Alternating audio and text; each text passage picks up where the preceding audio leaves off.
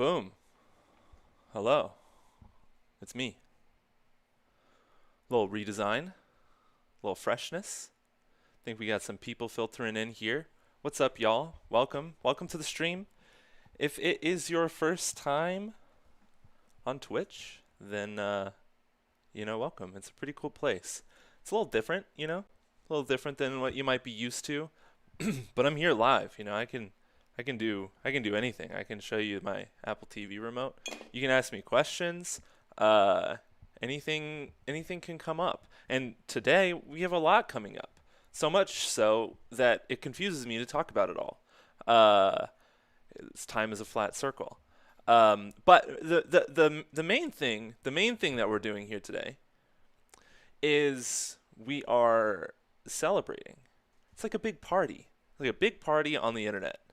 We're celebrating, the support from all of you, and the things that we have to look forward to in the future. I guess I should be more specific, but why don't we talk about the specifics together?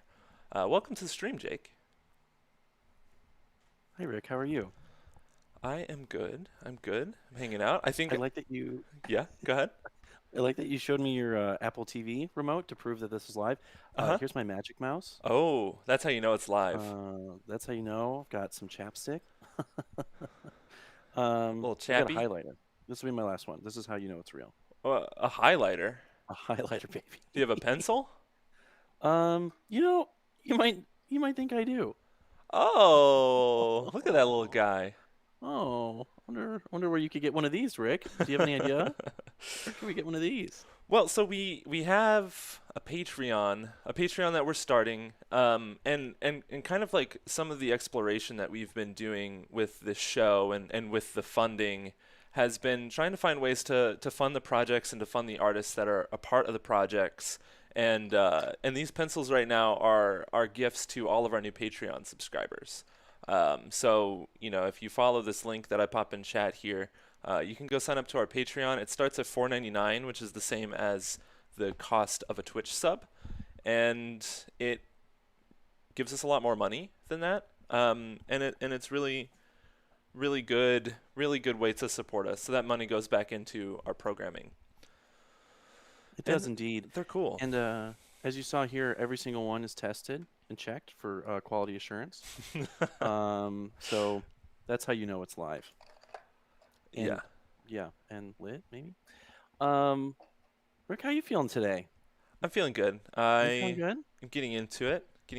I feel like this is something we've done before, but also something that we haven't done before. Well, let's catch the people up. I think so we haven't done. We did. When did we have PSA on last? Was that a month ago? I don't think it was that long ago. I think it was maybe 3 weeks. 2, 3, yeah, 3 or 4 weeks ago. Is that true?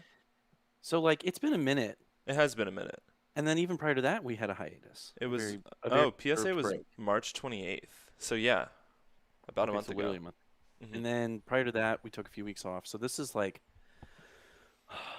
we've been hibernating. I feel like a great awakening, of sorts. This is what's. I'm sorry. I realized as I said great awakening, I'm like, are there any dictators that have used that before? Oh. So if that's true, I don't endorse that statement. Yeah. We don't use that language. We use it very separate in a very joyful way. Anyway, it's been a minute. I'm enjoying our new room, that we have in this new space, the clouds. I love that. And I'm looking a little more clean, we got Tiffany Green with the $4.99 pledge via Patreon. Okay. Thanks, Tiffany. Thanks, Tiff. Love you. I had to reset all of our stream alerts because they haven't been working for 2 months. So I reset them all, and now they're all weird zombies running. They're just like the base Streamlabs. Very, I don't know if that's on brand, but we can figure it out. Alias Lover in the chat says, "Look at that little running guy." Yeah. Yeah, our little running guy. Well, that's our stock. homie. That's stock, Yeah. Starting from the bottom, now we're here. Now we're here. But it's actually working, which is super exciting because we can, share those Patreon alerts on the live stream and alerts when people follow and donate and stuff like that, which have just been like awkwardly broken for like 2 months. And I don't think we even talked about it, but I don't. it's Yeah, that's news to me. So it's just been broken. I haven't seen an alert in a couple months. That's why. But somehow I That's okay. fixed it. I don't know. I think that there's this weird thing where like there's some check boxes and like if it's checked, it has an ambiguous meaning, and if it's unchecked, it has an ambiguous meaning. Like I don't know if a certain button needs to be checked or unchecked on Streamlabs, and then I think that like so I just like nuked everything and started over. So Sometimes you gotta do that hard reset, baby. You know? yeah, sometimes you just gotta turn it off and turn it back on.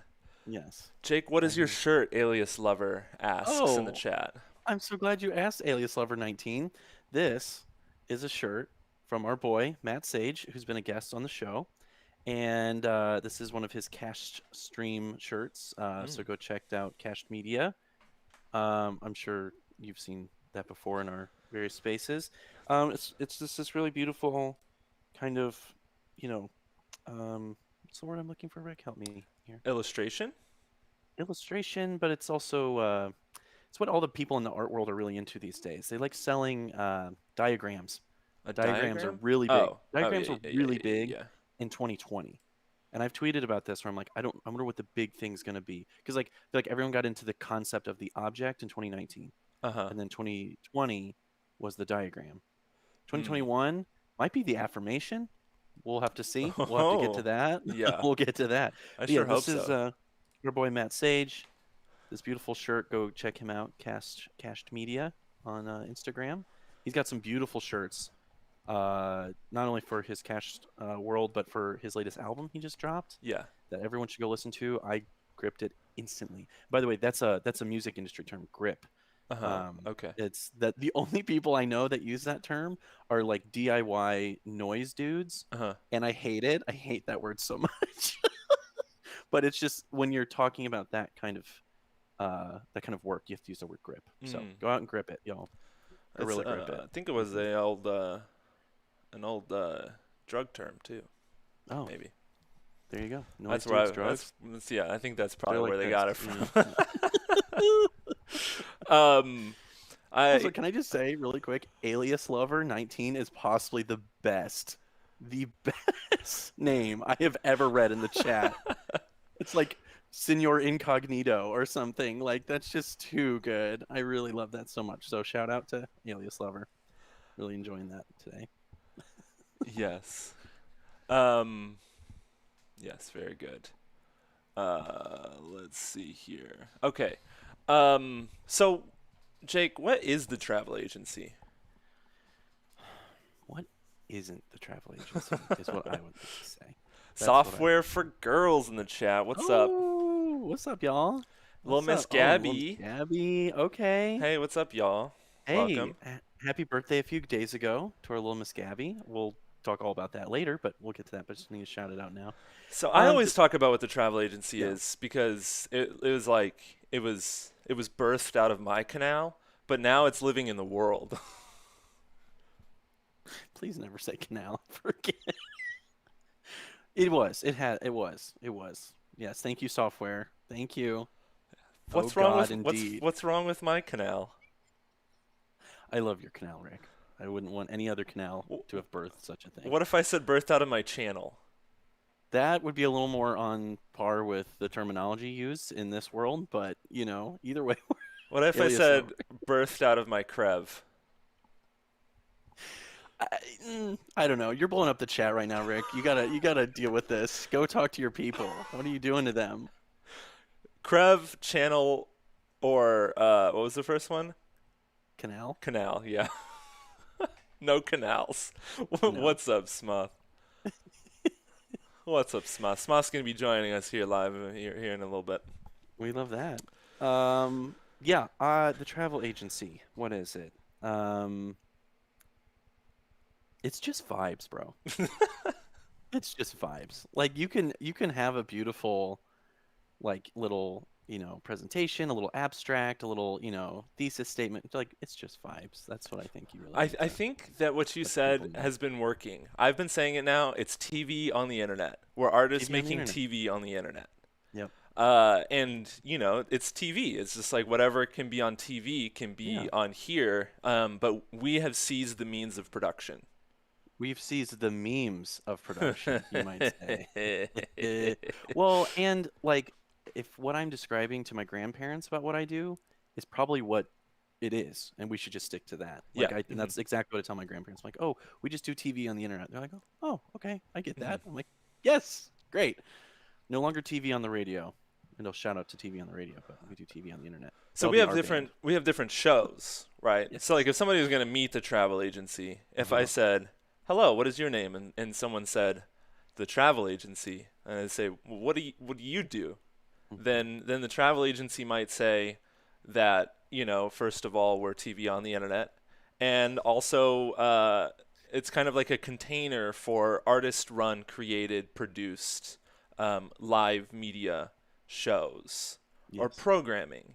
And I think that some are more like shows and some are more like programs, right? What's the difference to you between a show and a program? And I you're not saying that in like an old person way, like a program. You're not saying that. a pilgrim. Like a program. Like old people, they're like, I need to maybe watch my it's English people. programs. Yes, but like program, and it's like Well, I think like Club Stars you know what I mean? Align is a show. That's a show, baby. Yeah, Let's go. but I think like Art Brunch is more of a program Yes, because like it it's has different kind of mission. What were you gonna say? is it on PBS or not? That's what I want to say. Like, Oh, yeah, yeah. programs are on PBS, they're on NPR. Shows like Club Stars Line or The Voice or The Masked Singer, those are very equivalent shows. Yeah, yeah. That's a show. That's a show. That's a So, show. Yeah, yeah. yeah. So I think like Club Stars Line is a show. Smoth in the chat asks, would you say it's a crevice or canal for artist shows or programs? Ooh. It's, I think it's probably more of a canal. I think that canal, like, I like that canal is kind of like a way to pronounce channel. Like a CH being like a hard K sound, like canal. Yeah. Like people with certain accents would say channel, canal. So I think that canal and the stream and, like the transporting of goods feels better than a crevice. Yeah. Corner, corner comes up a lot, as you can see in Jake's view. Yes, corners happen. Like when you're going around a corner at work and you have to go corner, Oh, yeah, yeah. corner hot, I corner remember sharp. that. I remember Is that. this a corner hot or sharp? I like to think hot. Yeah. I like to think shot. Oh boy. Welcome to the Jake and Rick show. This is the morning show that you listen to on your way to school with your dad, and just like, I hate these people so much. Unless it's Car Talk, which that'll be another show. Yeah, We can R.I.P. figure that out. But, I think that we could have a whole show about car talk called a show. Car Talk, Car Talk. You talking car talk to my Car Talk Talk. car talking head. I think that the history and like the running jokes inside of Car Talk are top notch. Yeah. Not to be confused with Car Talk on TikTok. Is there there's an account called Car Talk on TikTok? No, I'm just thinking about, things. Gotcha. Okay. That's good to think about things. So we're going to do a bunch of things today. And so each hour is highlighting members from the different shows today. So it's kind of like an art brunch, but it's more of like a celebration, meet the travel agency. If this is your first time on the channel, you can get a sense of how things are and how things go. And we will be moving through the schedule as time goes on. So in the beginning here, this is kind of like meet the travel agency. Jake and I are the operators of Art Brunch. Each week we have a different guest from the contemporary art world on Art Brunch. Sometimes they're artists, sometimes they're curators, sometimes maybe they're meme lords. Or I mean, most of the time they're a mixture of all three, right? Because that's what Yes. artists do. And Art Brunch is a 3-hour program that gives us time to sit in long form discussion with members of the contemporary art community. So we're kind of talking about this here, and in a little bit we'll have our great friend and collaborator Moira come on, because Moira is more a part of kind of like the business end of Art Brunch and the travel agency, whereas we have like a lot of other people, collaborators, who are involved in the show running side of the travel agency.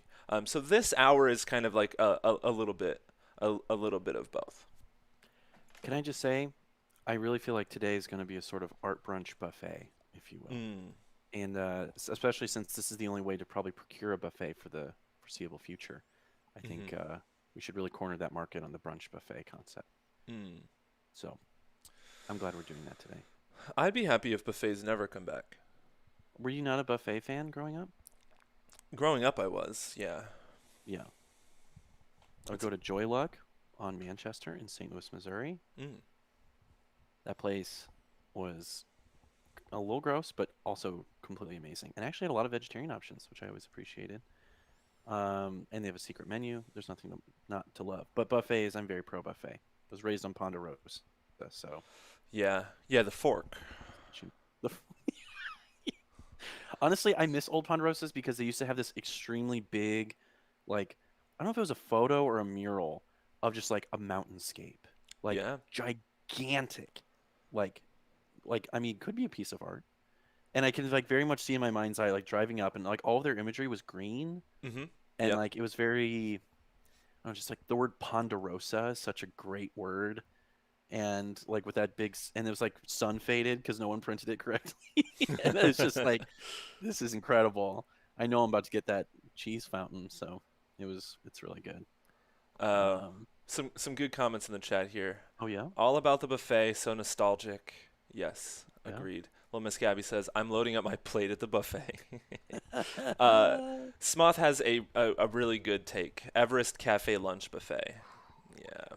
That's good stuff. Yeah. Speaking of Manchester, there's another good buffet in Manchester. It's Everest Cafe. That's like, go to that one. That's the both, adult cafe. It's a little more, but it's worth it. There's always a massive backlit mountain image at the buffets I'd go to, says Software for Girls. So that must be, I guess there's like the mountain. I don't know what the mountain is. That what Ponderosa is? Ponderosa is a mountain? It probably is. I'm scaling Ponderosa Mountain. Yeah. I is Ponderosa mean? Look it up. And one of the things that we do on our brunches to try to stick with the theme is we drink beverages. And we usually coordinate the beverages, but we have some of us have some karma to reckon with today as far as the beverages go. Well, should I tell them what's going on, Rick? I think so.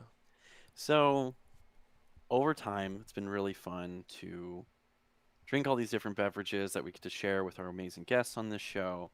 But sometimes the drinks that you get are not so good. Yeah. And sometimes you have to buy them in packs of more than one.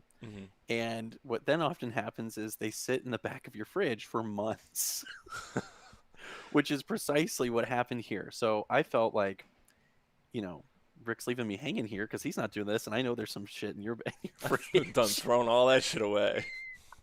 So I am going to drink the graveyard, if you will, of former guests' drink beverages from former Art Brunch shows. I will tell you right now, I am not the least bit excited of what I have to drink today. Should I introduce all of them, or should I just introduce them as I go? Rick, what do you think? Yeah, I think you give us the buffet. Let's give us the buffet. Yeah, speaking of buffets. So what I'm going to do is I'm going to start actually with the worst one because I'm going to get it out of the way. Softwork for Girls says, I've seen the back of your fridge. Please no. Well, it's going to be yes. It's okay. It's going to be a yes from me, dog. Okay. Well, what I'm saying here is I'm going to try to remember who was the guest for each one. And I think I remember. I should know. But yes, of course I do, actually. Okay, so first up, we have the pineapple juice, which I think Classic. was literally the worst drink we've ever had on the show. We had that with our boy Drew Nick Novich. Did I say that right? I honestly, I bet he feels like his last name is Drew Nikonovich. Did I say that right? That's probably actually his full last name. Anyway, sorry, Drew. Love you. Nikono in the chat somewhere, maybe. Love you. Pineapple juice. It was horrible. It smelled bad. It tasted horrible. It was It was gritty. literally the worst drink. It has grit. Is okay. Yeah, so you're gonna knock So that I one might- out. Knock that one I out might right throw up away. my knife. Yeah. Then we have, Put it in a which this was a glass. moment with Rick. Speaking of almost throwing up. Oh we yeah. have the PBR hard coffee that somehow has milk in it, despite the fact that it is Disgusting. It is disgusting. So I'm gonna go Are you from. maybe that one has coffee in it, or maybe that one has water in it. You never know. Y'all have to see the. Rick, can you tell that story real quick? Because people knew what happened, but tell the people that aren't familiar. Yeah. Well, why don't you keep talking, and I'll actually just pull Okay. up a clip of it. Okay. And then so if a viscous drink like this pineapple juice, and then an absolutely disgusting milk drink like this PBR hard coffee, I'm gonna end with Coke with coffee. I feel like and right the off PBR the we had with bat, Matt Stage, for the record. We It- had with Matt Stage. This is Matt Stage drink, and this we had with PSA most recently. the PBR we the- had with Jasmine. Did we have that with Jasmine? With Matt Sage, we had Dr. Zevia, My God. right? This is what always happens. I have a trash memory. I've said that my entire adult years. No, we had like a 30-minute conversation about Dr. Pepper. Mm-hmm. Matt, I'm so sorry. I'm wearing your shirt, okay? I'm sorry. You know where my love lies. Anyway, then we have Coke with coffee. So that I'm gonna be wrecked. But we do it for the love. We do it for the people. I don't have a clip of it actually. Okay. Well, But yeah, so everyone's repulsed in. yeah, in the chat. no good. Alias Lover, bevs. no good bevs. I have good bevs. I have lots of great beverages in my fridge.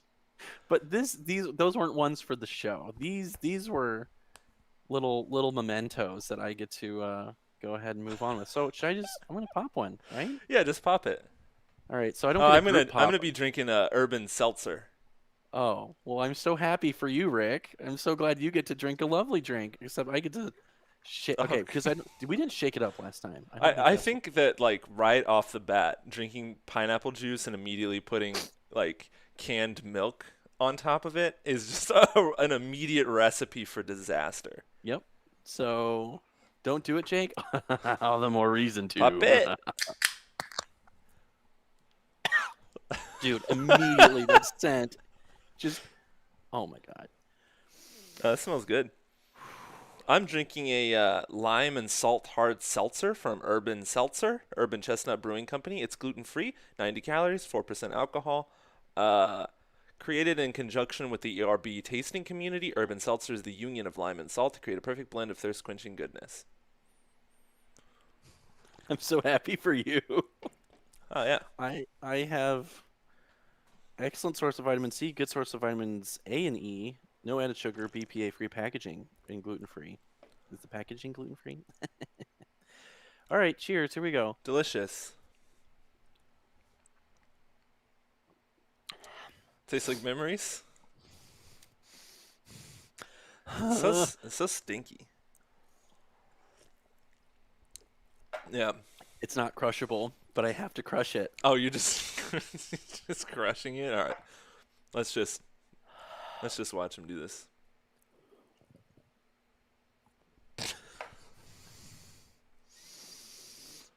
This is your first time on Twitch. Thank you for joining us today. We're just having to pay for our sins a little bit here, and I'm sure the show's really gonna begin to even out here in a little bit. Do you see my eyes watering? Oh my God. it's Sometimes so you just bad. gotta take one for the team. All right. Thanks. You saw that. I You saw it. that. I saw it. I heard it. That actually. physics. Yeah. All right. Good job. All right. I feel the vitamins already. Everyone's gone. They're gone. This disgusting show. What the hell is this? Oh God. Yeah. Rick, get us out of here. Get us out of here. Get I me think out of here. in the Help. In line 3 of Section B in the Futures Fund grant contract, it says the grantee shall include or announce as appropriate the following disclaimer in communications regarding the grant program. The views expressed herein do not necessarily represent those of the Luminary. So we're this is just us. This is off the dome. And I just want to note, Little Miss Gabby said, "How long has the pineapple juice been in your fridge?" And that is unconfirmed. And I didn't look. April 7th, 2022. Okay, thank goodness gracious almighty. Oh, it didn't need to be refrigerated either. It's Okay. just it's shelf stable. Yeah. It was refrigerated the entire time. So I think we've got 2 layers of safety, but I do feel the dole pulsing through my veins. The So, Dole, the dole, the Bob Dole. the Bob Dole pineapple juice. Yes. Yeah. Thanks, Jake. Moving on to the next thing here. And this urban chestnut is good. You can heck off, bro. You can go straight to HECK, I tell you what. Well, Moira actually just joined in. I see her just joining into the waiting room, which might be the only. I think she probably was watching and thought to herself, "These boys need some help." Yep. That's and I think that timing is impeccable. Yep. So I am going to transfer her over here to the live room and pop her in a scene here in a second. And we'll say what's up. We'll say what's up. You met Moira yesterday, right? I sure did. For the first time somehow. We have been in the same spaces, I imagine, many times, and has had a space in my mind, although I've never met officially until yesterday, which was very pleasant and wonderful.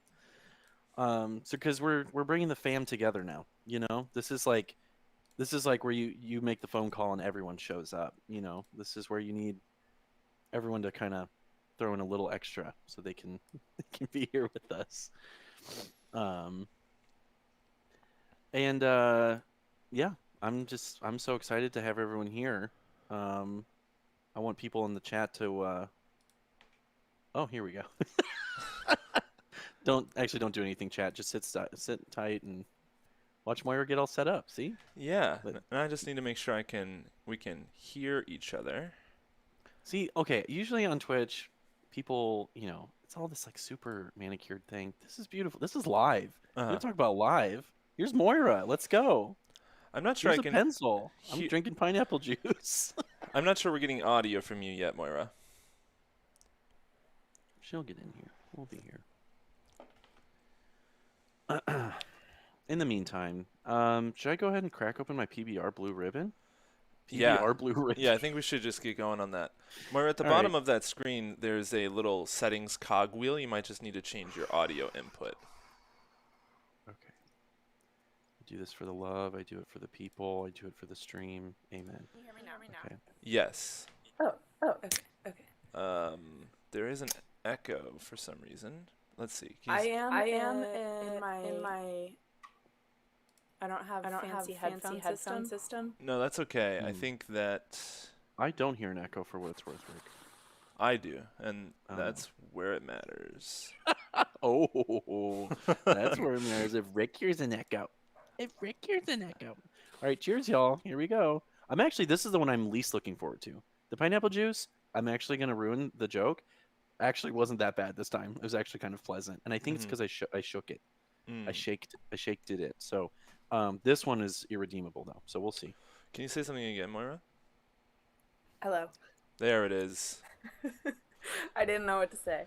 Yes. Hello. Welcome. Hi, Moira. Hi. We got that. We did that live. We did. You did it, Rick. The other ones today are going to be done over the breaks. So this was the only one that is a little bit more kind of in the mix. But welcome. So we wanted to have you here and say hello. Your background looks awesome, by the way. Thank you. That's lovely. And this is my bedroom wall. Oh, that's the life you're living. Whose artwork do we have back here?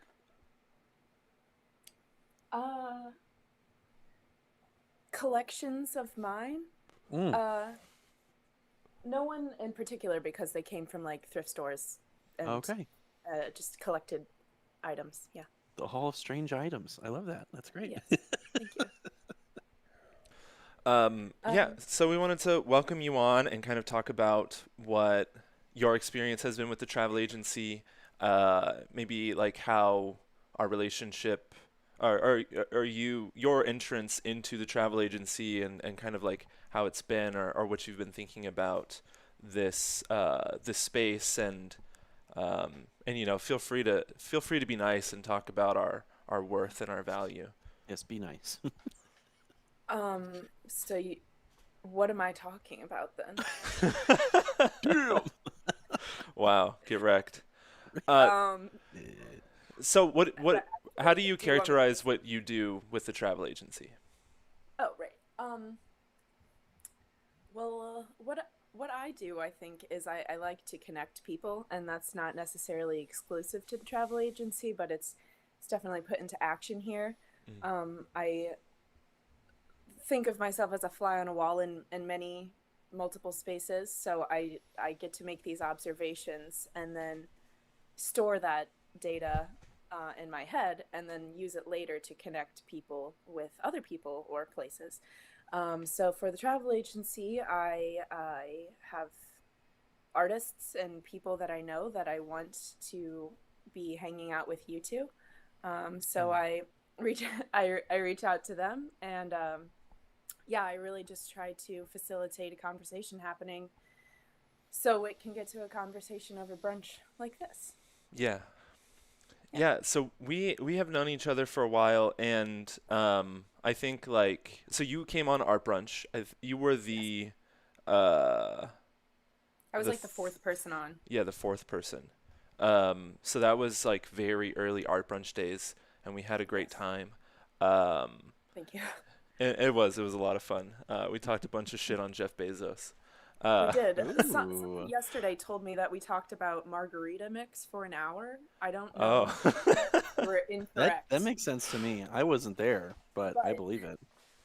In any case, I'm still actually getting people sending me manipulations of that image that we showed at the time of my interview, so that's cool. Oh, that is cool. Yeah, it was an image I think you took of like an imprint of your body in the grass.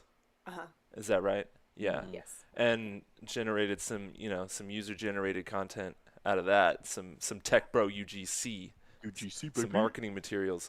And then I don't really know how we began working together with the travel agency. I think that as things like grew and changed, we just kind of kept our conversation up.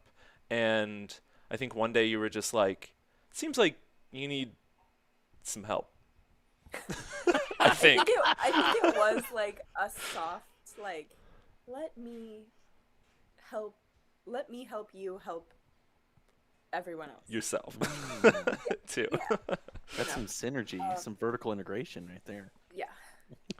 Which felt really good. I think it was coming also from a place of longing for contact in more digital forms because we were in a void of physical contact forms. So I was like, I can talk to people. I like talking to people. I can do this. And then it will just help to, increase a little shred of engagement. And yeah, it's been lovely. I've had some delightful conversations, and soon we'll be having some really cool guests in the coming weeks. Yes, we had a big planning session yesterday. Yes. Mm-hmm. 2.5 hours. Yeah, flew Is by. that how long it was? About some real, I would say, neoliberal aesthetics for 2.5 hours. So Oh. I gotta have breakfast now. Yeah. It's lunchtime.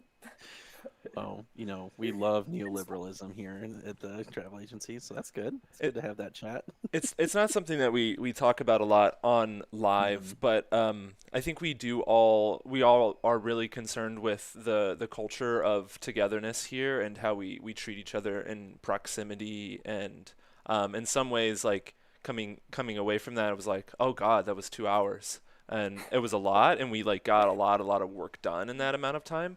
But then also while we were doing it, it felt like it just flew by. Like we had so much important stuff that we were talking about. We weren't filling space, and that's similar to Art Brunch in a lot of ways. But something that I'm curious about, like you all's thoughts on, is like how do you feel about like the culture in the travel agency right now? Or I feel like we're all co-creating a really cool, connected, like human-centered culture, like on the work side. But I mean that's the stuff that I'm supposed to say. I was like, wait, Rick, you need to like. This is at the pitch meetings. This is the elevators, the elevator pitch. I know. We're doing it live. We're revolutionary here. This is it. Yeah, go ahead. We really want to disrupt environments, especially in digital platforms, especially native ones. Anytime you can use disrupt or native, I think is really good. I think we work on it, though. I think we all work on it. We do. I mean, we absolutely do. Well, yeah, we can be real about this question. So you say, how do we feel about the culture here? Yeah. At the workplace? Yes. I feel like it's great. I always feel heard. I feel like those meetings go by super fast, and they're always extremely long, but we have so much to say. And even when we're tired, and like I literally could call you an hour later and be like, Rick, I need to talk to you 2 more hours, Yeah. And he did. Moira, I feel like, is that a similar vibe to your experience? Yeah. I feel like at least just to use yesterday's meeting as an example, it feels like when you take a lunch break and you're like, oh, I only have an hour to like relax and digest and stuff. And then you just keep taking lunch break and like nobody's really calling you back, but you're somehow like getting more done with a longer break, which, I would say more rest equals actually more good happenings. I'm not going to say production because that just sounds gross. Like when we have time to rest or have these kind of meetings that are also dosed with banter and not just like only work jargon and like agenda stuff, it just feels nicer. Even though it might take longer in some sort of time construct, whatever. I do think it's fun how what we do on the show and what we do privately is really not that much different. Yeah, like it's I think I'm all like of our conversations on the phone are like an hour long. Yeah, and it's like, well, this is what we do anyway, so we might as well show the people at the same time. So yeah, the base meeting time is 90 minutes typically throughout the organization. Is it anytime we're like, oh, we should do a regular meeting, I'm like, okay, let's start with 90, and if we can get it done in 90, then that's great. If we can't, then let's get it done in 2 90s. Or Jake and I are just slowly growing closer together. We're going to get a Facebook portal. And honestly, we're going to need to start like classifying this as a school day. Oh, okay. Like, because sometimes there's learning involved, but it's just becoming more of the hours of school than like a lunch break or anything else. It's really just stretching itself out as time goes on. Yeah. Well, and like, I mean, literally today it's 5 hours versus 3, you know, like, I mean, but I'm like, we're almost done with hour 1. Like that was just getting started. We're just, let's go. Let's have this. This is, well, and I want to say briefly as this is a reprimer for the world of travel agency. So as you said, Moira, you were a guest on the show, and this is before I was a co-host with Rick. Before you were a guest? And then I was a guest, which of course that quickly the VOD of that ceases to exist. Yeah. It's the only file that corrupted. Rick, is that what you said? Yeah, I downloaded it and then I opened it one day and it just wouldn't open anymore. It was too powerful. You couldn't. So instead, I got a call from Rick and I was like on a walk, which was like very synergistic, a lot of vertical integration with that. And you asked me if I wanted to be on the show. And I was like, man, 3 hours every week? Like, that's a lot. And I was like, okay, I'm going to think about it. And I did think about it. I did feel good that I was like, Rick, I need to think about it because I love you. And then I was like, I hope I'm talking about art for 3 hours a week. A week?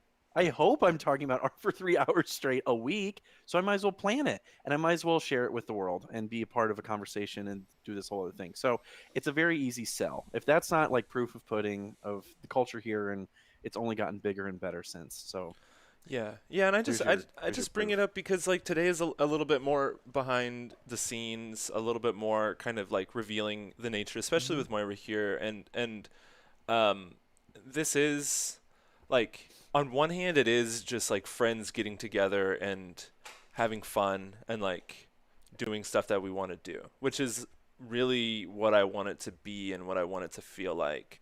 But then like on the other hand, now as it's grown, I think it's important for the audience to know that like we we have people working behind the scenes and we're growing and we I really appreciate all of the work that everyone does behind there, but then also like making sure that we talk about our culture and we talk about like right now like things are really loose and there's a lot of space for people to take time when they need it and I'd like just to keep that, I want us to see if like this organization can be founded on those principles of like we're people doing fun things together. When they cease to be fun, then like we need to shift, we need to adjust because like Moira was saying, an hour doing something that you hate feels a lot worse than like 2 hours doing something that you love or 3 hours doing something that you're really enjoying. Uh-huh. Uh, Even though it's, 3 times the amount of time. Mm-hmm. So I have a question for the two of you, Mm-hmm. Okay. which is that coming from the last 365 days, and 365 days ago, this did not exist at all in this form. And then, like, Jake, you and I being on some of these early episodes and, like, things malfunctioning and me feeling, like, silly about my interview and having these, like, feelings that come afterwards, like yours not even existing, Jake.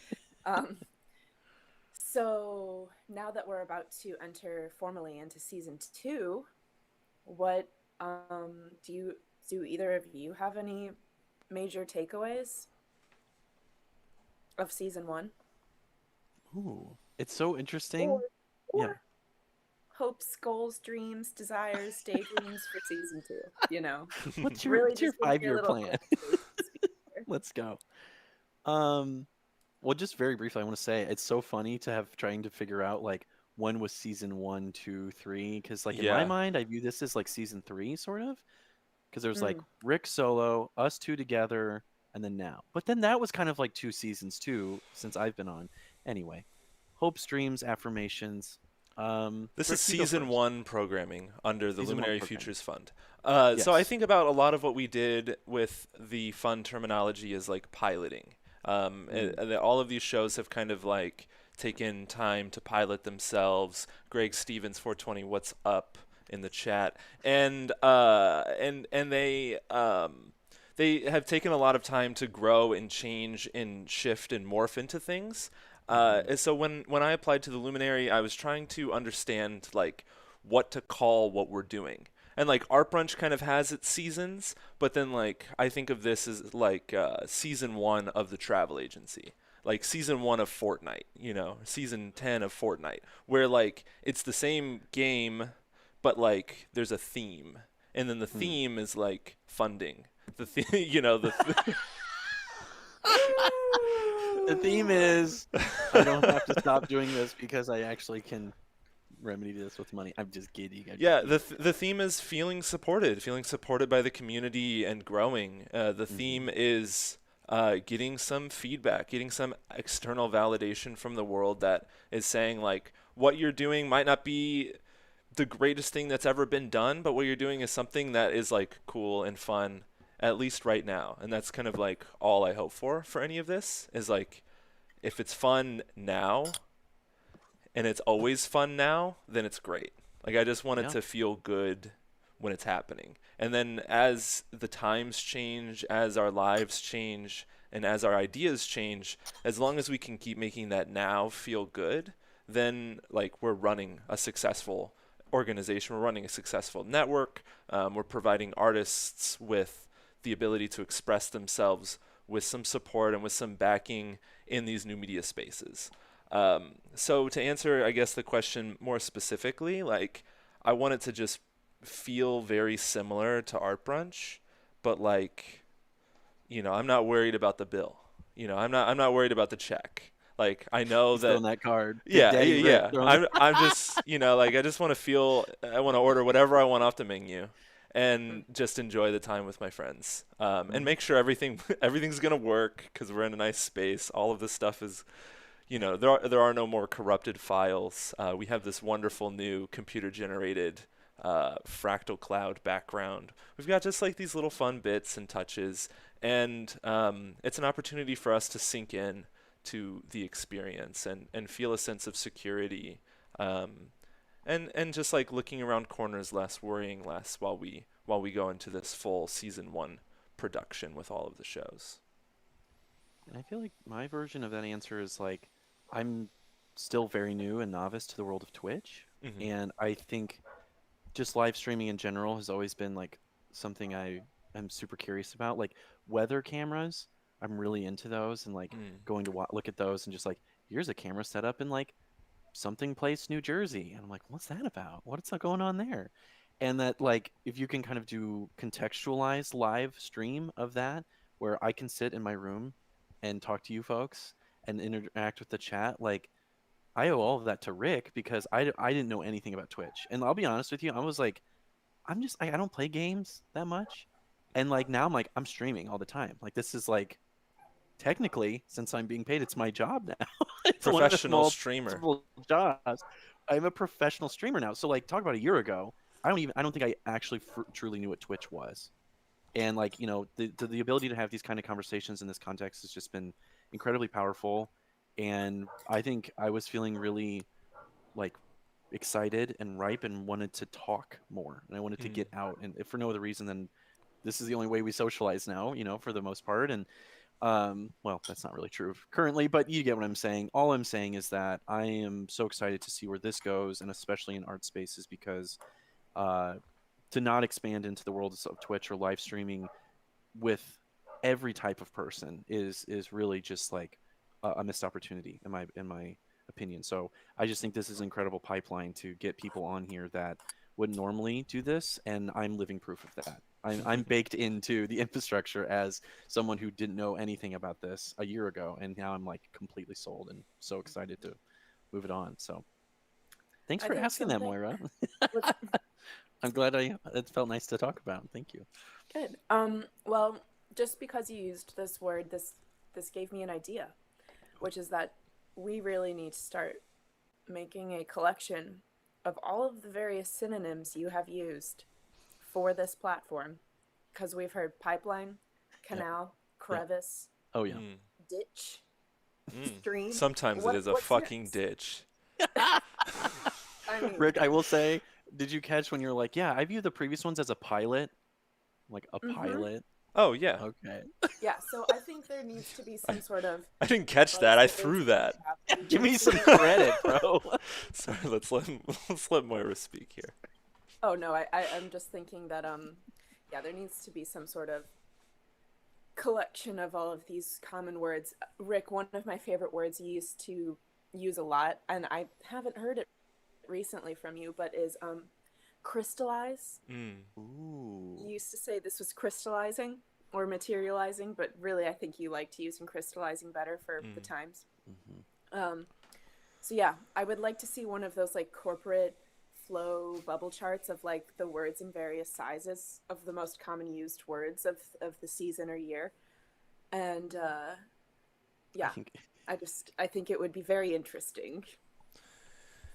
Yeah, I think maybe that even that is a indication of kind of where we are, is that I'm thinking a lot less about like the crystallization of this work as I'm saying it less, because I do feel like it has solidified, and I do feel like we have a consistency. Like, I think about the word consistency a lot now inside of the scope of this project, because like consistency implies both doing something on a regular basis, but then also the feeling of moving through something.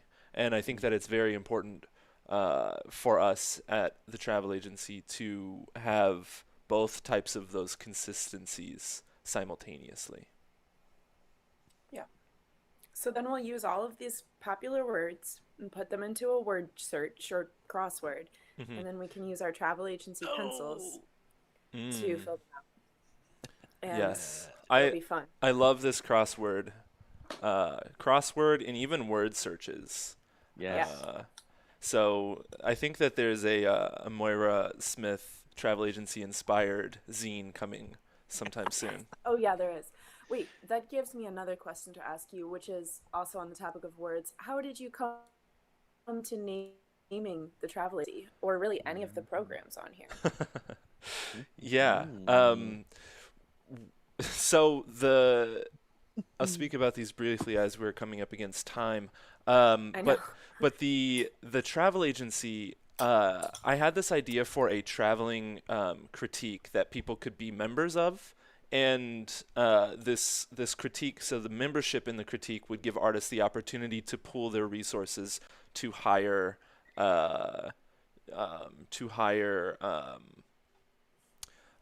artists to come in as guests to this artist-funded critique. So say we get 10 members, we pool those resources, and then we can provide a small stipend to somebody that we admire in the contemporary art community to come in and talk about the work from the members of that collective. And I thought of that as like the travel agency because I just liked those words at that time. But then I started thinking about this project, and I just discarded the term the travel agency because I was really just trying to find something that fit into those words. And then as like this project started to coalesce, I started to realize that travel agents and travel agencies first are going away. And I think that those words and that term and the beauty of that is so nice that I don't ever want it to leave. I don't want it to be replaced with Expedia. So I felt like kind of a personal responsibility as an artist to take care of that gray space of like what is going to happen to this word, what is going to happen to these terms, and find something that really feels like it fits it. So the travel agency operates kind of on this principle that many people who engage with the contemporary art community are tourists. And it's very difficult for people traveling to a new place for the first time to feel comfortable in that space. And the thing that the travel agency does, or travel agents do, is they use their expertise to translate local culture and norms to a tourist, to a visitor. And the process of giving that to them and making it clear to them is a way of like welcoming them into these beautiful new experiences. And I think that that's very important in the current moment with contemporary art, and people who want to travel there but just don't know the language, and they don't know where to stay, or they don't know where the places are for them to rest, or where the places are for them to enjoy. So we try to help connect people to that. Good answer. Bars. Let's go. I think You that's get the an most. A for that one. Yeah, I'm glad Thanks. that we recorded that one. I think that was the best description you've given of Save that that for the next so far, grant Rick. proposal. That's great. Yeah. All right. Well, it's time for us to come up to this first break here. I see our next guest, Kalaya, is already in the waiting room. So we will be coming back with Kalaya from the Luminary to talk about the Futures Fund, and also just be a cool person too. Just, there's no lack of that around here. So we're going to take a quick break, and we'll see you all back somewhere around 11. Okay, well, thanks for letting me have breakfast with you guys. Yes, Thanks. you actually ate brunch. Thank you. I know. I was One of the finishing a bowl few. of oatmeal. It was delicious. I couldn't let it get totally cold, so I figured I would finish it here. Thank you. Awesome. Thanks, Moira. Thanks for being here. We'll talk soon. Bye. Bye. Hey.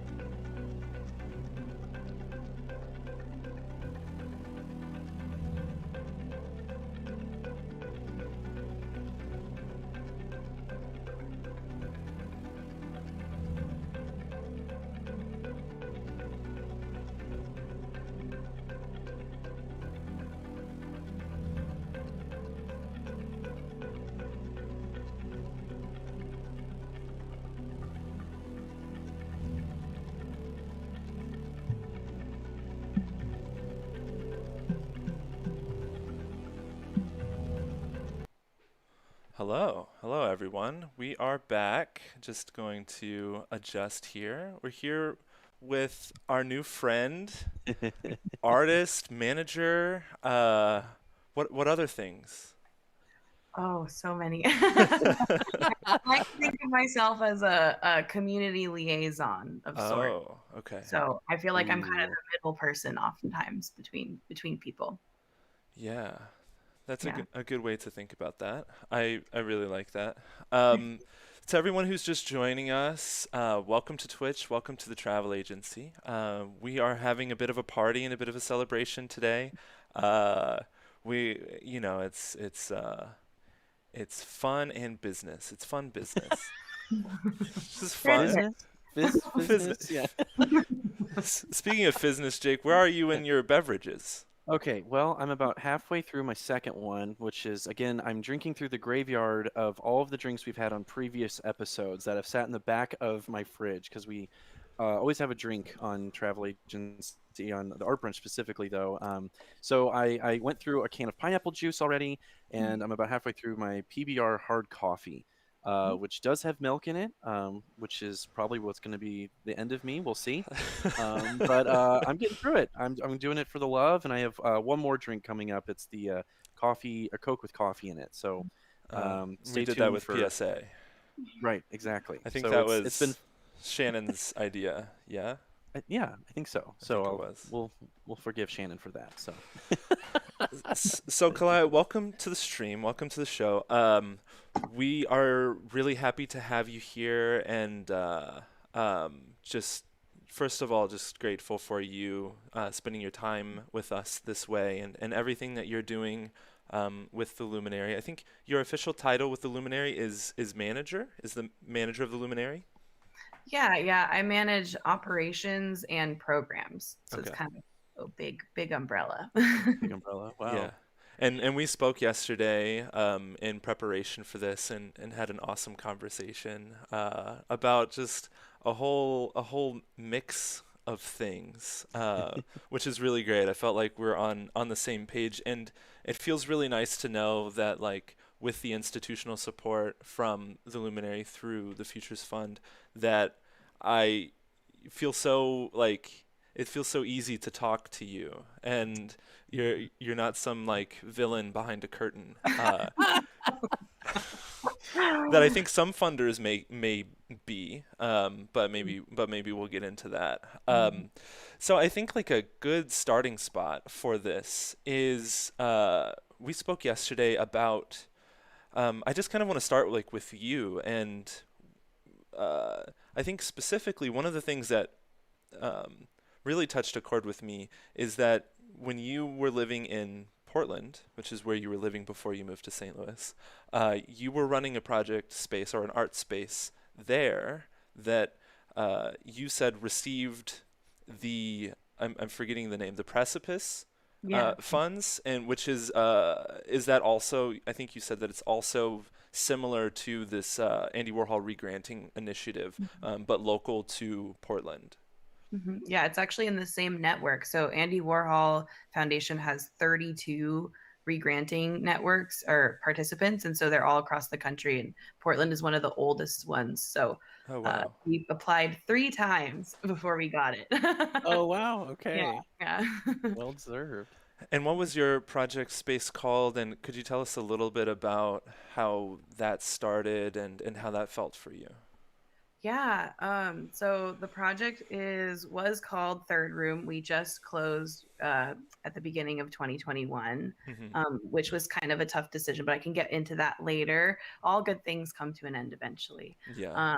But it was really built out of this need, this desire to sort of create a space that is just a platform and nothing else. Like, in the sense where it was not about taste or about clout or about, like, specific social scenes. It was just trying to be, I don't really like the word neutral, but like a leveling place, which is a borrowed term from the third place theory by Ray Oldenburg, which is what the name was born from, Third Room. So it was like the whole tagline. Okay.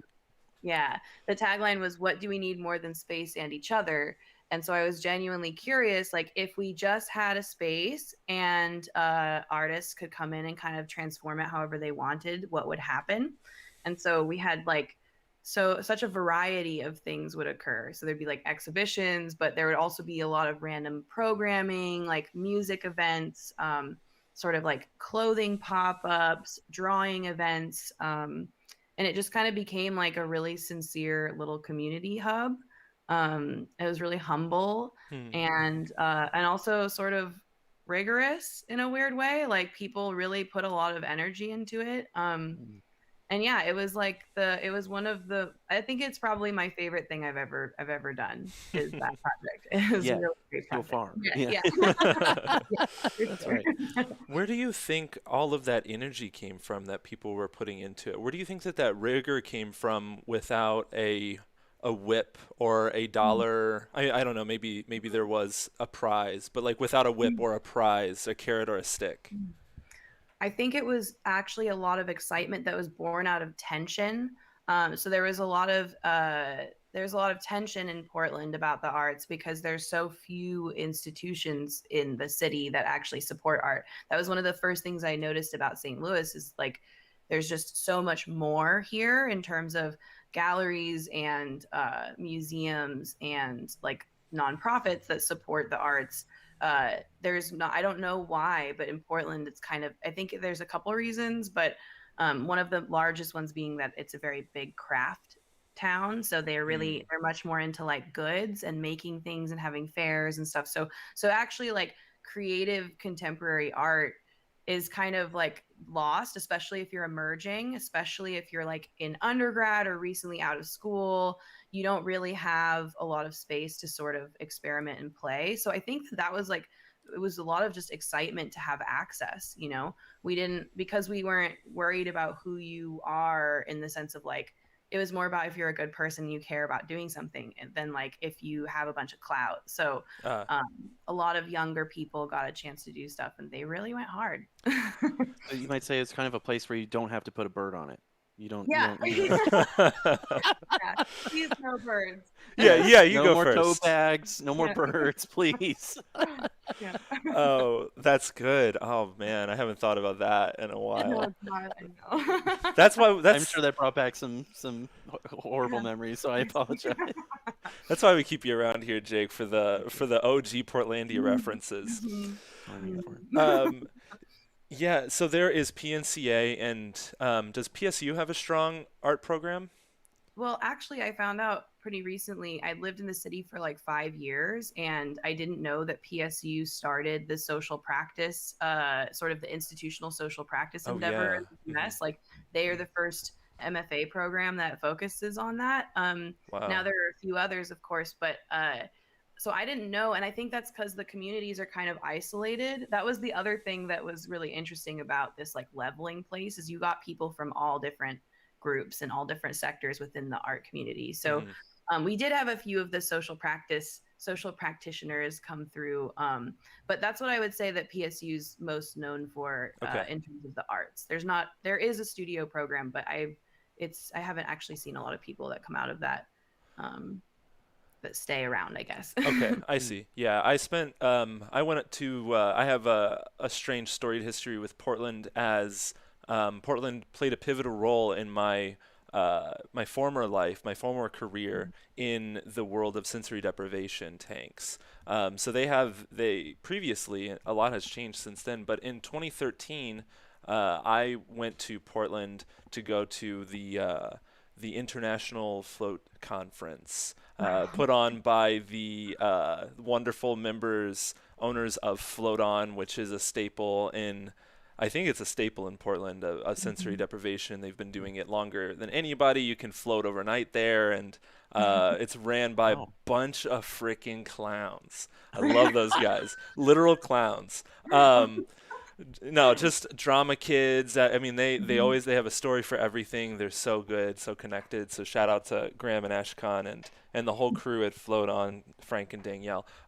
So I actually met my future boss at the convention, in Portland prior to them opening up Float STL. And I stayed in the dorms of PSU while I was there because they had this like space sharing program with PSU, and beautiful campus. The geography of Portland, the city itself, like kind of split by a river, and like there's like the uphill and then like the downhill. It's something that like really stuck with me, is that like the geography of that place I think plays a big role in the ways that communities are here. And I'm not sure of all of those details, but I had to give a plug to Portland's amazing role in my life, because I went out there to learn how to open a float center and realized that somebody from St. Louis, where I had been living, was already doing it, and they brought me in and spent a good 5 years with them. So,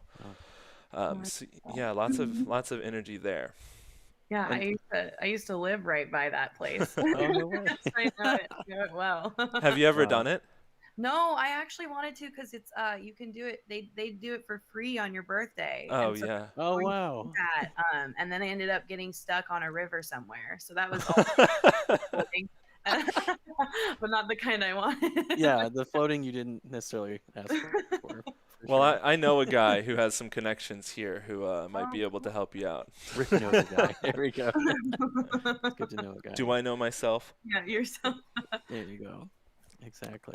So then did you come here to St. Louis for the position at the Luminary?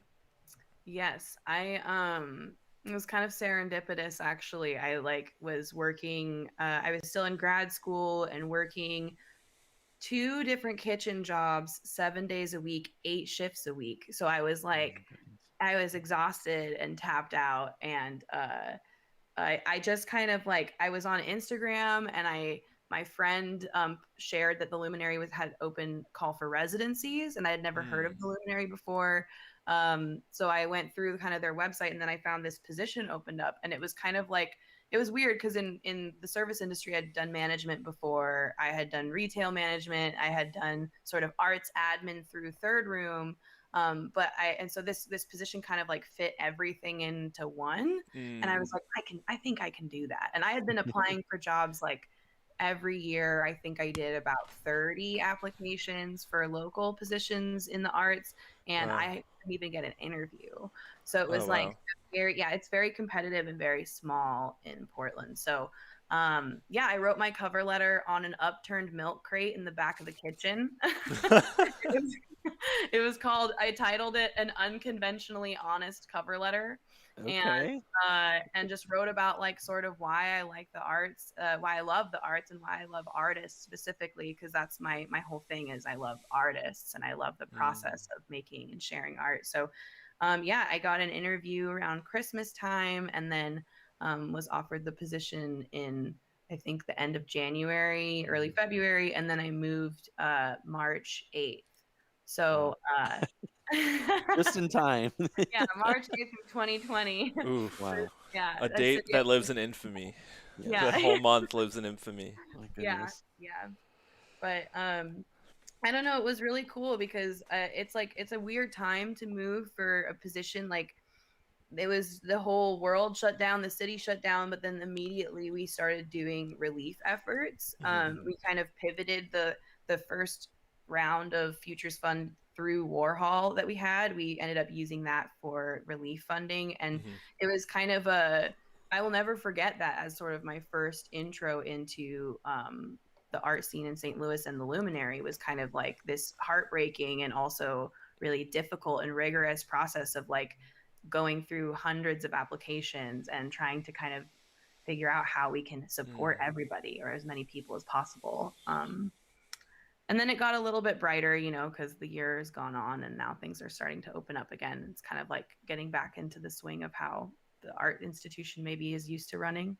Yeah. Well, and I think that that immediate relief came in a very timely moment when everyone was scrambling. But I think you mentioned this yesterday on our call too, is that one of the things that you appreciate about St. Louis, about our locality, is that people are going to do it anyways. And and a lot of people, I think, of course, there's like a lot of pain and a lot of things that we need to, I think, rethink about funding in the arts and like how we work with each other to support each other. But then like a lot of people, for better or worse, like rose to the occasion, created new things, made new things.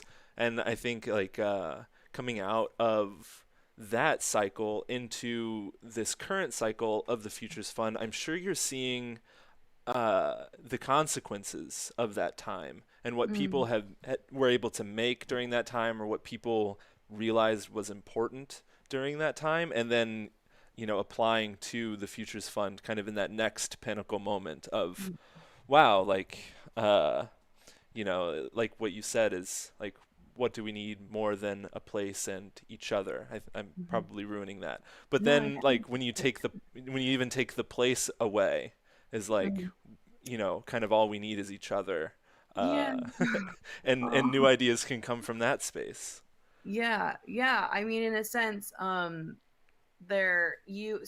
another like nerdy anecdote about Third Yes. Room was like, so Third Room, the name came from this my dear friend that I met when I was on a residency in New York, Carlotta. Shout out to Carlotta Wald in Germany. She was Yes. trying to explain third place theory to like the larger group, and sort of in like a translation like beautiful little moment in translation, she described it as like, you have your room with all of your trinkets and things, and I have my room with all of my trinkets and things, and we show up together and build a room together. So in a sense, like that just makes me think about how like even without a place, we build a place when we are in connection with one another. And so that's, yeah, and going back to your point about how people are kind of working around non-space time or non-place time, there's a lot of people that are just like, yeah, reprioritizing that connection space. Like that is the thing that people want the most, is just to be in connection and in conversation with one another. So through projects like what you guys are doing, is you're creating a place without a physical location, and that's awesome. We exist here in this beautiful little corner of the internet. Yes, it. in the corner of my room in this case too, as well. So, Yeah. oh my gosh. Well, I was curious of like when I could jump in to say something about this, because Clyde, the Luminary has been like such an important place to me, like as a St. Louisan, because like I'm like I was more akin to the music world, and what the Luminary represented as far as like just booking artists that I always wanted to go see in a concert. And then in the previous location in like I believe like a church basement or some sort of religious space that had this art gallery that had these mobile walls with the stage that was only like a foot and a half off the ground, that I was very privileged to get to play at least once, that I was always just like, who are these people? And they are booking all the shows I want to see. So to have it be in that space, and then to physically move over to Cherokee Street and to see it kind of grow, and also more music performances and the art aspects I was like less familiar with, and it was always like, but I like this. I like where this is going. And James and Bree, the way they ran it at that time, it was just like extremely exciting and a whole other planet. And I just feel like if I can share that to this group and to the world a little bit, before we discuss other spaces, that like I'm so excited now with places like Twitch, for instance, and being able to see now that we've kind of spin arted, if you will, we'll figure that one out. But like kind of we've had to shuffle the deck, a little bit of what's possible. So I feel like this is like, it happens to be like the third space, the third time of not just like the St. Louis community, but specifically with the Luminary. I think that where this is going next, I think is really exciting. And I just want to give props to you, and I'm very excited, like frankly, that like you're not from St. Louis. So you're here to learn this and kind of like make your own riffs in a way. And I just saying this as a community member of realizing where the legacy that you're entering. And I think especially too what we're all here to sit through in kind of like a digital space as well, that it feels ripe. It feels right. It feels something's happening. So Oh, that's so good to hear. I always wonder about that, because like I think there is sort of a treading lightly that I feel like I must do as a newcomer. there's a lot of really important conversations being had about sort of art's role in gentrification. We kind of talked about, we joked about Portlandia and sort of like how even like, yeah, how once something kind of blows up, you know, the artists are sort of the first to be blamed and the first to be exiled. Maybe not the first in every community, but it's definitely a common thing. So that's nice to hear. And kind of that was, I was going to mention earlier, like the Luminaries ethics that James and Bree mapped out together at the beginning, and like have kind of created this huge umbrella that like a lot of really amazing things have happened under. And so Absolutely. Yeah, we're in this like time of transition actually, where we entered the new gallery director, Stephanie Cook, and she's really elevating that to a whole new level. So it's just going to keep getting better and better, I think. I'm so excited. That's so exciting. For our uninitiated viewers and people who are hearing the Luminaries name for the first time, would you be able to like briefly describe some of that ethos that you're referring to there, and then also potentially like how you see that ethos changing and manifesting in different ways, either now or in the future? But I think that there may be people who are watching, and if you're watching for the first time, thank you for being here. Feel free to talk in the chat. Feel free to ask questions of us or of Kalaya. But for those people who are kind of uninitiated to that space, could you give them a primer of what that is and kind of like an entry point? Yeah. So the Luminary is it's a little more than 10 years old. I mean, we kind of got a little bit of a rundown about its start, right? Like it started in a church basement, and then has sort of moved on to it's a very large building. It's like 50,000 square feet. Wow. A little daunting. Yeah. I managed somehow. Yeah. Yeah, but it's a space for it's always been kind of coined as a space for art and action. It's a space where one of the taglines is the new institution protests. So it really is kind of a space that is unafraid to make space for political art, political statements, political organizing, and kind of taking a stand as like a harbinger for that in the community. So like trying to sort of like oftentimes with sort of art institutions, there's a lot of sterility. And so I find that within the manifesto of the Luminary, there's a lot of direct calls to action. So they talk about building by critiquing, which I love that, because everything kind of can always be built upon through sort of breaking it down a little bit more. And so in that space, now the way that the Luminary is trying to transition, it's kind of been this like maybe more static space for art exhibitions, and concert. It's been a concert venue for quite a while.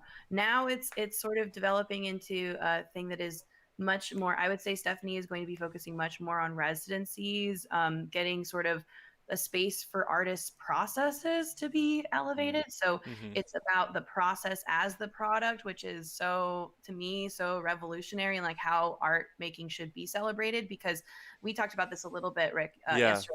Like the making is the part that is the hardest to do and justify and defend and support, but it is the most vital, because otherwise you don't have the art at all. And oftentimes people just think about that end goal. So yeah, it's exciting to think about the Luminary as like an incubator, as a more of like a hub or a container for this process. And we're going to be having to get creative on like how we show that, how we display that, and how we support that. That's great. Yeah. And that's, I think those, it felt really good when we were talking about that, to feel that we're on the same page in that way. So when, as we go through the process of like ratifying what the travel agency is, it's like, how does Club Stars Line, an astrology themed DJ led dance party, get kind of resolved inside of like a visual arts grant? Or how do we position ourselves as artists with a big A and sometimes with a little a, and then like the ideas of like contemporary art, and how do we frame music inside of that, and how do we frame how do we frame video games inside of that, which is something that we do and we'll talk about later. But then knowing the storied history of the Luminary as being a venue in like the broad sense of that term. It's like, oh, they already did it 10 years ago. Like, we have the permission. We're they, behind. they didn't yeah. have permission back then, Yeah. but they just did it, and it worked, and it creates that space. And then, coming to the present moment with process, and for me, often the least visible part of the practice. We have a couple frames drops here. Oh, 1 second.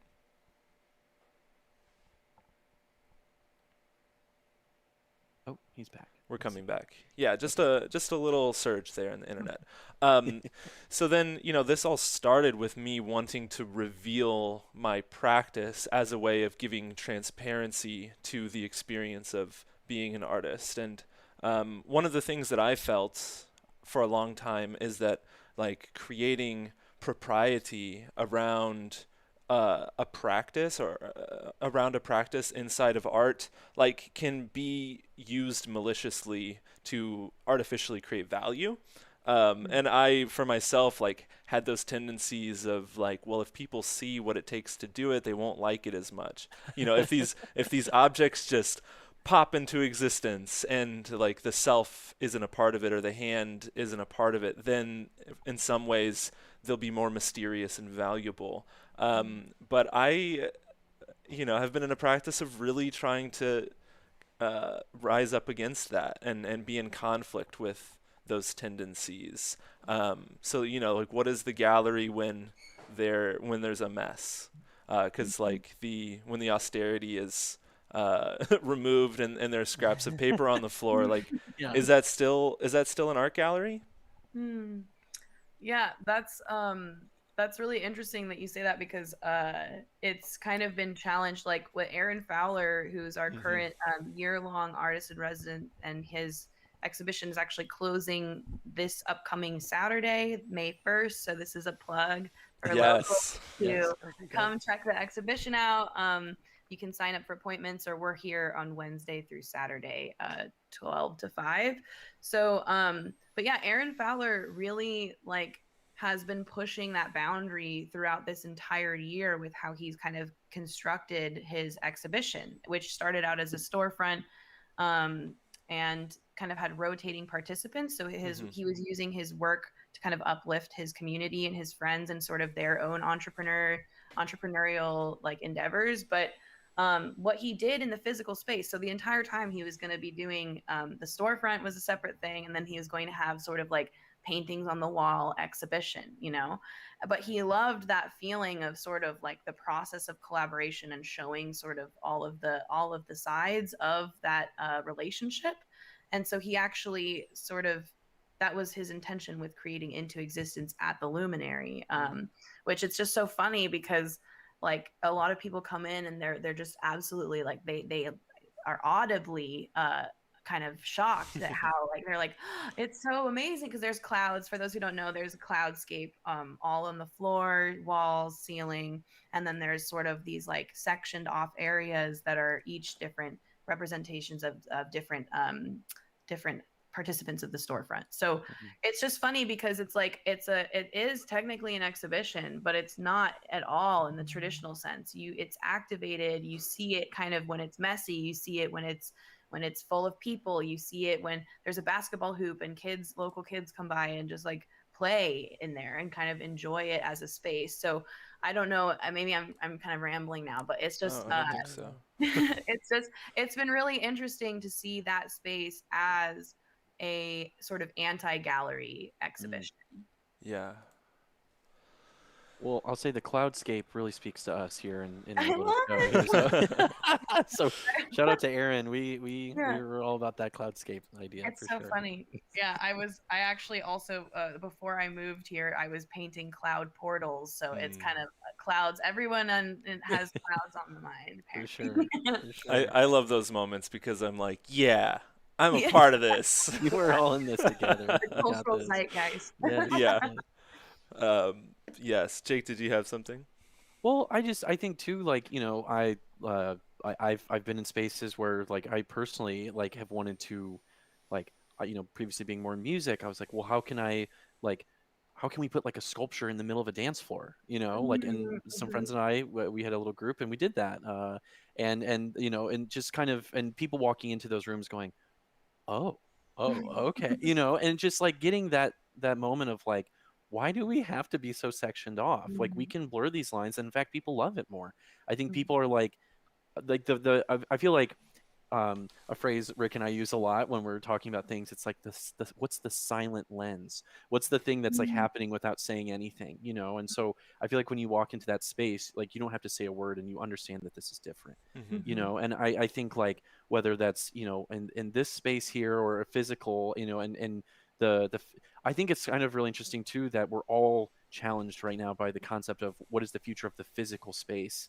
And so on top of that, you're challenging like this particular kind, the art gallery, the gallery space on top of that. And I just feel like people are ready for that. They always have been, but now they're especially ready to really rethink physical, community, to physically show up in all of our particular niche spaces, if you will, I guess.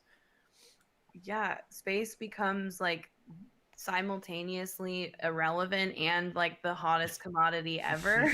Yes.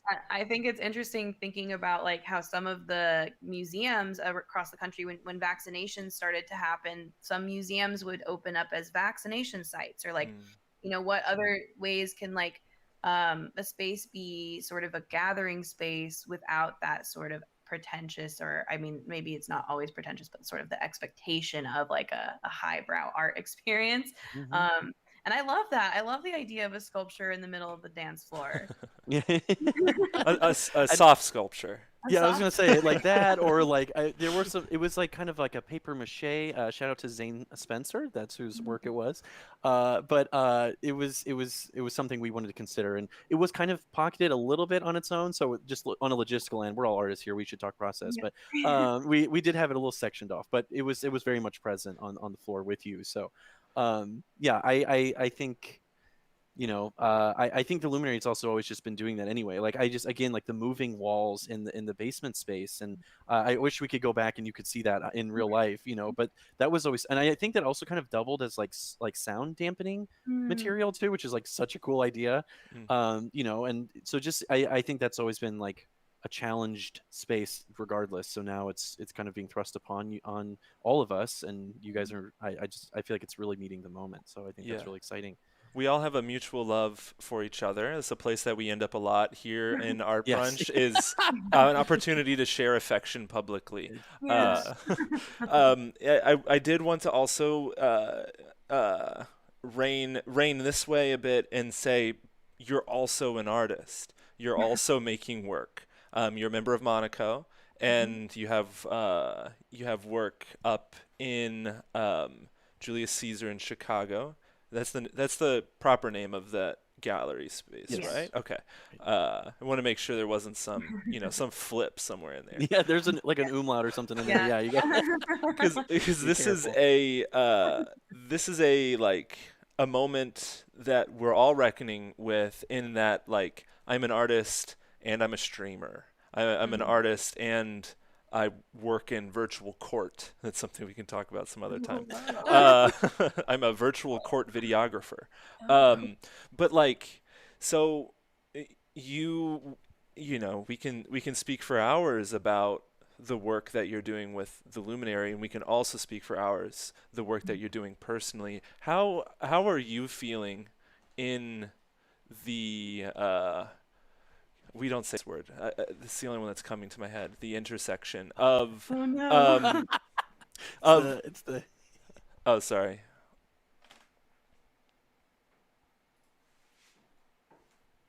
Just a second. Oh yeah. Sorry about that. I think that the stream doesn't want me to say that. We talk about its overuse and the way that erodes the meaning of certain important terms. But like, right now you are yes, and you are working inside of an institution while also working inside of a personal practice, and I'm sure that there are other things, and I don't necessarily have something that I want you to say, but I just want to like provide space for you to talk about like how that experience is feeling for you right now. Thank you for that. That's a very considerate question. I really appreciate, or like an idea, a container, because I think that's sort of the hardest. It's the hardest part of what I do is making time for like everything, for holding space for others is like the passion. Like I said, I love artists. I love supporting artists, Yeah. and I also am an artist. So it feels sometimes a little bit like my own practice gets the wayside almost consistently. That's the thing that I dropped first. I also am a dog mom, and I have other like obligations outside of the Luminary sort of collaborations and different things that I started before I got here even. So it's like making time for my own practice has been a challenge. I recently did this thing that I recommend everybody to do, which is I made a time bank with sort of my own. It was very loose, but I basically like calculated how many hours I spend on various things that are consistent in my life. So the Luminary is the first one because it's pretty consistent. Mhm. And then there is like, commuting and like exercising, walking my dog, talking to friends on the phone, even like, yeah, cooking meals. And then you kind of see that like after all that was said and done, I had 8 hours a week left over. My So it's like goodness. 8 hours a week for like leisure or my studio practice. Mhm. So it's kind of this thing where like, and in some ways I have to honor the fact that like a lot of art is holistic in the sense of like, I truly believe that being an artist is sort of a marker that you carry with you your whole life. So like anything you do could be art, all of your conversations, all of the things like, walking down the street and seeing an interesting like weird piece of trash on the ground. Like it all kind of can be part of the practice, but in terms of like making the time bank, it gave me sort of a desire to have more intention about like how much time I'm spent. Like maybe 4 hours a week is what I get right now.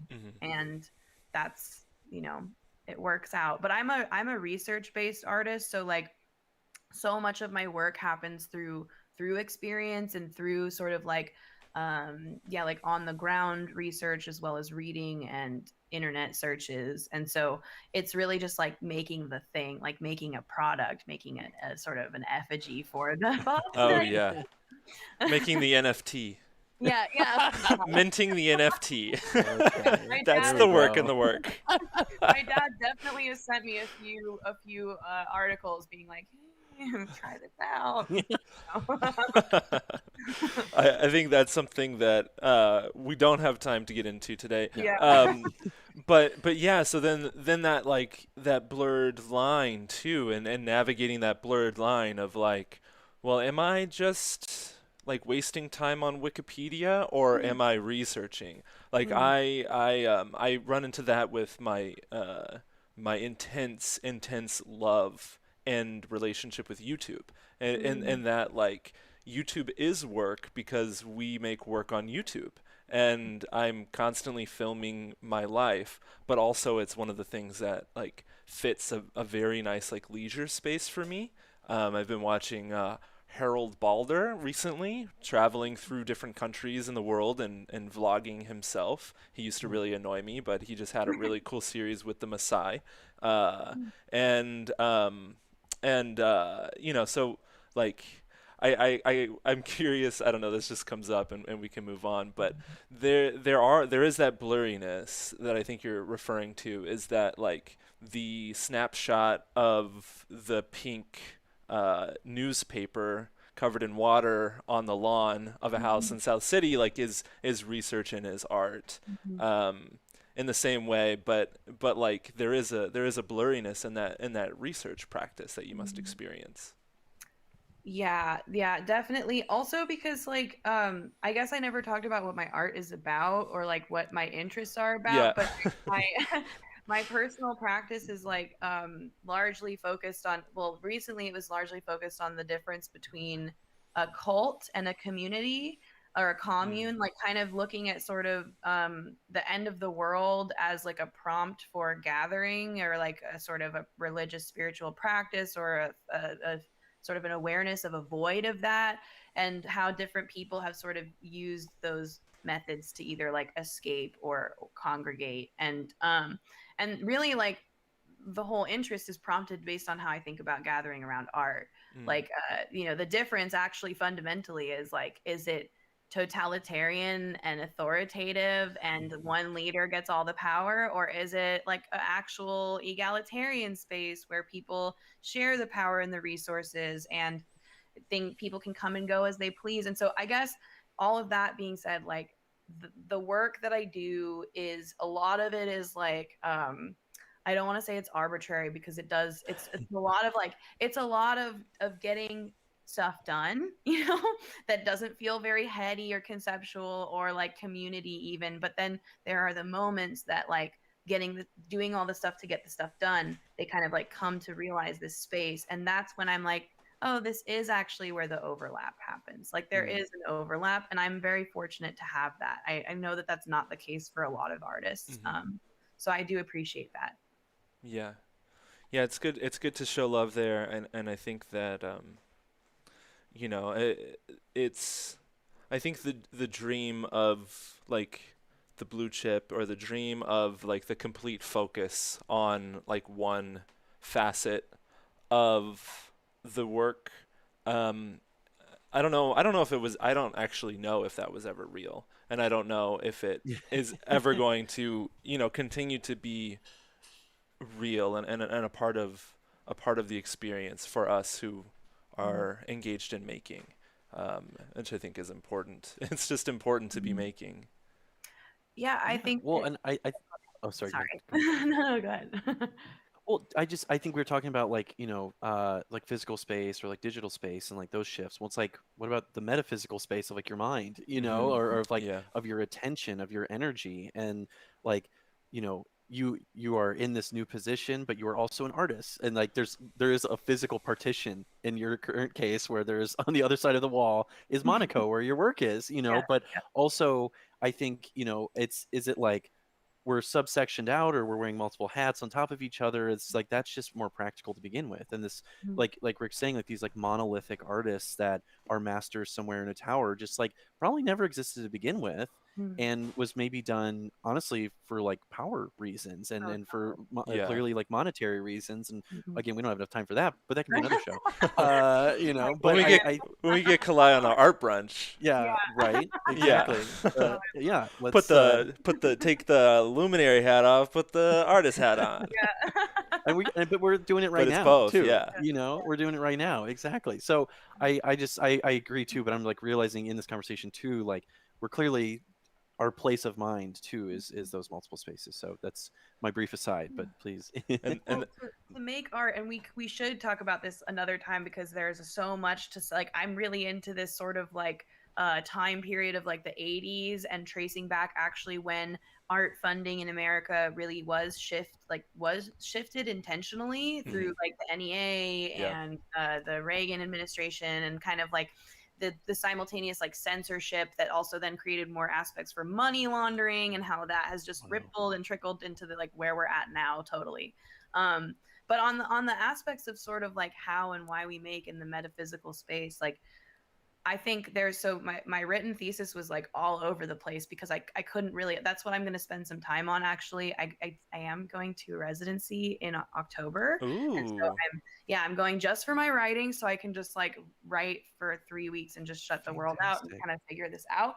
But the thing that I really love is that art is so, I'm trying to think of a better word to say this. It's so not sensical to be an artist. Like it is not about sense or sensibility. There are of course those aspects of certain people's practices, but it's so much about devotion.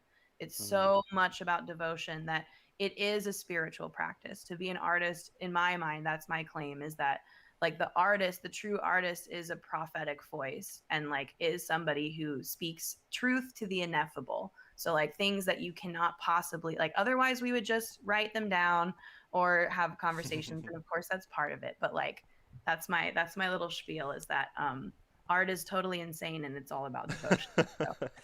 I love that. I love that. It's for the love. Absolutely. And with a healthy side of speculation. Yeah. The critique is always necessary. The critique makes it better in a lot of ways, in my opinion. Yeah. Well, we're coming up on the end of our time here. So just connecting back down to the ground here, and I think it's important for us to say time and time again, we are very grateful for the Luminary. We're grateful to the Futures Fund and being a part of that legacy, along with 9 other amazing projects that that I mean I don't even know where to begin with those. uh, so yeah, anybody who's interested and who also is receiving funds, we have a Futures Fund post on our page, and then or just go to the Luminaries page because we're all tagged in there, and like go drop follow around, like pay attention to that. I know we're really excited to do our thing with our Futures Fund, and then once that's over, which is going to be in about like 3 months of our programming here, then at that time, like it'll be really cool to start checking in with where other recipients are, with where they're at, and start having those people on as long as they want to, and act as like another kind of wing of messaging around these projects, which is something that we can add, like something that we can contribute to these spaces, and something that's really important for us is like, how can we also raise up voices with the platform that we're creating and the audiences that we have? It's like we're the guys with the camera, the people with the camera, and like we have this really amazing, tidy bow of curated projects that are doing amazing things, both with visual arts and a lot of like interdisciplinary, community-based practices that are going to have an impact on our community. Definitely. I'm so grateful to have gotten to know you guys a little bit more through this process and through your, like, obviously the application is the beginning, and then it's a sort of it's a friendship. So I love the way that you framed that, and I can't wait to see more people on here. And yeah, a lot of the projects are going to be really easy to access too, because of the COVID considerations. So I hope everybody does keep up on it and visit the various public projects and happenings. And also, this is a shameless opportunity to plug the new bookshop that I've been working on. Yes. Let's talk about that for 3 minutes. Yeah. Okay. Well, I guess carrying in this idea of the third place, and sort of like, the Luminary is so large. The bottom floor, just the gallery space alone, I think is about 5,000 square feet. So it's like, how do we sort of like create a space where people can actually feel invited to like stay a little bit longer and maybe congregate and make stuff even. So we are building a bookshop. It's called Know How, and eventually we would like it to have sort of like open programming. So it's kind of a space where, like, if somebody wants to have a reading group and they don't have the space for that, let us know. Like, we'd love to host that, or any sort of like other talks or screenings. We're kind of building it out for that, for a multi-purpose. So, and this is your brainchild? Yeah, this is my baby right now. It's sort of my first creative endeavor in this role. So, it opens to the public, like, masks required, but we will have it physically open June 5th from 11 to 4. And we're currently, my biggest thing is trying to get some coffee in there, because we have like a nice little coffee bar area, but I'm still working on that. So there may or may not be espresso available as well. Well, good to know. the drink list. Yeah. Fantastic. So the best way for people to connect with you is probably through your Instagram and through the Luminaries Instagram. That's the way everyone can keep up. Yeah. It's just my first name .m. Okay. And it's pronounced Kalaya. Yes. Thank everyone. you very much. Yeah, no, you guys did great. Thank you. Names are important. That's the sweetest sound, right? What's that? Yeah. I think it's some quote, like, what's the saying someone's name is like the sweetest sound that they ever hear. I think that it's true. I think it's cute, but it's also like, yeah, we're self-centered. Yes, right. Yeah, my parents knew what they were doing. My mom she like had a dream one day, and then she was like, "That's the name." And then little did they know, getting coffee for the rest of my life. Awesome. Oh my Well, gosh. thanks so much for being here, and we're going to take our next break here, and we will see you back soon here in a little bit. Thank you.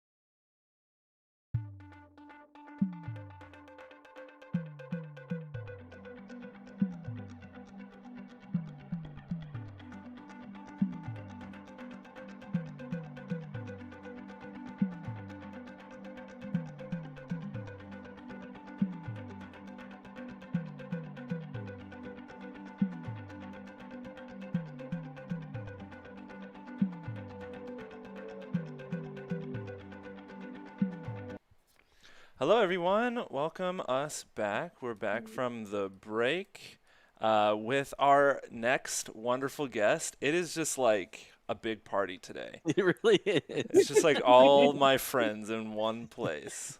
This Yes, exactly.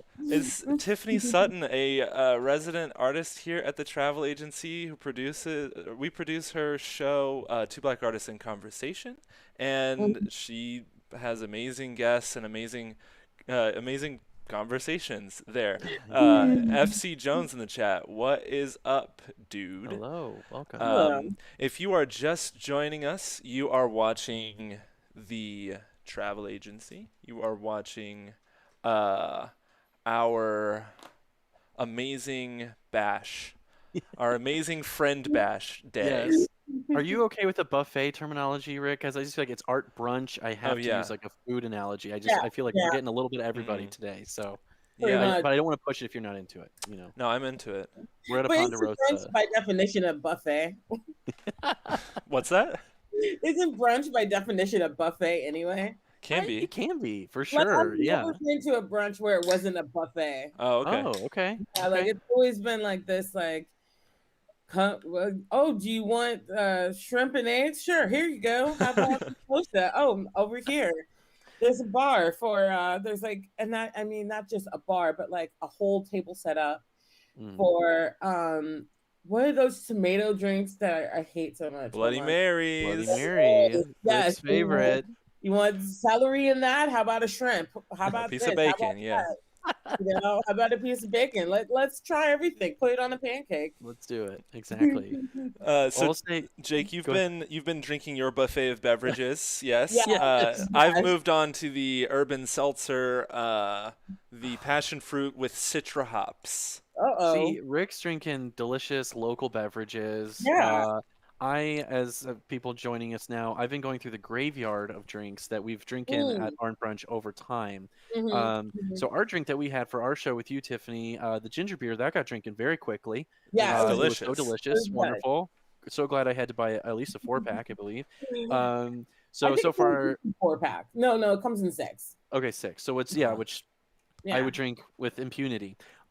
This though, I now have to get back to the Coca-Cola with coffee, and Ooh. I wouldn't suggest it. I don't think we really enjoyed it on the show, but thank goodness it's the last of the graveyard. So this, when Yeah. I'm done with this, I think probably end up sticking with water almost the rest of the day. Just Started cleanse with my that. soul and my body from this You- beverage. So You Cheers should to start everyone. it with that. Yeah. And that way, like, ended with the ginger beer, and it was like end up with a high note. Ended with a high note Mhm. instead of I- like, I have to cleanse my body now. yeah, They were all I- low notes. Every They drink were that all- he's drank today was all low notes. Yeah, Oh. so I have pineapple juice, which was Oh my god. so like truly the worst beverage we ever had on the Oh, show, God. and then the PBR hard coffee, which Oh, why went are through. people mixing coffee with everything? Yeah. It shouldn't happen anymore. Everybody's just trying to stay awake. Yeah, And I like, there's- I like coffee Really? martinis, but I like What? No.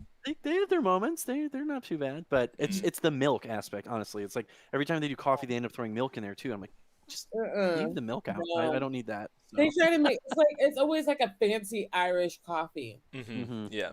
You know, like it's always something like because just like, ooh, let's add a little liquor to a latte. It's like, actually, We're good. yeah. Some people love it. My mom, I'll say, she loves it. Oh, wow. I've tried the Bailey's lifestyle. Uh-huh. It can be good.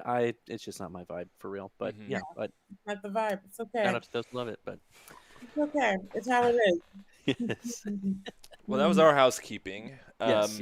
And now I think that we want to talk about you and talk about your experience with the travel agency and about your show. Not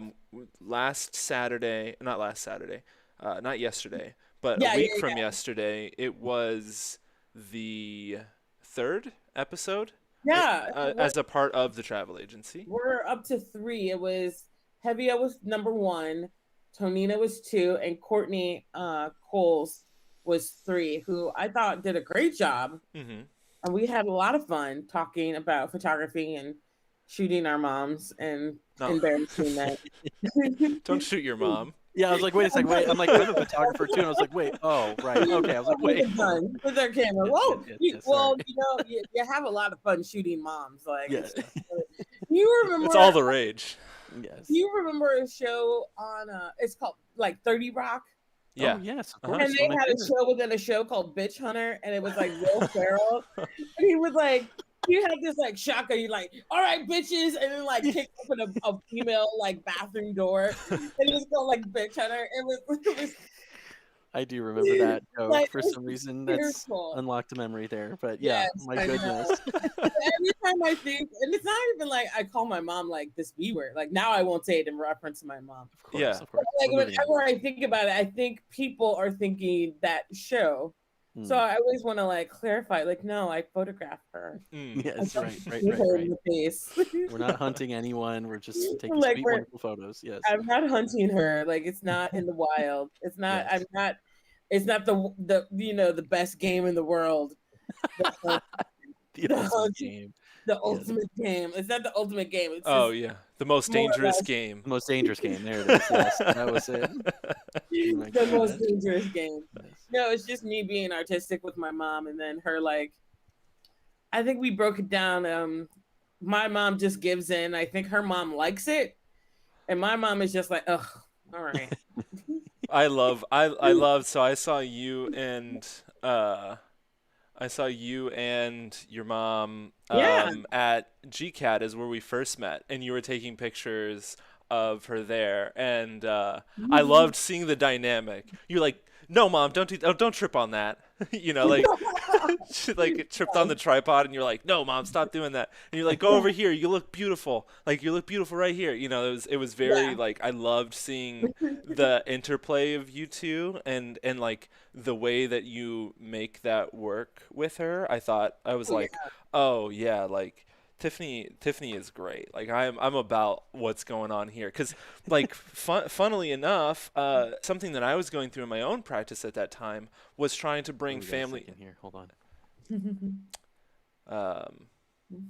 Surge.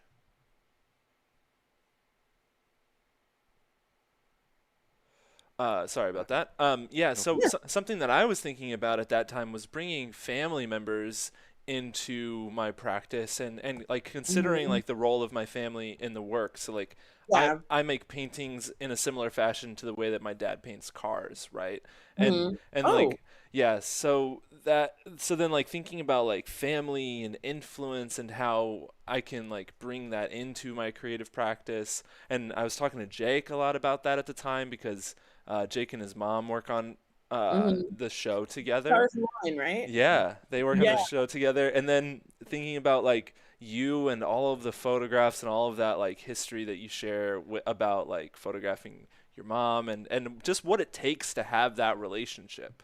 I think it takes a certain kind of person and a certain kind of family or a certain kind of hard-headedness to get that kind of stuff done with your family. Pretty much. I mean, it's really about not listening to them. Yeah. Yeah, you keep going. Following their requests and not following them. Uh-huh. And then, I mean, like, what some families are like, you have like, let's consider the Kardashians is like top 10, like, they love to show their family, which is fine, because sometimes it's interesting. I do find it interesting because I love looking at people's houses. And then you have like, my mom in the middle who like break down and do it, and then you have like my other friends' moms who are like, oh my God, don't you dare. Like I will never be on camera. And you're like, oh wow. So it's just you have a happy medium. It depends on the parent though, but I think most parents just like give in to their kids, like, oh, all right. Yeah. Sure. Okay. All right. Where now? Oh, okay. I'll go over here. It's like the adult version of like, mommy, watch me. I'm going to jump into the pool. Like, did you see the spin I did? It's like, mom, get over here. I need to get this picture of you. I know. Well, it was so funny because on a totally different artist talk with my friend D. Okay, so I'm a Harvard fellow with this. It's called In the City Harvard Fellow Commonwealth and Harvard University Fellowship. And it sounds really more awesome than I'm making it out to be, because I'm like, I'm just a Harvard fellow. It's just Tuesday for me. Like, Gotta go do an artist talk at Harvard. yeah. And it's funny too, because had it not been the pandemic, we would have had this talk in Harvard. Yeah. We were on it. I had it with my mom, so I was asking her a bunch of questions, and what turns out that I even forgot was that she's the one who took pictures of me. Like she had tons of pictures of me. It's like I was her golden child. I mean, I'm her only child, not just her only daughter, but her only child. So I have like tons of like portraits of me taken by my mom, and I find that this is just like like this is justified. Like it's your turn now. Like you were behind the camera making me pose and do weird things. And I'm in the bathroom and you're like, smile, and I'm like, what? No. Yeah. It's just like, and now it's your turn. Like there's always like picture of you in the bath. Yes, exactly. Like baby picture, like Tiffany's first bath. It was like, really? Yeah, and they show them. They always show them to your like first partner or something. They're like, you want to see baby pictures? It's like you're 5 years now. You're like, oh, look at Tiffany when she was 5 years old taking a bath. Oh, it's so special. Not no. It's paying the mom tax, as Rick always says. Paying the mom tax. Yeah. Showing love, doing it right. Yeah. Or it's payback. Either way, however you want to think about it. Either way. The term of payback. Payback. Yeah.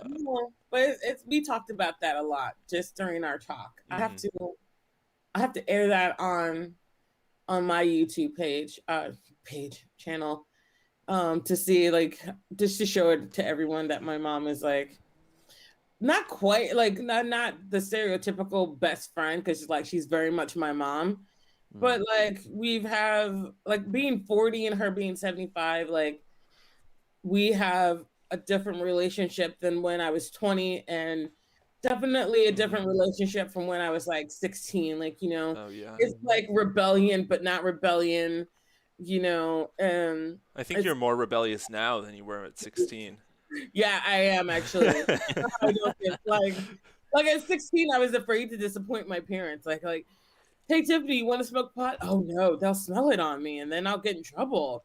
Now it's like, yeah, come on, let's go. Mom, you want to try it? No, okay. Mom, do you want some? Yeah, there you go. I tell my mom about everything.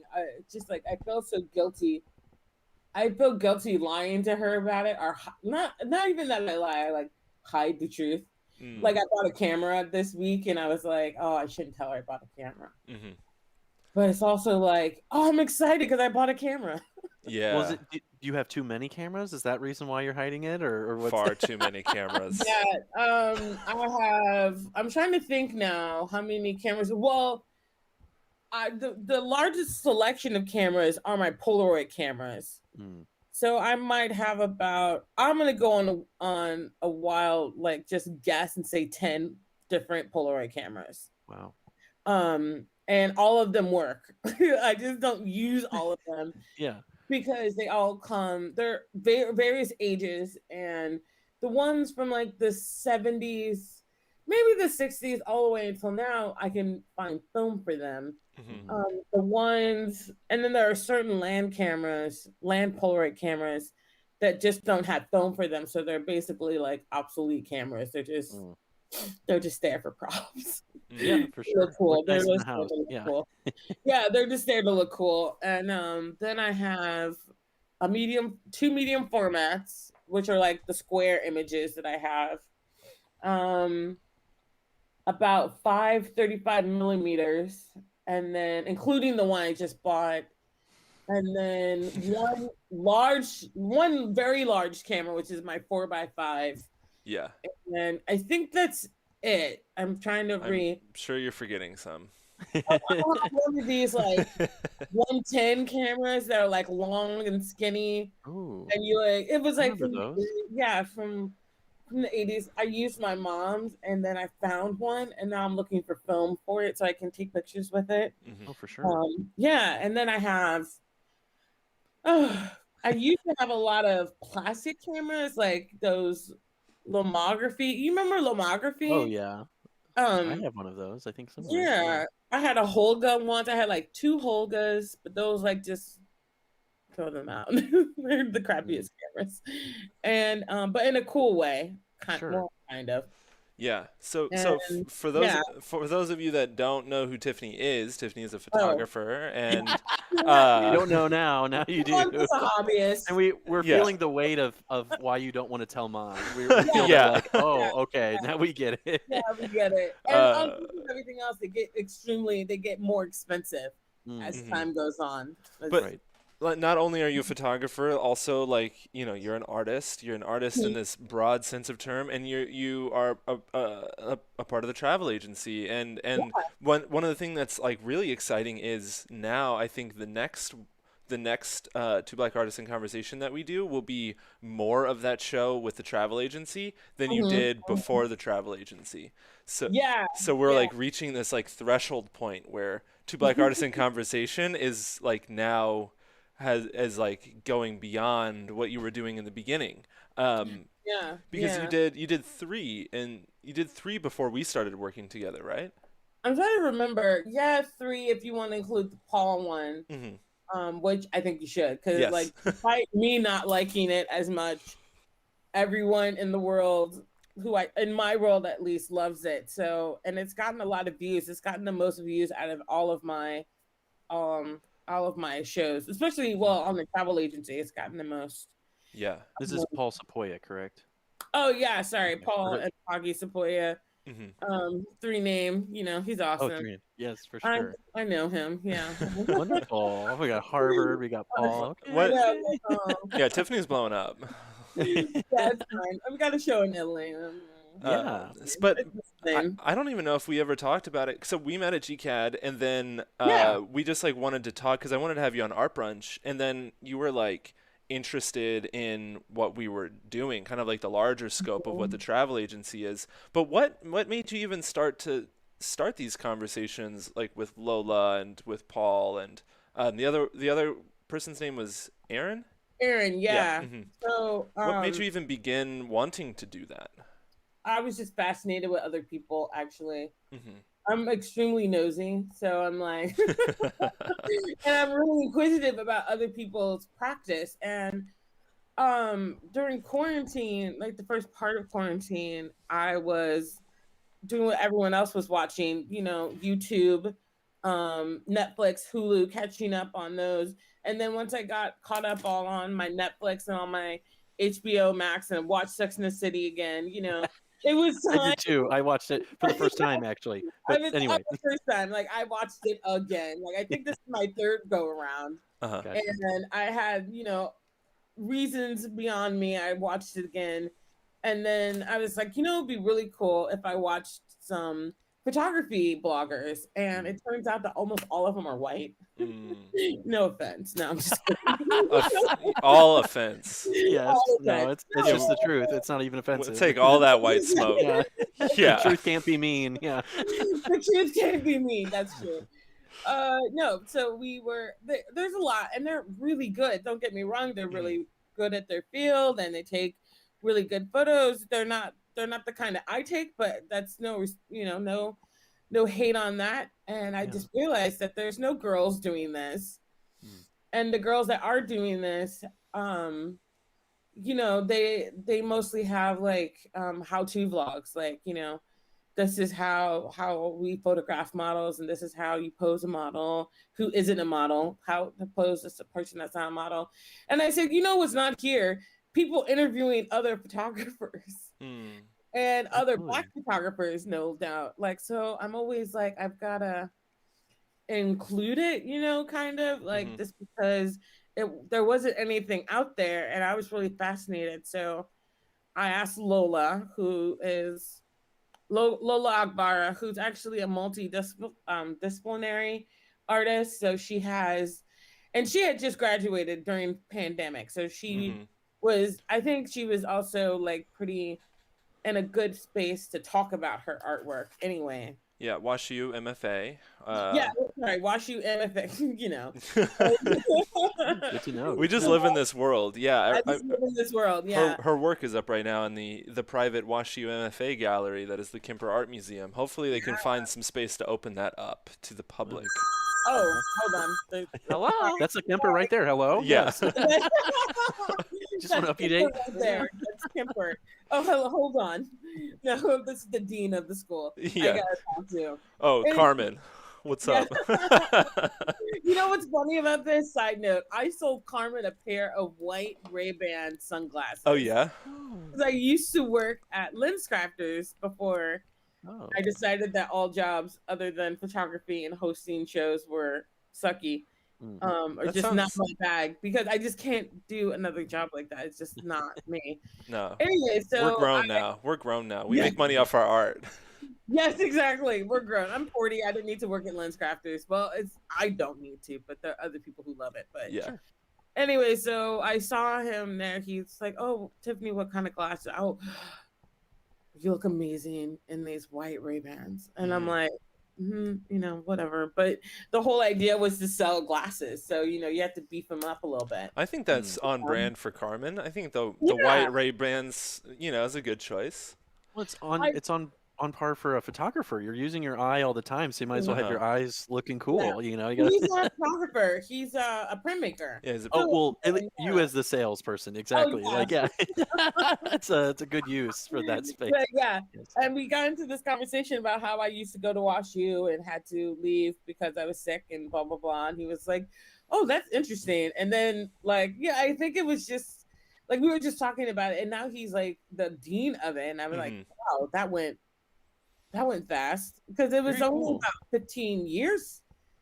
Oh, okay, 15 years is really long. Not that like that's almost like that's an age of a person. It Yeah. is and it isn't for sure. Yeah, I could. It could Yeah. go both ways for sure. No, that's great though. But Lolo's work is up over there, and Yeah. hopefully our calls to the ether will allow some public in there. Right now, it's open to WashU students and faculty.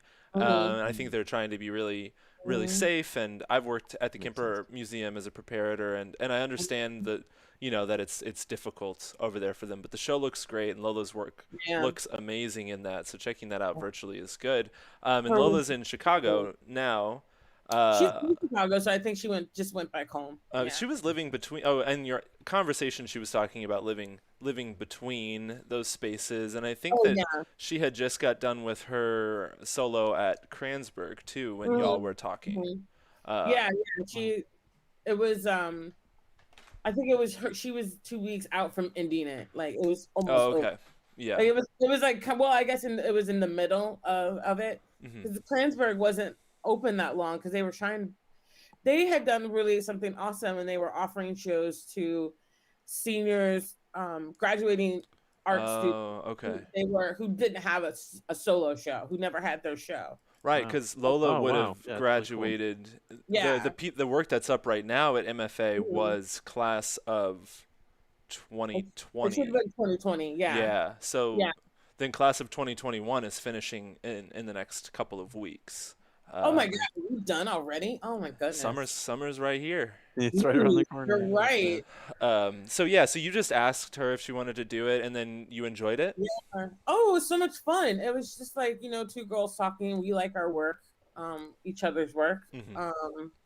And she's bought prints of mine, so she was eager to talk. I think she was interested, and we had a lot of fun. So she's, it was really deep questions, like, you consider yourself a Black feminist artist. And, like, I guess it's not, it seems serious to me, but it was very interesting, and having her just talk about it. I don't know. Now I feel like we need to add that to the archive of two Black artists in conversation. So it was a lot of fun. It's the history. And then, so we've been working together. So one of the things that the travel agency does is assist artists in producing live stream programming, and just helping out with kind of like the technology.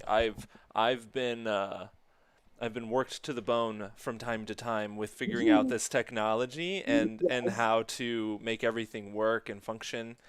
So pat on the back for Rick, but I also Thank you, Rick.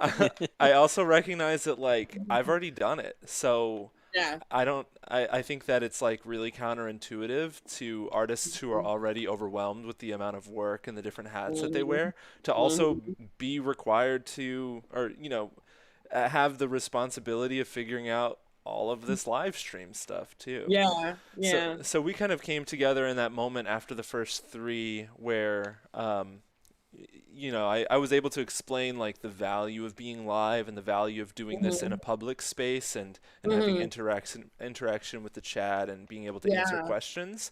And you were just like right there with it. You were like, well, what do I need to do? And I was like, well, you just tell me you want to do it and we'll do it. And you were like, okay, I want to do it. Like, obviously. Rick was just a key that you turned. That's all we needed. Yes. I got here for it. Like, when did we start? Yeah. It wasn't as, I mean, the transition from a recorded conversation, which was like what Paul and I had, Lola and I had, Aaron and I had, to more of one that included everyone, was something I wanted anyway. It was just, I didn't know how to do that stuff. I'm like, I need someone else to do this. I need a producer. I need a Rick. So when you offered it, I was like, yes. Yeah, we came together so serendipitously in that. Yes, and it worked.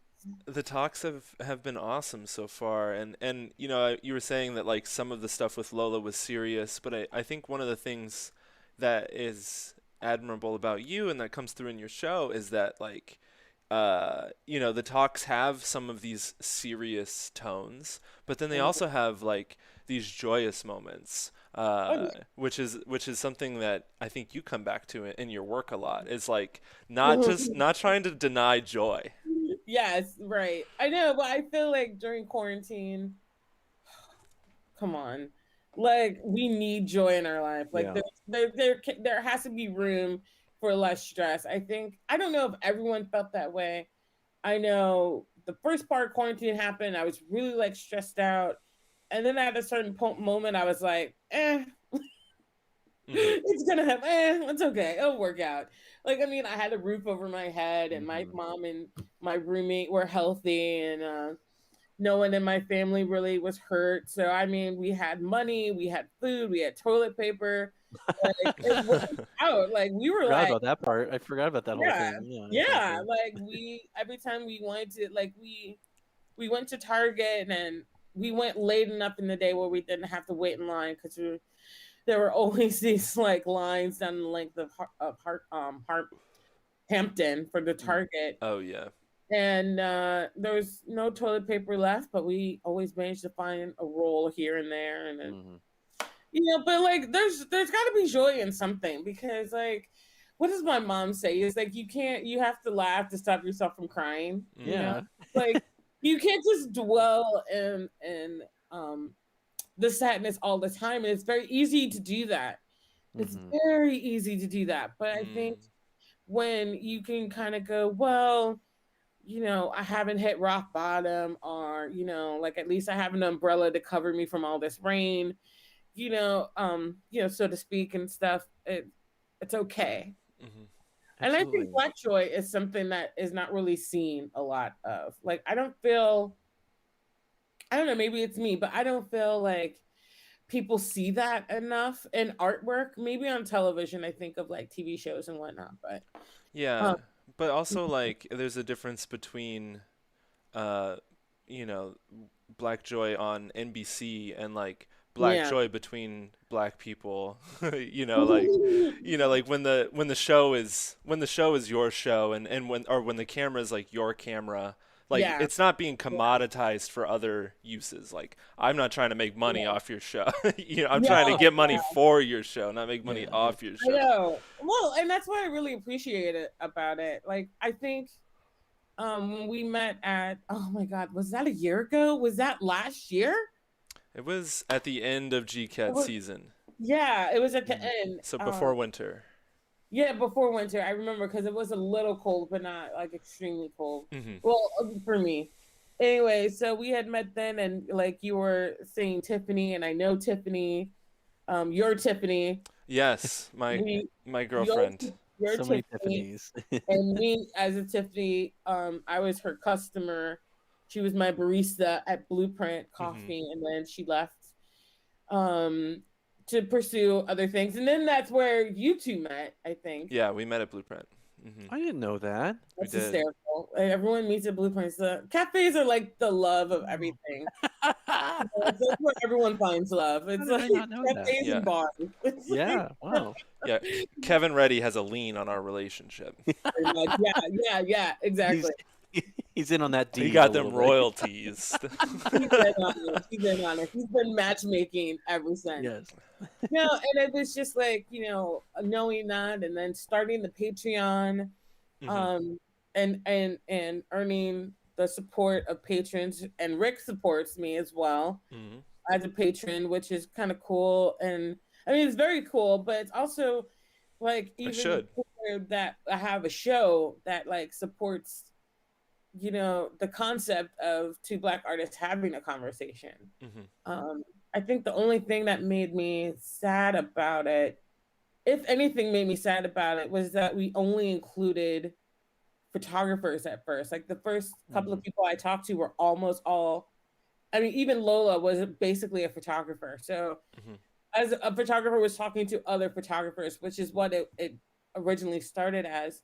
And talking to Rick and then dwelling in it myself, I realized that Black people do all sorts of art, and we should incorporate anyone that has artists in their job description. And I think the travel agency is really beneficial and open to doing that. Like, it's just not single-minded. It's more like an umbrella. Like I think you and I were talking about it being more like Channel 9. Like, yeah. Like PBS. Maybe not Channel 9, but like PBS. Like, there's a lot of shows under PBS, but PBS is like the giant show that supports them financially, or I don't know how PBS does that.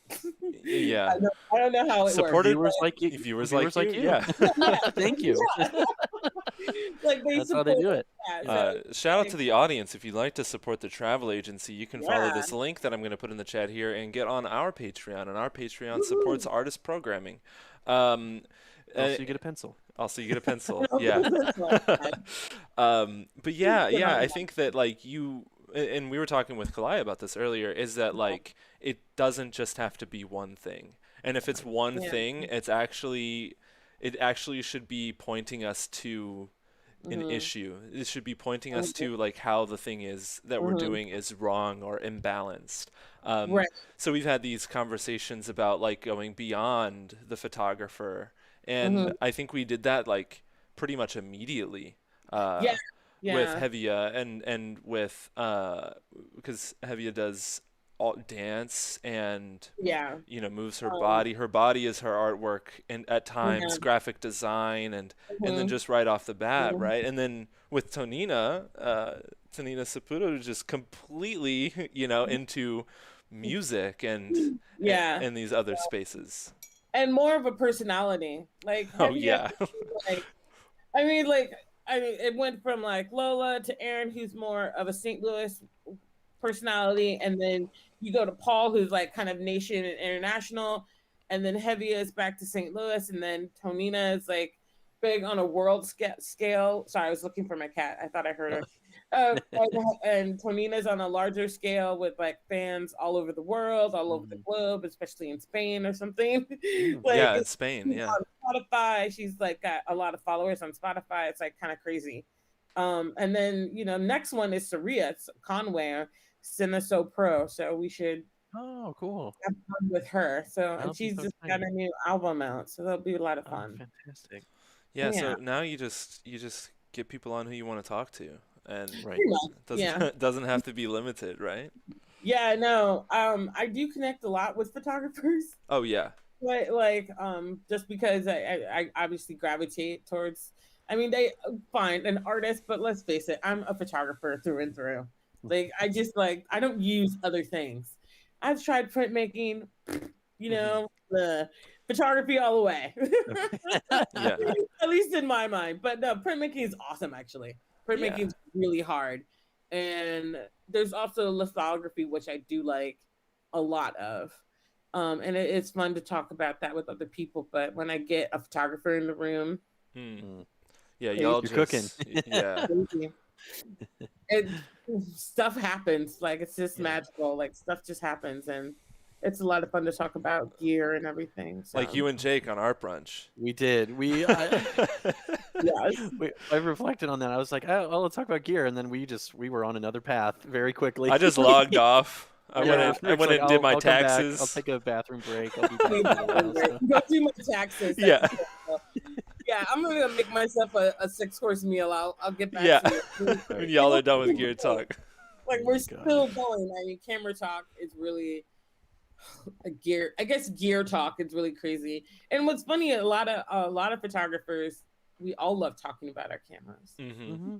Yeah, they're your little babies. Yeah. Little They're friend. our little friends. I wonder about that with painters. Do you, Rick, feel like your brushes are little babies? Like, oh my god, Your little friends. Yeah.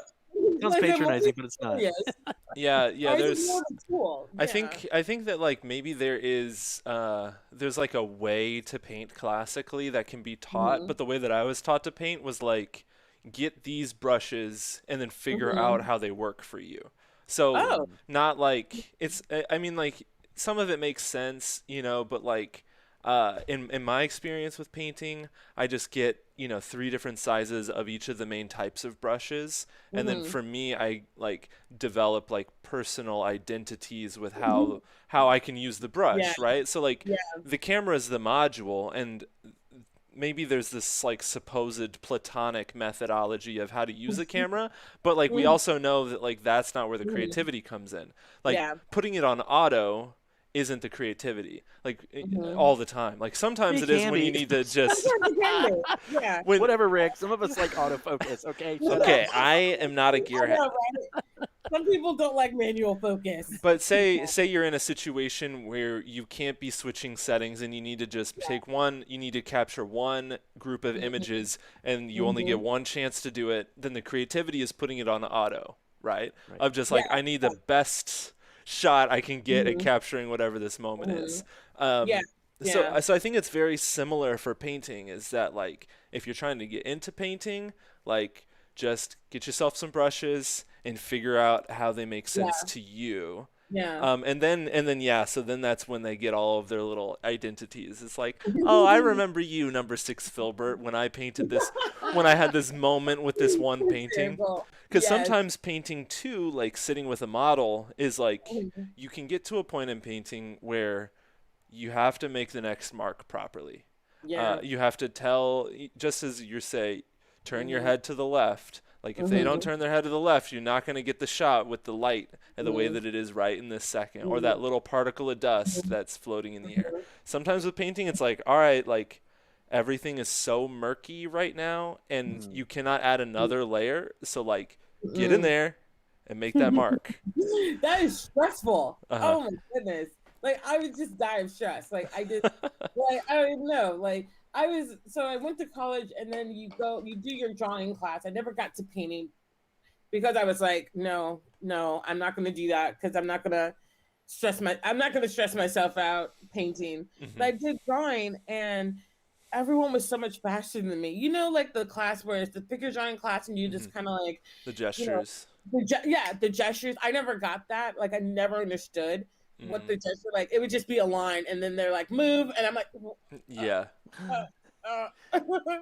and then the charcoal and then the painting. It's like photography, not only did it call to me in a very visual sense and capturing my world, but in the sense that it was sort of like, for me, it felt idiot proof. It felt like I could always get a good shot no matter what. Like even if it was underexposed or overexposed, those rules apply in the beginning, but like once you get the hang of it, you start going for under and overexposure. Yeah.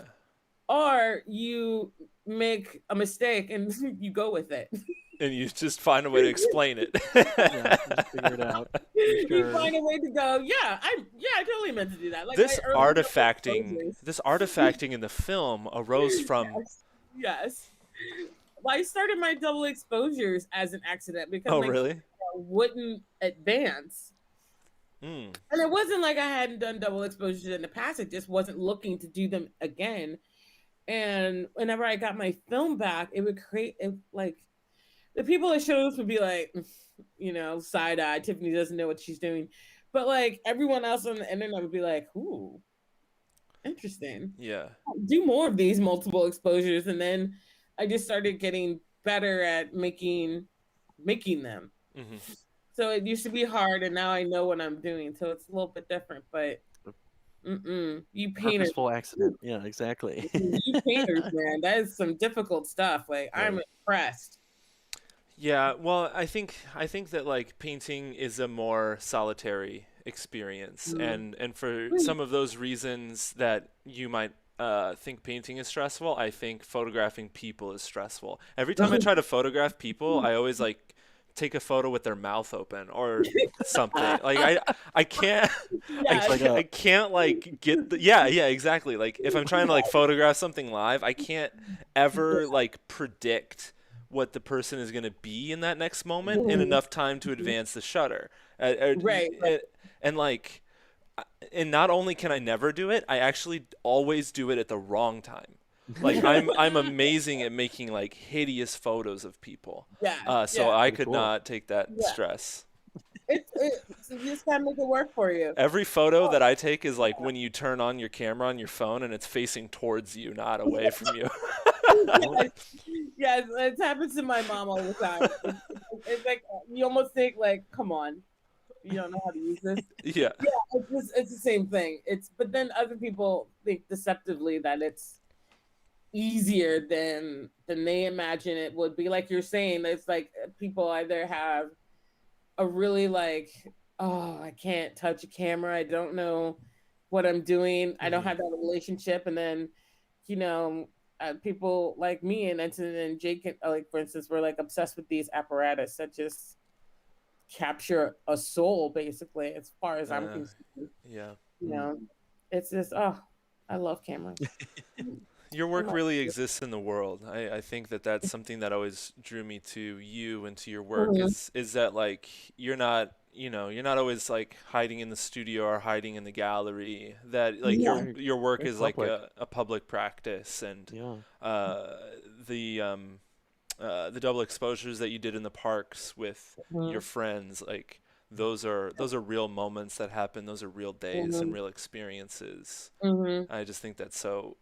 I mean, that's like one of the huge things that draws me to your practice is the public side of it.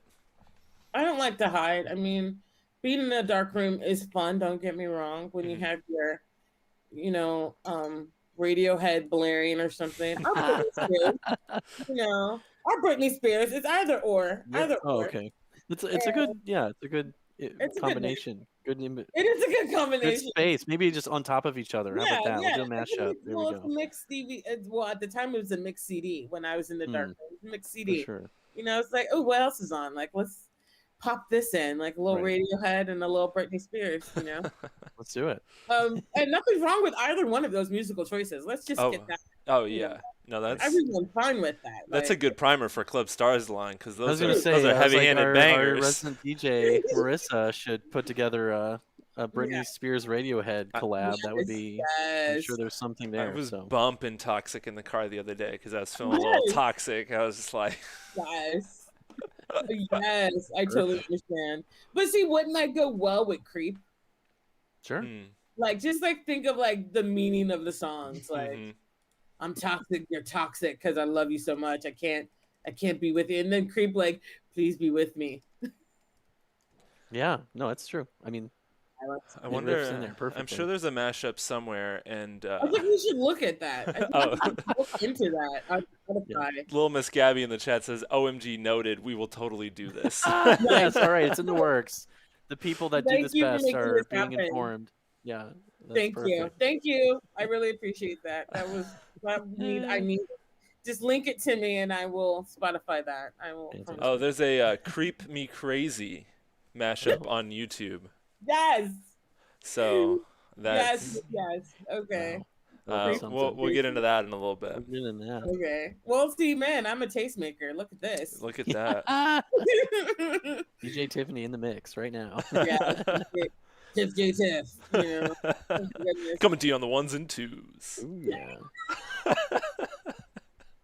We're in the mix right now. I tell you Oh, what, yeah. like metaphorically too. I tell you what. Coming to you at the ones and twos. What do you? I don't even know what that I mean. don't understand that. I- What You does got it mean? disc 1 and disc 2. You got the ones and the Oh. 2s. And well, I Okay. actually don't think that's officially it. But I thought you it was know, like on the first and second minute of the the hour or something. I don't know. Oh. But I don't know what maybe? that's called. Maybe. I don't Figure it out. understand it. Uh, Well, whatever. It's fine. I just know they said it. Yeah, they did say it a lot. They did say it a lot, especially when I guess I want to say Z107 started being There played you go. here because they are part of I Oh guess yeah, you were right, Jake. yeah. Is it the It's record the players? 1 and the 2. Yeah. Oh, Oh, all okay. right. Way to go, Good to Jake. know. All right. Jake Resident DJ DJ mean- Puzzle Pisces Uh, with the All Pharrell mix last month. yes. Oh, That's fun. no way. I Exactly. missed it. Oh, Yeah. that's fun. It was And happy. who produced Toxic for the record? So that's pretty cool. No way. I didn't Yeah. know. Yeah, It's Pharrell's a on that small one. world. It is. Are they also related somehow to Kevin Bacon? Like, can we also Yeah. Oh, do- probably. Yeah. sure. There's always 7 steps, right? Exactly. There's always. Let's play that game. Like, who Right. can we connect this? Who can we connect Kevin Bacon to? No, I think this channel is really awesome, and I really want to keep going with it. Or in partnership with it. It's just a lot of fun, and it's really a lot of fun. Yeah. And I think like every time we have, 2 Black artists, or I guess you guys might have like Stars Aligned or the Art Brunch, I feel like we're getting more and more viewership and sponsors and people who are looking into it, just going, what's this about? And I think it's really cool. And I think like it's just gonna get better. I mean, more people online now anyway because of the pandemic. Like, Yeah. in a weird way, this came along right at the right time. Mm-hmm. Because people are just sitting at home anyway, and they're like, "Well, let's find something interesting." Let's do something right. Yeah. Let's do something fun. For Yeah, sure. yeah. Yeah, we'll keep Thanks, it Ray. going. Thanks for that. We'll keep it going. We'll keep it going even when people are going back into the world, and we look forward to that day. And it's like, this is how you can go out without having to put on pants. Right. True. And that's what I've been looking for. That's I'm happy about that. I'm really I like being comfortable now, and Yep. I mean, I'll go out, but I'm also like, Yeah. It's a no pants day sometimes, you know. Yeah. and- yeah. Some days you just want to have the cat sit on you, Yes. watch some Arts Aligned or some Stars Aligned or something, Yeah, perfect. I'm gonna kick back Yeah. Exactly. and Well- do maybe nothing. Well, we feel Watch just people as fortunate to have you here and the conversations that you're facilitating, their uniqueness and their depth, and like it just it really enriches us. And to tie this all together with the Futures Fund, all of our shows are receiving funding moving forward from this point. So we'll also be able to get some financial support to the artists that you're having on, and to the people that you're connected to, and to you as well. And we got to shout out the Luminary for that. And Yay. we love that, and we're able to see what this feels like and get money into the hands of artists who really deserve it, and at least just pay them for being here. I know. Denise in the chat says, "Love Tiffany, my birthday twin." Oh, yay, Oh. that's right. My January goodness. 18th. Yeah, we're all Oh about wow, that's to right. I forgot about that. Yeah. Man, that feels like just yesterday we had you on Art Brunch, and it's been Whatever. That over was, 3 a year months. ago. Oh my God, it was only 3 months. Yeah. I thought that was a Wow. year ago. Yeah, I know. I would think so too. I was like, yeah, that was like October 2018, probably, Yeah. right? I Yeah, know, exactly. Like 2015, that was a while Right. ago. Well, right? 2000 was only 10 years ago. I know. That's right, Oh, exactly. my goodness. It was Okay. man. Oh, So quarantine has really messed up my time. for people who are looking to connect with Tiffany, you can always check out her Instagram. There's a new Instagram for Two Black Artists in Conversation that is linked on our on the travel agency's Instagram. So just get in the web, click on posts, follow everything. Yeah. And the next episode will be next Saturday at noon. I can't believe it. It's May also. Yeah, that's It's the first show in May, the first day of May. Yeah, the first May Day. Yeah. Oh, there we go. there we go. Well, Tiffany, thanks for being here. I think we're going to transition into our next break. I loved it. It was a lot of fun. Thank you, Tiffany. This is All right. wonderful. All right, Good to see you awesome. again. And yes, we will be back in about 10 minutes. To the viewers, thank you all for being here, and we'll see you on the other side.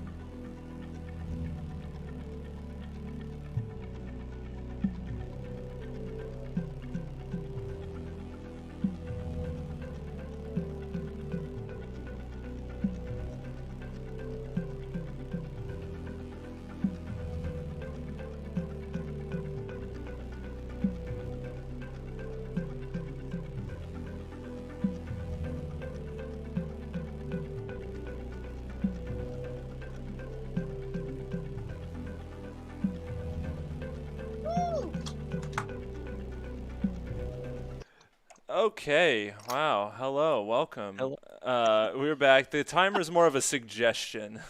Yeah. Today, the timer is perfectly like fine. something to aim for, less something that needs to be done. I predicted the screen wrong for some reason. Since I have all of these are video scenes now, I can't see them when I'm in studio mode. So, just Okay. gonna adjust these here. But what's going on here? Oh my God, what isn't going on here? Gosh, it's happening already. We're in the Yeah. zeitgeist now. Well, hi everyone. Welcome to the Club Stars Line portion of the show where we bring this giant crew of 5 that runs this little circus we run together. And I guess we've all been on screen together, I guess like once or twice maybe after No. a show. Not No. anytime? I don't Well, even after the know. show, Not Okay. live. not live. Not live. Yeah, Okay. not live. So this is okay. Well, this is new, I guess, to everyone, including myself, who got it wrong. This is the crew. This is the crew that puts this entire charade on together. We are artists in residency, one of the first, along with Tiffany Sutton, for the travel agency. So me, Jake Leach, and my mom I did it right. I actually pointed to the right square. This works out great. With my mom, Denise Hewlett, the resident astrologer. Mom, why don't you take a brief moment and talk about what's going on in your screen? Oh yeah, well, hello everyone. So great to see everybody. I am coming to you from the van, which is my home, away from home, in Sedona, Arizona. So sold my house, and I'm doing the van life thing. So yeah, we're gonna do Club Stars Line from multiple remote locations from here on out. So not just from the internet to the galaxy to the physical to Yes. you're a So, foreign yeah. correspondent. Yeah, exactly. So that's what you're Precisely. seeing. That's my curtain in the back, Earthrise, whatever, and The classic Earth flag, which, by the way, I've really struggled to find online anywhere. Mm. I really want that flag, Mom. So if anytime you're sick of it, can you send it to me sometime? that's my backdrop. And I'll I just can't find it anywhere. That's true. You need Yeah. it. I'll find it. But anyway, well, and then we have our ladies, our crew, our software for girls in the mix. Our DJ Mixtress and Little Miss That was Gabby. fun. This is Yeah. like the most professional Little Miss Gabby, even though it's software for girls, Little Miss Gabby that I've ever seen. I've only seen ever seen Little Miss Gabby in like an orb. I know. I, like, move didn't- along in like circles in the corner and like planets and like a genie in a bottle, but Mhm. I'm a real human being. You're like in bed under the covers half the time when you were streaming. I know. I didn't recognize you when you logged on. I know. Oh my god, Wait, this is who is really this? you. I know. Well, unlike Denise, who's in Sedona, I'm on the other coast in Boston. So whenever we are streaming late, it is an hour ahead my time, and Yeah. I am a grandma. So You have a that's job. why I'm always Yes. underneath the Yes. covers. No, Yes. we incredibly and greatly appreciate your extended hours that you put in Oh for my us gosh, every of month. course. Well, I'm and happy to do it for y'all. Although we don't it's been although we don't really see your face, we do get to see your beautiful artwork. So anybody that's watching Yes. the show that ever sees any of our posts, all that gorgeous artwork is from Little Miss Yes. Gabby. Yeah, she makes all of our show posters, so we gotta love that. Yes, I work for magic. I am very excited for Taurus season too, my season Yes. Ooh, And there we go. going on Thursday. Which is her Mhm. birthday, yes. Yes, so I'm very excited to create a very Taurian, lush landscape. I think that's what we're doing. Well, because you made a costing, fiery one for our Yes. DJ Mixpress, who Mm. we have down here in the mix. For Our resident Aries. exactly. yes. Who Uh, also is like not in physical space. You're actually in your apartment and not I know. I'm hovering not or in a floating. disco ball or in the Oval Office. I'm Yes. You're terrestrial now. You're terrestrial. I'm not. Yeah, I'm not on a real IRL screen or a fake rendered green screen. Yes. That's Precisely. horribly Yes. cropping like my body and distorting like my shoulders and my neck but no, it's kind of crazy to think we've been doing this for a bit now and thinking about even I was just thinking of like how this all began and how we all kind of came together and it all came from Allie and I doing our nonsense streams, which had no cohesion whatsoever and still barely has a type of cohesion, but that's kind of like our style and nonsense of like how we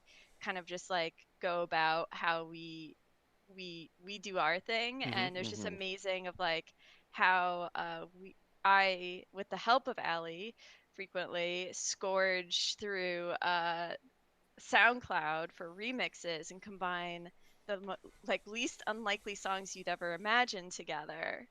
And how perfect it is for thinking about like making a whole DJ set of a range of artists of like 20 different genres together. And so I think just like thinking about like even going to like the creation of like y'all reaching out to us, and thinking back to that day, I think in December, it's crazy that it's been, I can't do math right now in my head. Many now months. almost 5 months. Yeah. Like that's kind of amazing. It's kind of exciting to think that we've been doing it for this long. For sure. Well, I think that's like a perfect spot because I don't know, talking with my mom and talking with Rick and like just figuring out like what do we want to do for this kind of chunk here, and I've realized that like we've sort of explained like where Stars Line started, and I think we've done that, kind of minimally, or like people understand it, and I feel like we can kind of like flesh that out a little bit here. Because I think that having you guys join on has really just like, well, you've been here since the beginning, but I'm just saying like once that my mom and I were talking to Rick about like wanting to bring this show back that we had called Stars Align. It was a physical dance party. We'll get into that. But then I was like, but we need these. We need the gals. We need them in here. And that was like the catalyst to me. That was just like, okay, now we're set. Now it's like, this is the real deal. And we can like honestly breathe a sigh of relief that like, we're just going to be taken on a journey for an hour every show and just be like taken care of. I feel very taken care of by you all and Rick. Yes, it's perfect. In the broad sense of this, I think that Software for Girls takes us on lots of life journeys. Yes. And one of those life journeys, in Jake, you thought I might leave you hanging. But I'm not going to leave you hanging. I think like one of the life journeys from Club Stars Align has been the Fireball Nip journey. A member of my personal graveyard. I was going to say, wait, do you have that? Yeah. Excuse me. Personal graveyard. My personal drink graveyard. All of mine. I'm personally offended, Rick, that you did not drink my birthday drink. I drank a whole one of these. And now, as a member of Team Graveyard, I'm going to drink it right now. Let's go. Let's go. Okay, Rick. Thank you. You were making a moment. That's what you're doing. So just know that the Fireball Nip has been, cheers to you Rick. all. Here's to the Fireball Nip, honestly. Cheers to everyone. How's that feel going down? FC Jones in the chat says, we love Fireball. We love Fireball. Yes. Thanks, FC. Love you. See you in a minute. So I'll be over here drinking this and slowly descending into madness. Yes. Yeah, I'm drinking now a drink of choice. This is the Lizard King beer. It has this unbelievably like shockingly scary like dragon thing. It was very cheap at Trader Joe's, and it's made by Pipeworks here in Chicago Brewing. But I wanted to, this felt like a freak mode drink, and this is the freak mode show, so it felt right for that moment. Well, Mom, so you've been on a little bit of a journey between our last show and us right now. Rick, you all right? I'm sorry. Do you need to excuse yourself? What's happening here? Uh-oh. No, I'm here for the culture. Right Wrong now. pipe? Should have lit up the hookah for this shit. Yes, I was going to say, we usually have a rig. Rick usually has the rig, but... All right, don't mind me. Don't mind me. Yes. Well, Mom, you've been traveling through space and time, you might say. So I'm curious, like, how have your travels been for those who are getting caught up with where you're at in the world? Oh man, it's crazy. Well, and I have to say, Jake has been on me. Mother, hit record. Please record everything you're doing. And so I've been trying, and I did a couple little cosmic videos, which I'm working on. But the crazy thing is, this city girl was finally seeing the stars for the first time. I was like in backcountry and, Southwest Texas, at the least visited national park in the country, and I could see the stars, and, that was cool. And then I got up to Marfa, Texas, and I stayed at this ranch called El Cosmico, and it was all very stars related. So I got a bunch of posts I need to make. And so anyway, it's been great. And just what's really great about it is now I really am able to shift my focus to really being, I've been, doing astrology for people for all these years, but now I'm going to dedicate myself to it as my profession, So, and you guys are so wonderful and been so supportive, and this is just all coming together. Oh, there. The stars are aligning, right? Okay, and we got 10 minutes in. All right. Cool. Wait. Well, but let's actually talk about that though. Let's actually talk about that though, because like we were like astrological dominoes. Right. True. And we're like kind of like wrapping up that cycle with this one, which is so wild. Yes. I know. I'm the final part of the chain. Yeah. And then we needed to add a Gemini to the stat. Let's just make this like let's just have 12 people in a group. Yeah. Can we do that? Can we just slowly? Oh my God. Recruiting for the rest of the zodiac. So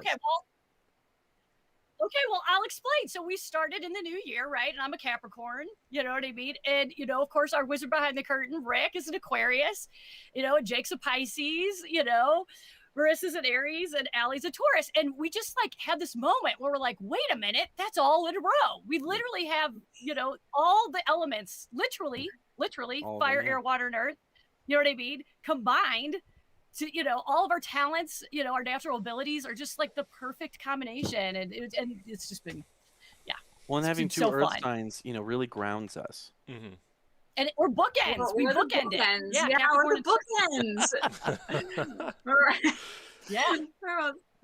Keeping y'all grounded. Yes, thank you guys for that. Keep things hot and on Yes. edge. Right? The resident fire sign makes very much sense as our chaos DJ and element in our show. It's fantastic. Well, and again, like, I think it's fun too. We were talking with Kalaya earlier about like physical spaces and spaces shifting and stuff like that. So for those who are unfamiliar with Club Stars Line as a show, back in 2015, this was a physical show. It was a dance party on Cherokee Street. It was at a place called Melt that is no longer open. And we did these DJ sets and kind of dance parties where my mom would be posted up in a corner doing, what were the charts called again, Mom? The specific kind?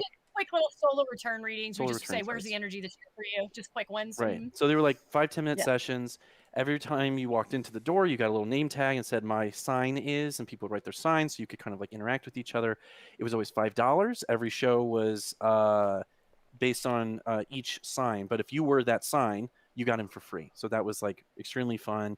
And then the DJ, guest DJs we would have on would be that sign. So they would play all their favorite stuff. I graced the moniker of DJ Puzzle Pisces. That was back then, and I still use it now. I'll be honest, I don't think I like get into it enough on this side in the digital sphere, and I think I need to kind of get into my own sort of DJ mix wrist space and really harness like what is DJ Puzzle Pisces. I need to get in sort of my meme DJ space a little bit more. So I'll be working on that going forward, certainly. We had a photo booth, we had all this stuff, and it was so much fun. We did it for a full year.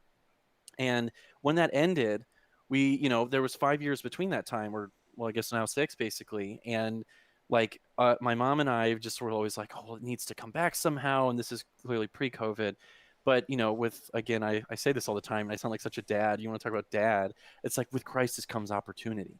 So the crisis of pandemic and everyone being online was like, well, we should just do these online, And luckily we have, my mom and I literally have everyone we could ever need already in our friend circles right here. So meeting with Rick about it was incredibly inspiring and really fun, and like has just truly made this and has been instrumental in that. And then you guys being, as I said earlier, the catalyst that just like takes us to the next level with with Software for Girls involved. So I'm so excited for like kind of where this continues to change, even going to the future, is maybe it's in the somewhat near future that there can be a physical space again.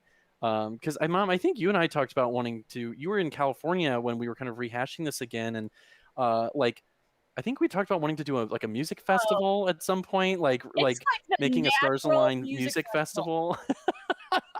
You could totally have an earth, fire, air, and water stage, and Mhm. you could just, it could be so much fun. And the thing is, there are astrological conferences, but it's all very kind of academic and I don't want to say dry, it's social, but nobody brings this element in that we're able to do with like really showing the energy of the sign. Like you girls, when you with the DJ sets, just I can't, the word is not personify, but you just totally articulate. I can't even think of the word to say how you guys are showing your energy. It articulates What despite the fact that we like- can't do it. Yes, exactly. Well, we can all Exactly. thank, Yeah, you're just we can all Yeah, thank it the was- Frenetic remixers on SoundCloud. Yes, thank especially. you. a couple of you, but you had Thank you to you had the SoundCloud. brains, the inspiration to go for that. For sure. Yeah. But you're doing the research, you girls are doing the hard work, and it just ties it all together. And and then Rick, like the ability for Rick to put together this platform takes it from being in a tiny little space on Cherokee Street where only people who can walk in the door get to go, to now anybody, no matter where you are, whatever time zone you're in, can have fun, learn about astrology, just clue into the energy, and just have a good time. Yes. That's the whole point. Is just like enjoying this, that all of it. So. Yeah, that fireball hit different at 1 p.m. Rick's like, I'm not here. I love it, but I'm not here. I'm really excited that it's 1:16 Yeah. and it's hitting you this hard right Yeah. now. No, I'm in the Marissa, you need to matrix get your over here. fire lasso it back into the. I'm fucking fanning the flames over here with Bro, my. you're fire pilled right now. You took that. You're Neo right now in the Matrix. Well, I don't know. It was funny too because we found this old clip of me and my mom. We went on Channel 2, Fox 2 News in the morning to talk about our old show with our old crew, and we went in and kind of told everyone about like what we're doing on Cherokee Street, and like I hadn't seen that clip in a very long time, and to see it now and to kind of like bring it into the context that we have here is really exciting. And Rick, I guess we have this here. Right? If you want to, I don't know if you guys can hear it. I just want to see. I want to see if Okay. you can hear it. Can you hear this? Yeah. Well, Jake has that poster I painted in his room. Oh, That's yes, on the which show is- right there. Which states, Can you Yeah, hear so- it if I play the That audio? was like our sandwich that was outside on the Here it is over Hold there. on. Check this. Okay, let's see. Can you hear cannot that? hear it. No. I can't. Okay. I think it's Wow. it's just a limitation of Ninja right now. Okay, I see. But yeah, so there is that clip that we will definitely find space to play for. But what were you Yes, saying for about sure. it? Well, just that like it was so interesting to see like truly like where we're still connected to it and how far we've come since that time. And like I mean, what is more like terrestrial than like Fox 2 News? Like we're going on like the local morning show, and our host woman that was on, she was so much fun and reminded me of kind of a few things that we hadn't done in a while. So we'll be looking out for some new fun things. And next Thursday actually is our next show for Taurus. So well, I think we'll be bringing back some older traditions that I think we kind of forgot about a little bit, and I'll be very excited for that. But The I only just comment think on too- that video is from Mr. Kingley dude, and it says, "Wow, these dudes seem really cool. It'd be cool to meet them in real life." What I love is I literally have no idea who that is. That comment was left 5 years ago. Yes, so like I don't know. Oh my There's God. something about that sitting there on YouTube for 5 years and You King guys, Doodly guy. What's it's like the kernel that incubated. And then now it's grown. It's going to blossom. The time has come. You know what I mean? Really, for this and this platform, and it's very, very astrological for an astrology show to be on this, using this new technology that reaches people via the internet. During this incredible time where everybody's paying attention. Mhm. So yeah, the time Well, has come. And again, for those who are just watching and that had maybe never seen the show before, very briefly, my mom and I will kind of will introduce you all. We all have a drink of some sort. We have a themed beverage, alcoholic beverage that goes with kind of the feeling of the sign. We kind of go through like the typical attributes, kind of the characteristics of the sign, and then kind of break it down in several spaces like planets, like which if you have Taurus in this house, blah, blah, blah, blah. Then we'll do a celebrity chart, which is extremely fun. We'll kind of do a breakdown of a famous person, and Taurus is going to be very fun, especially if you believe in life after love, is all I'll say. So moving forward, then my mom does a Are little you sure bit. you didn't drink the Fireball? Do you believe? And Jake, Shut up. Anyway, so then we do this little thing called the astrological weather. My mom kind of tells you like what's going on right this very second with that. I then proceed to get ready for my DJ set. I do a DJ set of all hip hop set of those people that are that sign. I do feel like the fireball is hitting me. Excuse me. Thank you. And then right after that, we go into DJ Mix Wrist with her beautiful chaos of that sign as well. So if you guys want to watch, do make sure to check us out this coming Thursday with that. And I feel like that's the fullest profile I can give of the show. And I want to kind of make some space to have our software for girls to talk about, because you guys have gone through. Go ahead, Mom. I would like to do one little Yes. one little dimension that we haven't talked about that's very, very important is the chat. How much fun we have in the chat. If you guys, it's the fact that people can, like, for example, when I had a little too much For Loco, the chat pointed out that it said Saturnus instead of Saturn and Uranus. So, like, you know what I mean? The chat is such a vital part of it. So it's so much fun. It's like, hey, you know what I mean? Like that, the chat's so great. Well, so anyway, you missed take it that over, girls. Let's talk about there was a really girls. great collection of quotes between you and Jake that were For Loco quotes that I think we really need. We need, like, I want them to be engraved onto like a bronze plaque of some sort. Yes, we need to be on the level of Jenny Holzer. That's what we need. We need them put in museums. That's what we need. I think we need those quotes on a shirt, like what you're wearing, Jake. Oh yeah. Oh yes, I do. Like, yes, brief shout out to Rick for getting me my affirmation shirt. I am girl boss. This felt very appropriate for the show that we're talking about today. Yes. They do hate to see a girl boss winning, which we are constantly winning with this show. So, and to all of our girl bosses here in this group, thank you all, including Rick. We are all girl boss. We're all girl. We all are. Yes. Well, and briefly, Mom, I'm glad you brought up the chat because just to contextualize our most recent little video that we have out in the world, the chat really starts like cultural movements. So, for instance, like people that call them shooters versus people that call them nips. And I just think, like, just to put it to bed, and let's just do this one more time while it's still relevant. We were told put to bed. Allie and I did a 30-minute stream on our channel. Okay. Researching this, and we required you to watch the VOD. And told you to several times, which you apparently have not. Okay, now I'm being aired out. Okay, video, you would know that it's nips and not shooters. It's historically accurate to say nips. No, we're not all nerds who read books. Okay, we live in the culture. We live amongst the people. We're not. We're more about community and less about academia. We're not about the academy like some people are. Like you East Coast elitists. Anyway, so where I'm from, we call them shooters because we're straight shooters, and that's how we play it. Okay, that's a great. Take that for what you will. So Rick just had his own shooter, a fireball, which is how that happened, or nip. Since we're a place of community, we're bringing everyone together, whatever you may call them. If you are in the chat, please let us know, just like you did last time.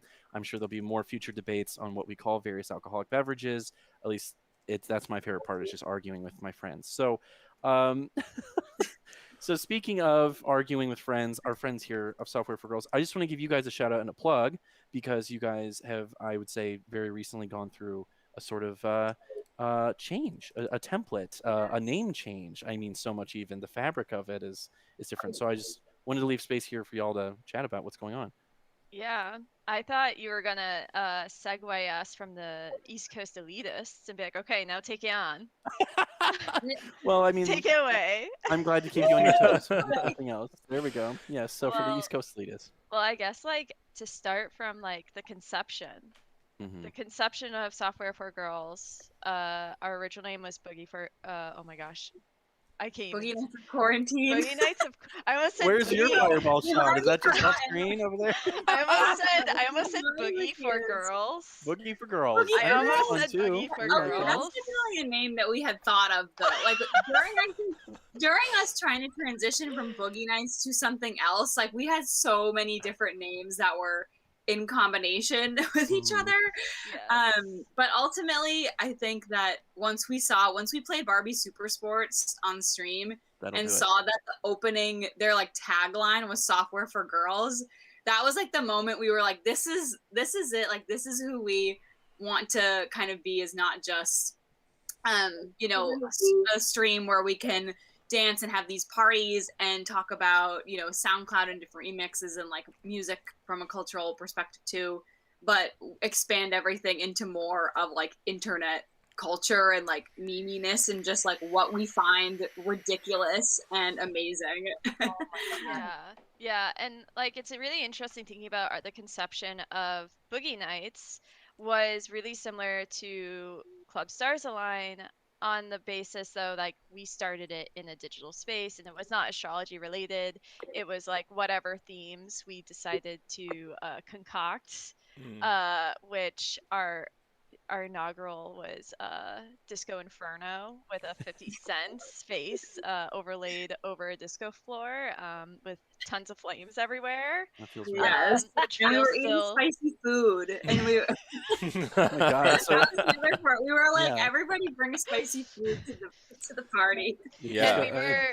And we were like using Twitch not as like the main format to actually like interact with people. We would tell people to go on Twitch and then go on Zoom also, so they would get the music on Twitch and have like the footage of like me DJing, and then Allie was like the hype lady in Zoom, getting all the people like together and riled up basically. Yeah. And it was so And- different then to be able to actually like see, and it was obviously mostly our friends and people that we like directly knew that we were inviting to this, and more of a way to like connect all of us through the very beginning of quarantine. And so yeah, it was just a totally different atmosphere of like us kind of performing and watching each other dance and then listening to the music, and like just to see how everything transitioned is interesting. Well, and it's like really amazing of thinking about like the people that was like we were only initially inviting like our closest friends that we like kind of trusted. We like would put it out, but we like wouldn't share like the links necessarily. So it's kind of like this weird, like interesting, intimate Zoom call where like all these people were like dancing together, and it felt like this weird, just like especially in that moment of the pandemic, especially in like April and May and June, where it just was like kind of dire, right? And it was like really heavy.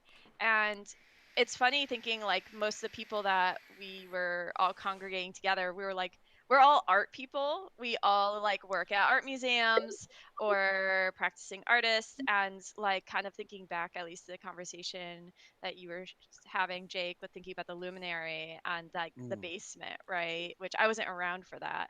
But just thinking about these interstitial spaces where it's like really important just to like have this like this fun and this like untethered seriousness that really also like informs, I would say, like in a very interesting way, like this has definitely informed Allie and I's artist practices individually too, of like having this release and also like having fun and digging up this like internet nostalgia. And and we decided to change the name because we started to feel like, oh, Boogie Nights for quarantine was like this kind of like nonsense party that happened like once every other month or once a month during quarantine, and now like we've evolved from this, and now like we took like a very big step for like a month and a half ago to like start talking on our stream. And it was like kind of, we were just really surprised at the amount of people who were interested in well, specifically seeing Allie buy Mixed Wrists a new set of DJ clothing, which that was kind of amazing first That was stream peak. of us talking. That was like so peak. do people do that? Do people do We really shopping have to do streams? something. Yes. We went Marissa let me have all of her ThreadUp account and all the money that she had accrued in ThreadUp credits. and we just went shopping and looked at older kind of brands that were very nostalgic for us, like BB and Juicy Couture and stuff like that. And just we're trying to, I think, personify DJ Mixress and like what would she wear, kind of. And like it was actually Mixress who was negotiating and bargaining with Lil Miss Gabby. Like there was like an authenticity in like how serious it was that like, well, if you can convince me that this should be on the list of things to buy, then it can stay in the cart. But like also at the end of the day, like I'm the one with your information, and if I think you need this, then I'm gonna get it for you. Threatening, yeah. There are definitely items like that, like the green it's like dress going with your mom shopping. I'm buying for you. Yeah, no, I remember the green dress. Like that was the green one where I dress. was like, "This is like a green screen. Like you absolutely need this. Like, I need you to be a floating head." And did you wear that in the stream where you taped your neck with green screen tape? Was that the outfit? No. I have not worn that outfit yet. Okay. We still need to do the fashion show because I ran behind schedule for the birthday stream, which was going to be when I was going to do the fashion show. Okay. So It's we probably will just its own thing now. we will be doing a fashion show of Allie's purchases soon. Yeah, the one thing that I want to interject here, and I'll relieve it back into madness here in a moment, is that first of all, I think all of you are contact drunk from my fireball, and I'm not sure exactly how that's functioning, but it's happening.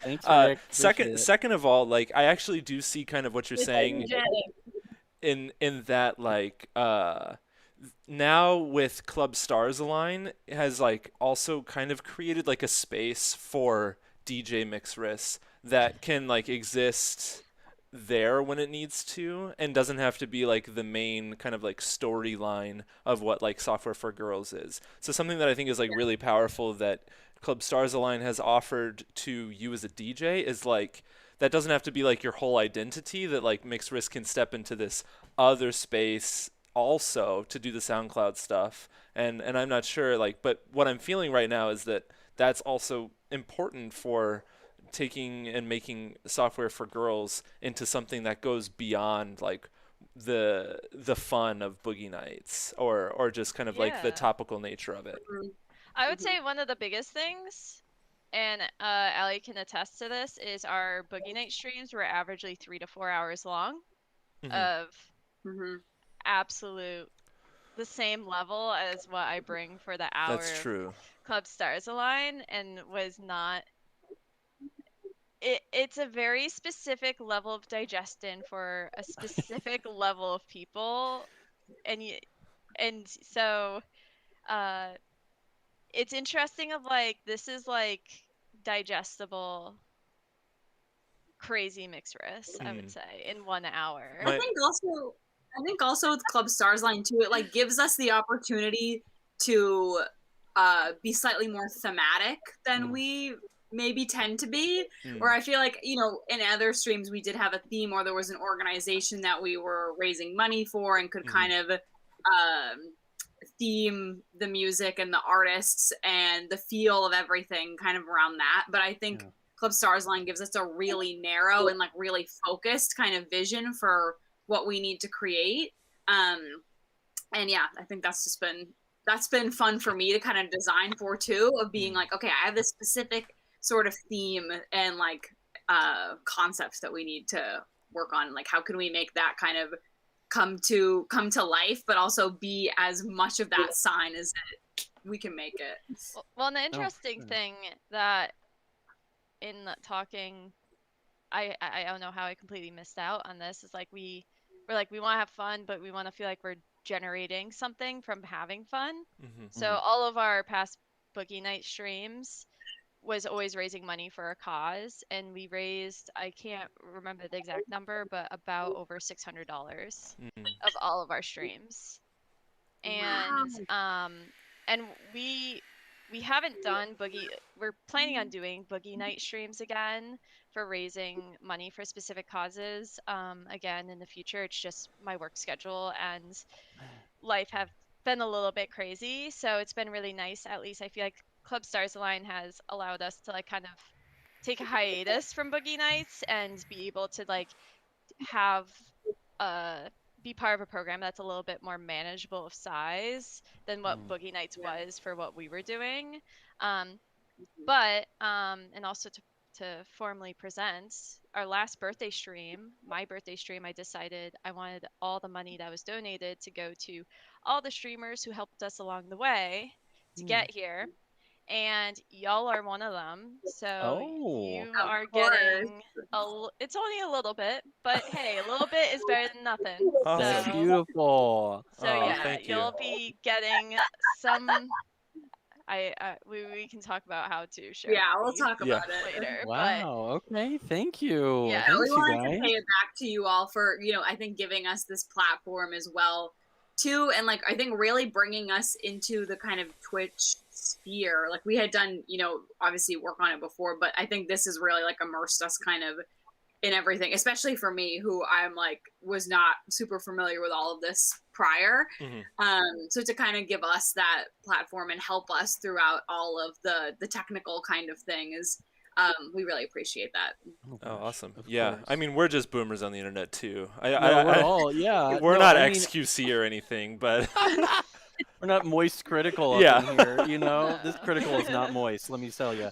Well, and I mean too, like to that end, like I like Rick, like you brought all of this together. Like I mean, we're like the first artist in residency here as a moment to make this happen. So I just like you want to talk about like connections and things like that. It's been so incredibly like rewarding, not just like clearly somewhat financially as of recent, but then also just beyond that, like I feel like across like honestly all of today, even we just like we get to that point where it's like it's about fun. Like yes, it's about like third places, it's about liminal spaces, it's about creative, people wear multiple hats, and like everyone in this stream in this particular frame right this second wears like multiple hats, and that's the joy of all of this, is that like but for once a month we're all going to get a little wacky in this particular way.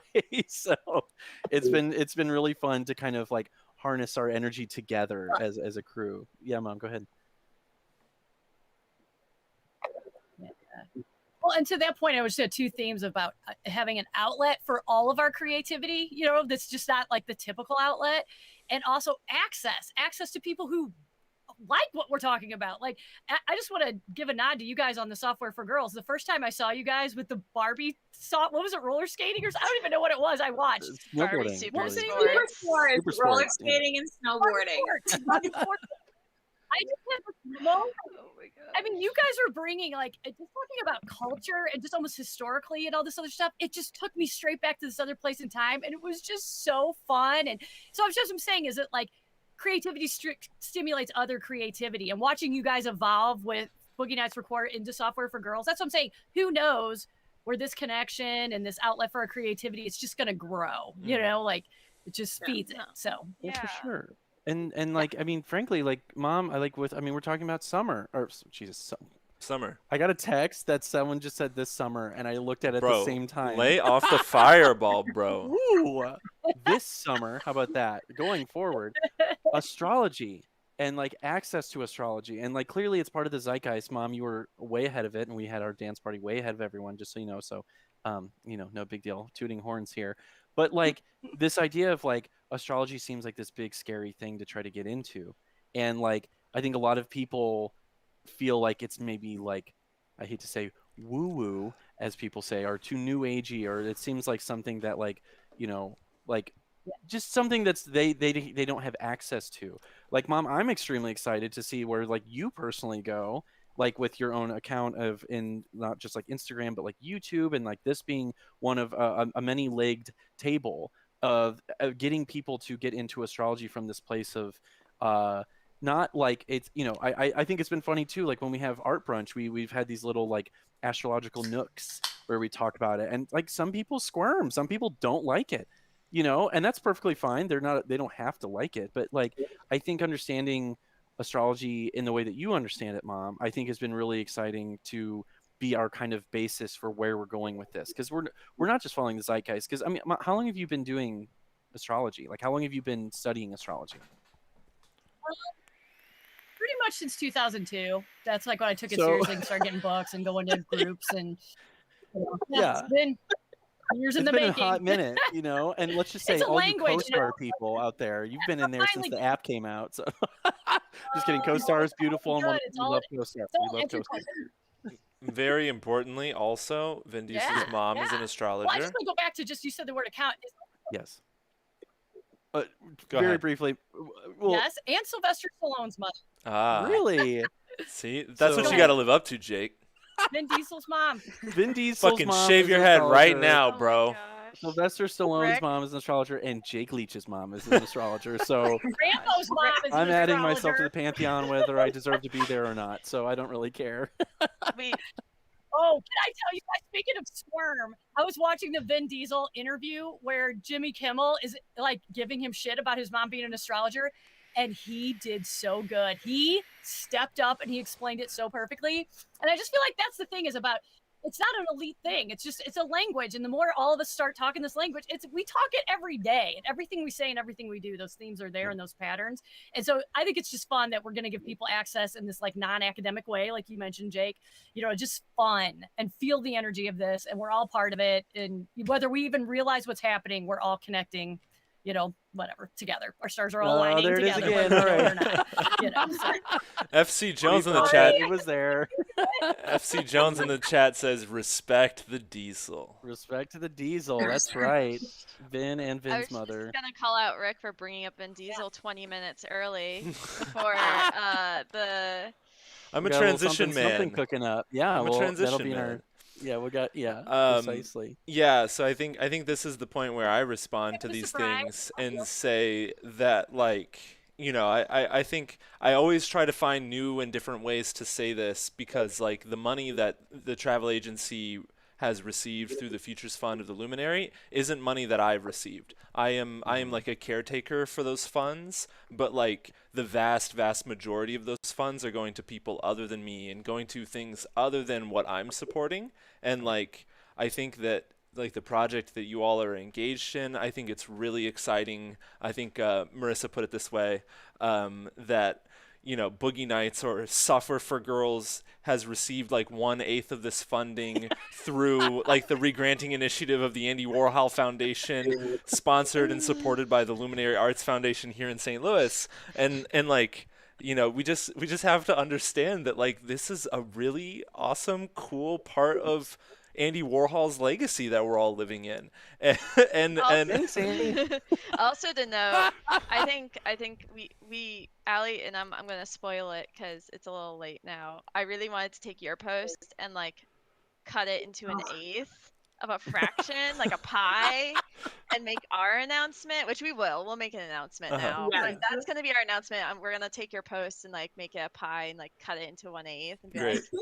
like, and like re-say all that, but also like Allie and I have been practicing artists now for over individually, like I would say seriously, like 8 years of our lives, Mhm. and we have individually have never received any grant funding, so it's amazing. Of like, this is literally just like us having like being like, you know what, we need to blow off steam. We're so serious in our careers and all this, and this is the thing that gets funding Yeah. before like our artist practice, and I just take it. I think it just takes it of like, oh, so like yes, it pays off to have fun, like legitimate, like literally, but also Literally. you need to invest in your recreational time. Mhm. And even if initially I thought it was just a waste of time initially, and I'm like, I'm just rotting my brain out with SoundCloud remixes, I guess.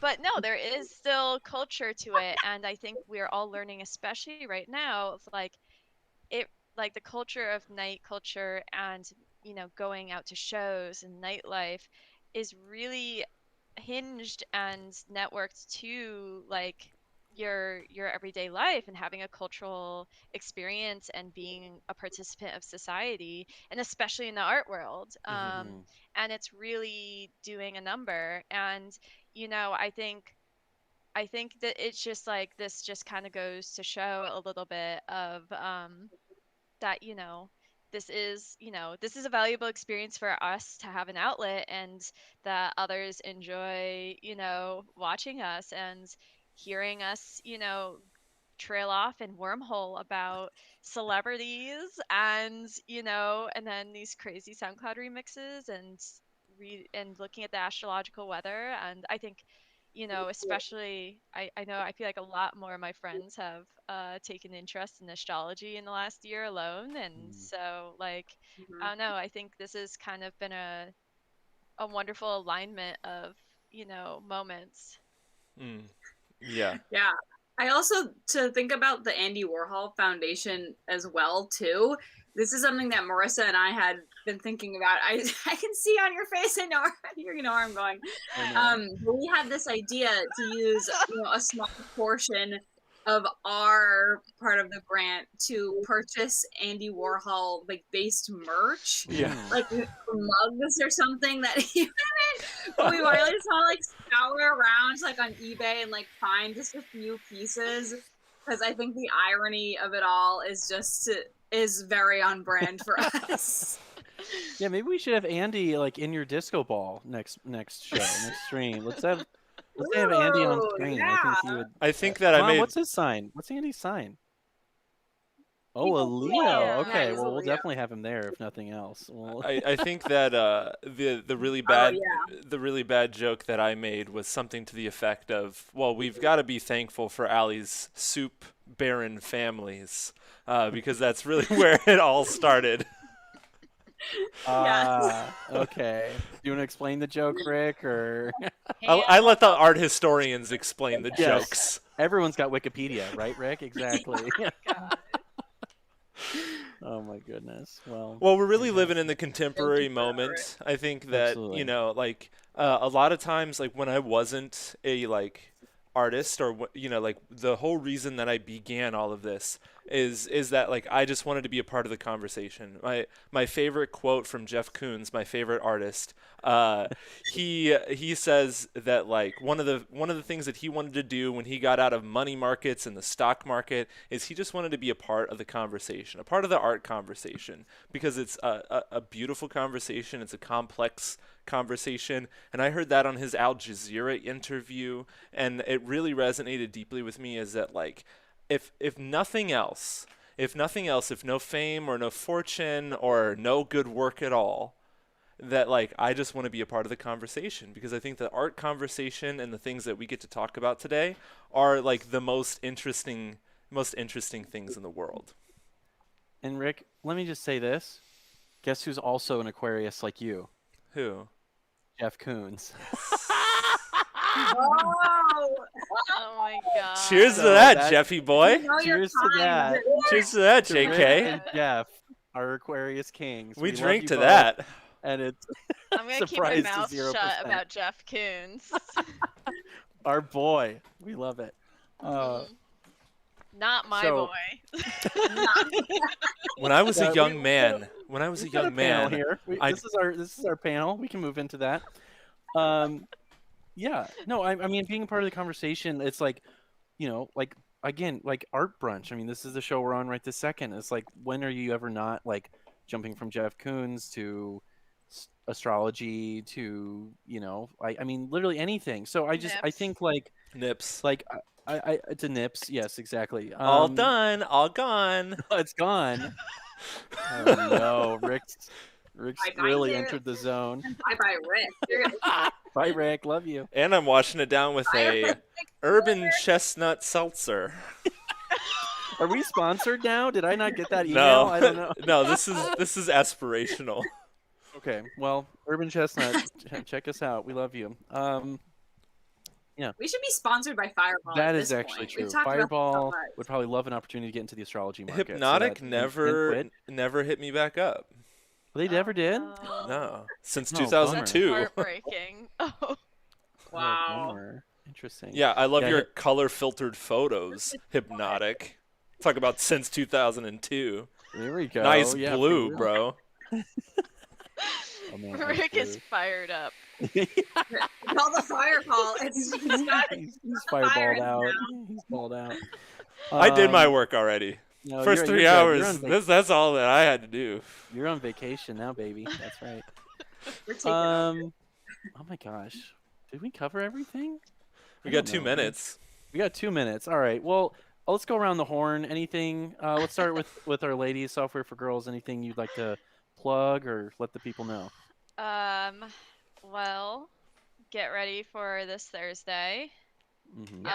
To be very transparent and frank, there's 0 DJ set right now because I've been Ooh. out of commission Okay. health-wise, but it's gonna still, I'll bring it. Well, Oh, mixed you always resort. do. I'll bring it.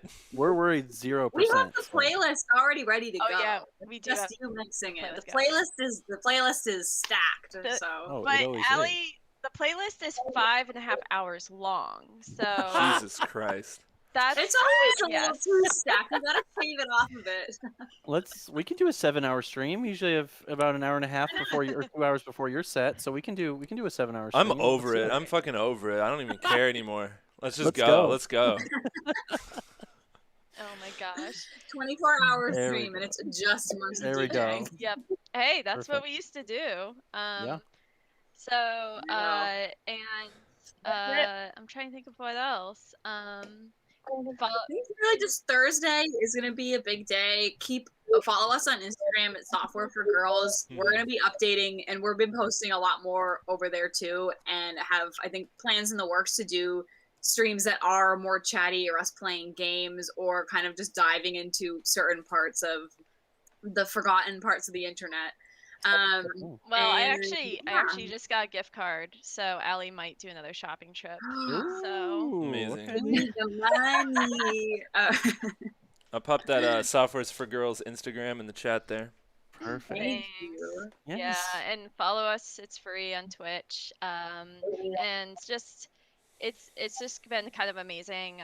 I've been trying to not use this word, but I keep using it. It's been very organic, like how we've been incorporated with Club Stars Line, and we feel very honored that we've been the designated DJ for every single Club Stars Line, and that I love that after the first set, we were like, we are a unit. That's Yeah. right. Yeah, And this is definitely how we felt. An absolute unit. We're an institution now. Exactly. It's the institution of. Right.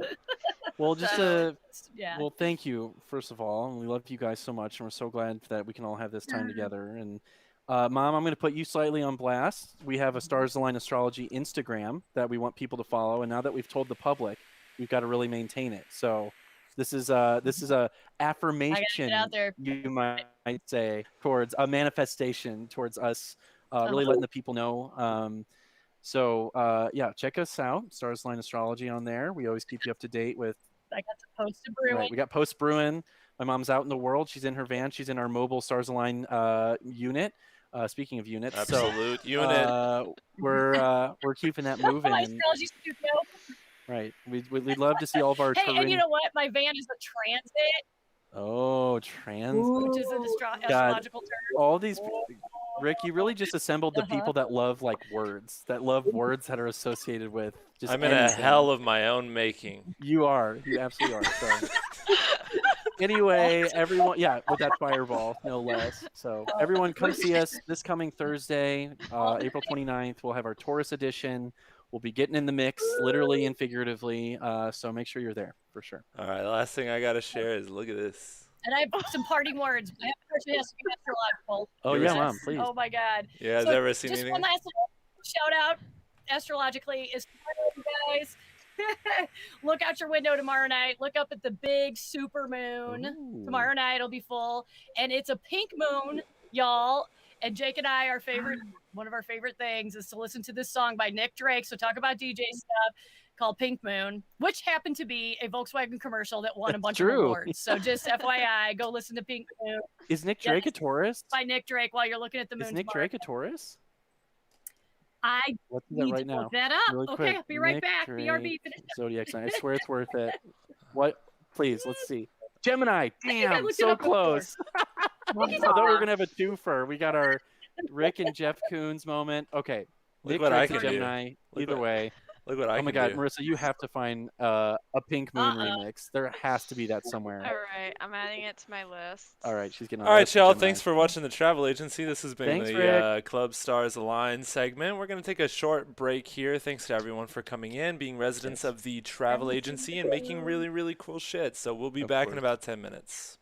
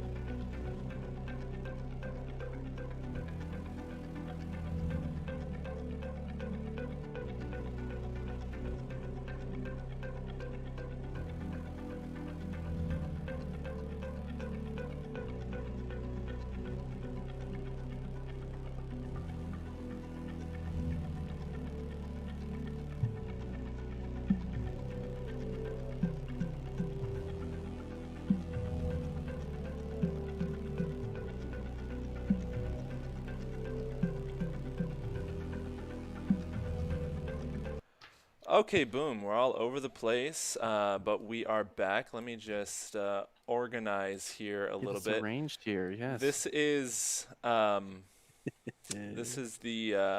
moment Hi. you've all been waiting for. This is everything prior has just been pre-game. This We're is just the pouring. It's just the diesel fuel to the takeoff. Yes. out the gate with the diesel fuel. So this Yeah, baby. this is a program that isn't a part of Luminary's Futures Fund. Sadly not. I honestly wasn't sure. I was like thinking about it. I'm like, is this part of it? I don't think it is, but maybe it is. I don't know. No, It's a hard sell, perhaps. there is Yeah. there is no funding in our grant proposal for artists play video games. It's a passion project. It is. And I mean, actually, what I feel like I'm funding with it is Domino's Pizza, which I just want to do a brief spoiler. I will be ordering Domino's again this coming Tuesday because I got it offline, meaning not on the show recently. And they told, like, I got the pizza was fine. Great condition, came quickly, no problem. I got an email like 30 minutes later that was like, hey, we screwed up and we're sorry. So here's a coupon for 50% off your next order. And I'm like, okay, sure, sounds great. I mean, Marvin, the guy whose name that I recall from the Domino's tracker, he performed my pizza fantastically. I had no issues, and but they gave me a 50% off discount. So a little spoiler alert: Domino's Pizza will be ordered again this coming Tuesday. Oh, so very with good. that in mind, Rick, tell us about what's going to happen Tuesday. What is Tuesday? What is Tuesday? Tuesday is, I think, the third episode of Artists Play Video Games Creative Mode. Yes. So we were playing a survival Minecraft world for a period of time, and then we had the breakthrough that artists play video games, artists play Minecraft shouldn't be about survival. It should be about fun and creativity. So we kind of transitioned into doing a creative only for the time being Minecraft world where we can just kind of go in and listen to like what didn't make the cut for Mixed Risk Creations, Meme Lord, build various objects, altars, giant vapes, all kinds of different stuff. So we're just kind of like continuing with that essence as the show moves forward. And just kind of seeing like where it goes, right? So, Jake, Right. One of the things that you said to me in a particular time was that like you felt really strongly that since we stream on Twitch, that it was really important for us to consider what most people stream on Twitch, which is video games. Yes. So Yes. I felt like I'm extremely new, as I've said like 1,000 times on this show, that like I do not get Twitch. I don't get video games. I got out of video games at like the absolute worst time. Like my last touchstone of video games was Crash Bandicoot or like Wii. Like everyone had Wii. Like Wii was like beyond video games. So we can get into that. Yeah. I never played Minecraft, and I think like this idea that we're gonna stream on Twitch but not actually participate in Twitch culture or like let alone touch video games like felt a little like impostery, and I hate that word, but like it felt very like you all play video games. Like Rick, you play video games. Everyone we Correct. know plays video games. So this idea that we need to be this very like artist proper, thing where we need to straighten our tie and get it proper. Like, no, let's have some fun. Let's like mix it up a little bit, riff it up a little bit. Anyway, so I felt like we really needed. Well, I don't think I genesised this show, but I think you did. Well, maybe we both. I don't know. Anyway, point being is we had to play video games. We have to interact with video games, and if we're gonna be on Twitch, like we can't just be like fakes. You know what Yeah. I'm saying? Like, and Can't also be we already posers. do. We already play games anyway. So like, what are we like? Let's just stream it too on our like very self-serious, but not actually art channel. Yeah, because at first it was you, Jack, and I, and then Correct. we had a stream where Marissa came in and Linkold came in, and then Marissa, or Bussy Girl, as she's known in Artists Play Video Got Games some land, explaining to do here. just Yes. showed up and like never left, but also like we didn't want Bussy Girl to leave. No, we never very did. integral part of the Like, project. So Yeah. important. Well, and very briefly, for the new person on screen, we've got our boy Jack Garland. Oh, hi. Yes, welcome. Our Yes. boy. Our Who's boy been- Jack. Yes, who's been on Art Brunch. The first episode Rick and I ever did together, Mhm. our first guest together was Jack, which was so extremely fun. And frankly, like, really made my heart like soften and relax before that I show. don't know if Because that's, I don't know if that's possible. You're always soft. Come on. dude, well, I am a soft Soft boy. as hell. But I am the softest boy. But I do think, like, I was definitely nervous for my first show, and having Jack as the guest was like, okay, we're gonna be good. We'll be fine. Jack's Oh, Jack's the yeah. king. We're good. We'll be all right. Yeah, it worked out So well. it worked out incredibly well. And then, like, going forward, clearly we're like, well, we can't just have Jack on once. We need to have him part Yeah. of this whole thing, you know.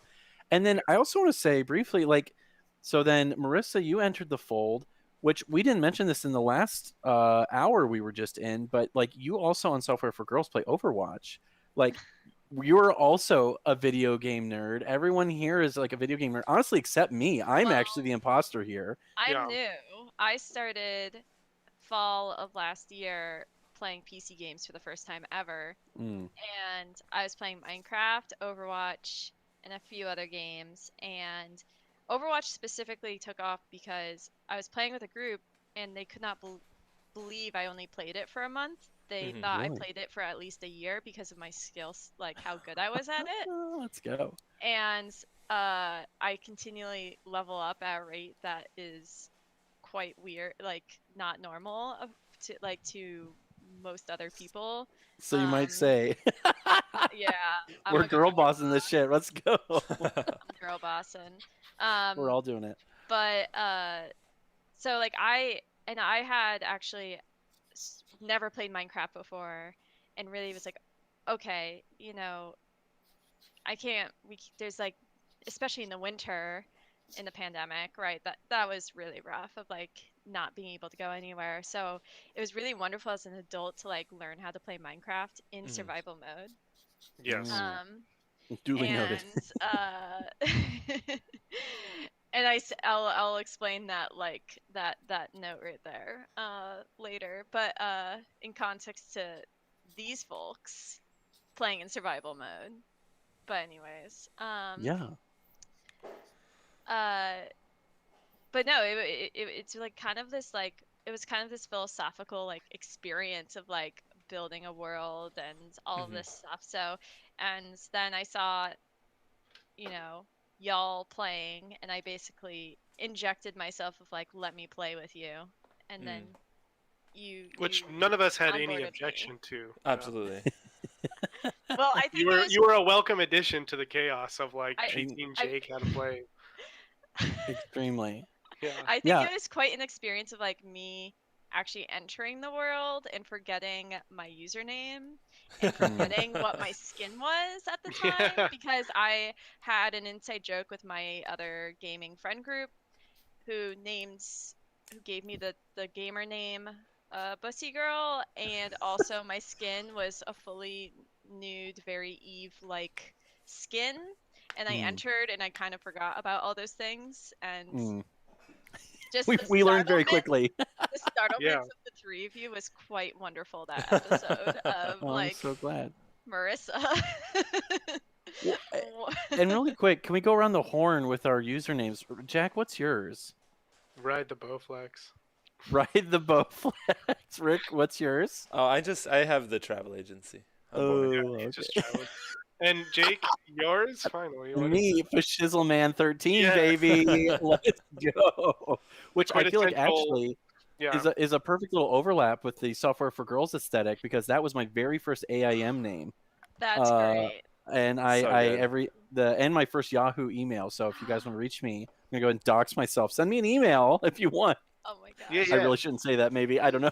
I should we- change my name to Too Brutal. That was Too my Brutal. AIM name. Okay, Hell yeah. my very first email that my parents made, which were in sync with like my brother's and everyone else's emails in my Yeah. family, I was Pickle Girl SW Nice. Okay. because my family's restaurant involves pickles in the name. What is SW? South Windsor, which was the town it was originally Nice. in That's Connecticut. incredible. Hyper local. Yes. Jack, I have to know, what was your first email ever? it was probably like Blink 182.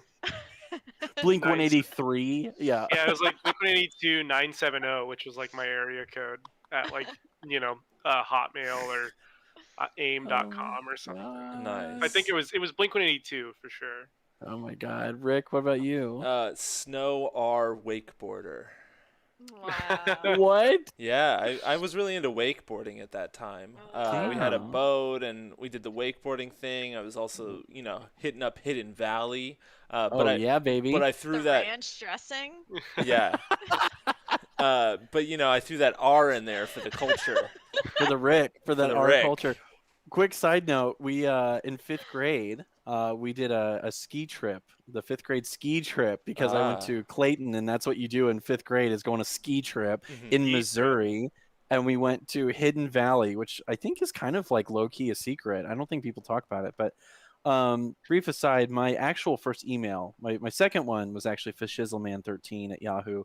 My first one, though, was dragonboy92@charter.net. Sick. Wow. Which is pretty sick, right? I think I loved the word dragon because I think I was into Lord of the Rings, but dragons weren't really in Lord of the Rings, so I don't really know exactly where the dragon comes from, but your boy Medieval Dragon fantasy, Boy. There Yeah, were dragons about. It's in the Swords, canon. chainmail. Yeah, exactly. Bows and arrows. Little Miss Gabby says, yes, OMG, love the nod to AIM. Nod the AIM, and we heart Bussy Girl. Let's go. She's got it. We do indeed. We absolutely do. That's probably my biggest streaming regret is forgetting to change my gamer tag. It's too late now. username. That's the truth. It's too late now. Yeah. Oh my God. That's Okay. Well, Rick, what do you have going on over here? So Yeah, I was you just- guys did something. I was gonna do the little Zoom vibe here. We Okay. get us, into Oh, the, yes. Yes. It does look like a zoo. into the Jack. Minecraft. We need to confirm that Jack can see.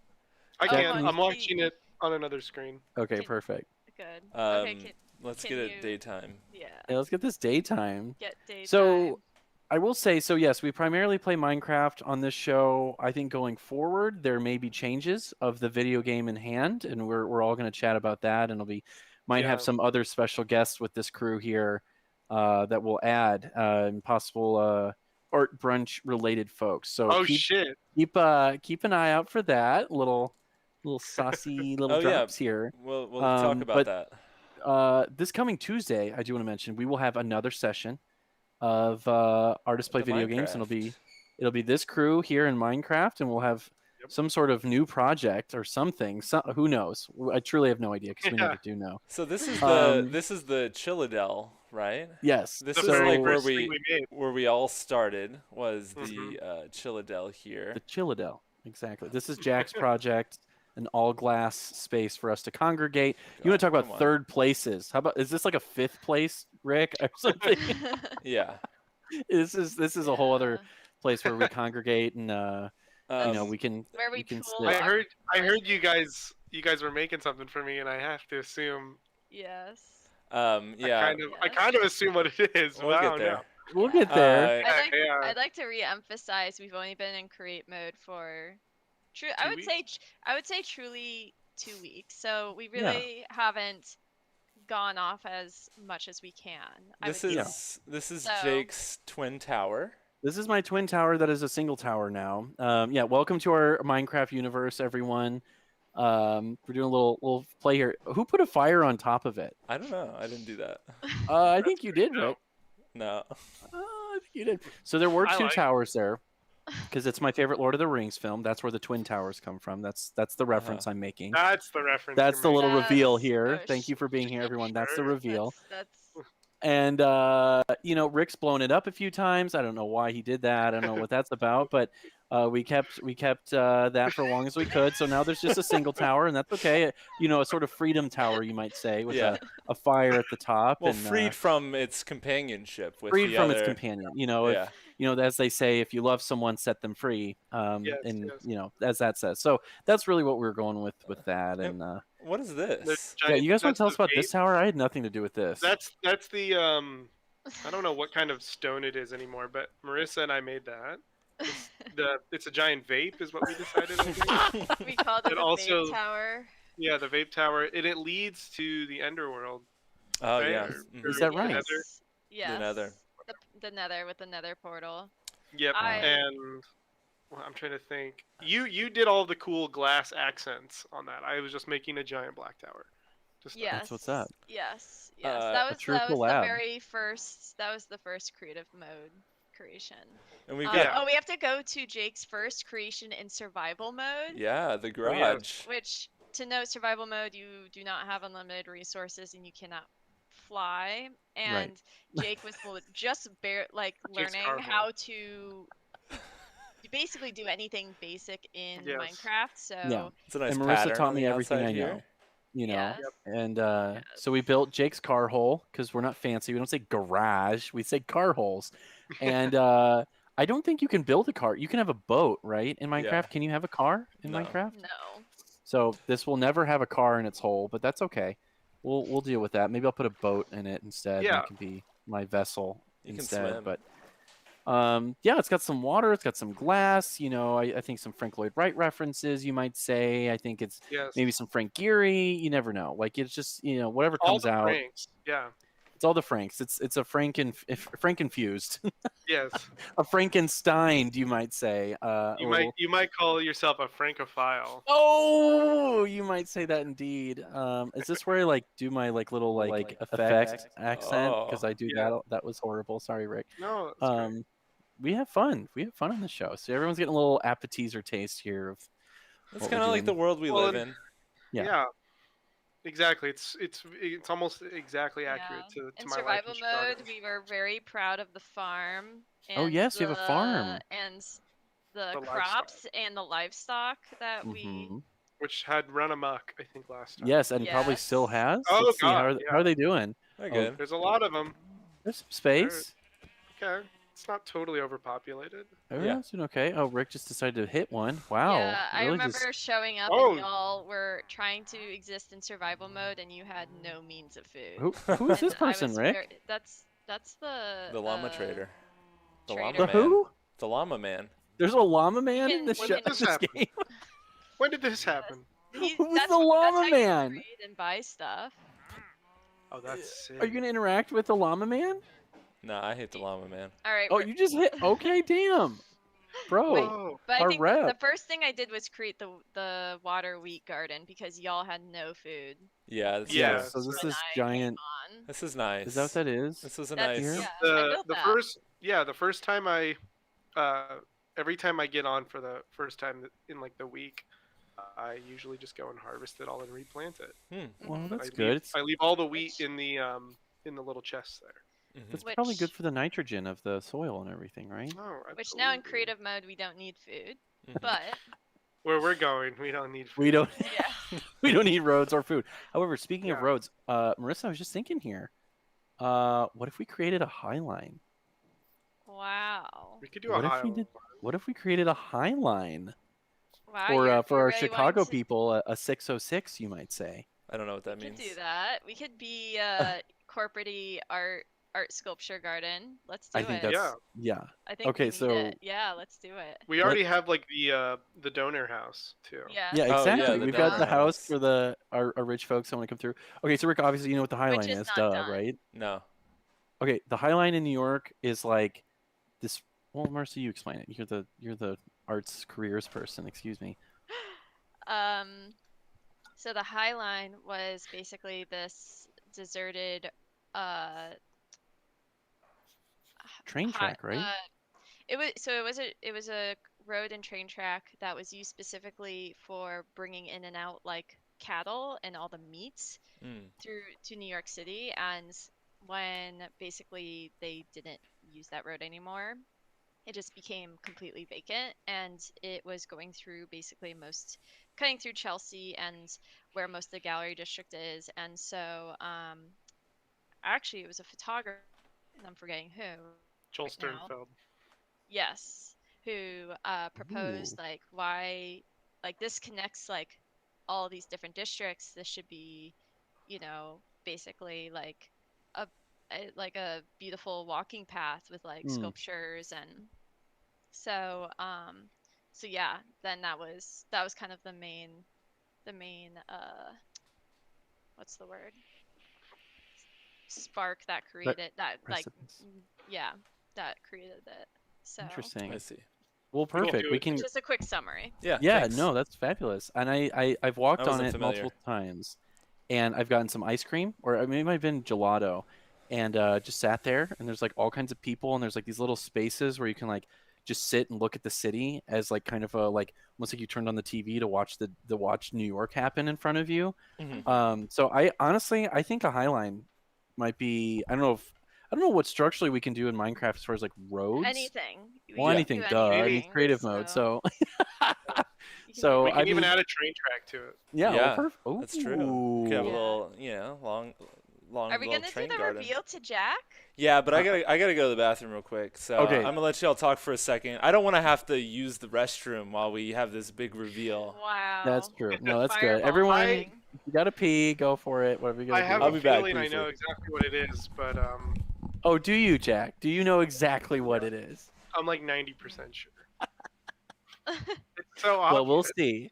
We'll I wait saw during the. something floating in the sky there. You didn't So- see shit. You didn't see nothing. Nothing. My eyes are closed. I Oh really my liked God. the idea though when we were still in survival mode of like creating like, okay, if this we can build anything and we're artists, like let's make this kind of world that has like we accumulate and mine resources and we share them, Mhm. and then we collectively grow and harvest food, and then of course it would not be the art ecosystem without having the donors and the money infrastructure, so having where all the donor houses are, and Yeah. like kind of having in a way like just tongue in cheek kind of like go about it like that. And now I appreciate that we're just going for anything that's on our minds and Mhm. going with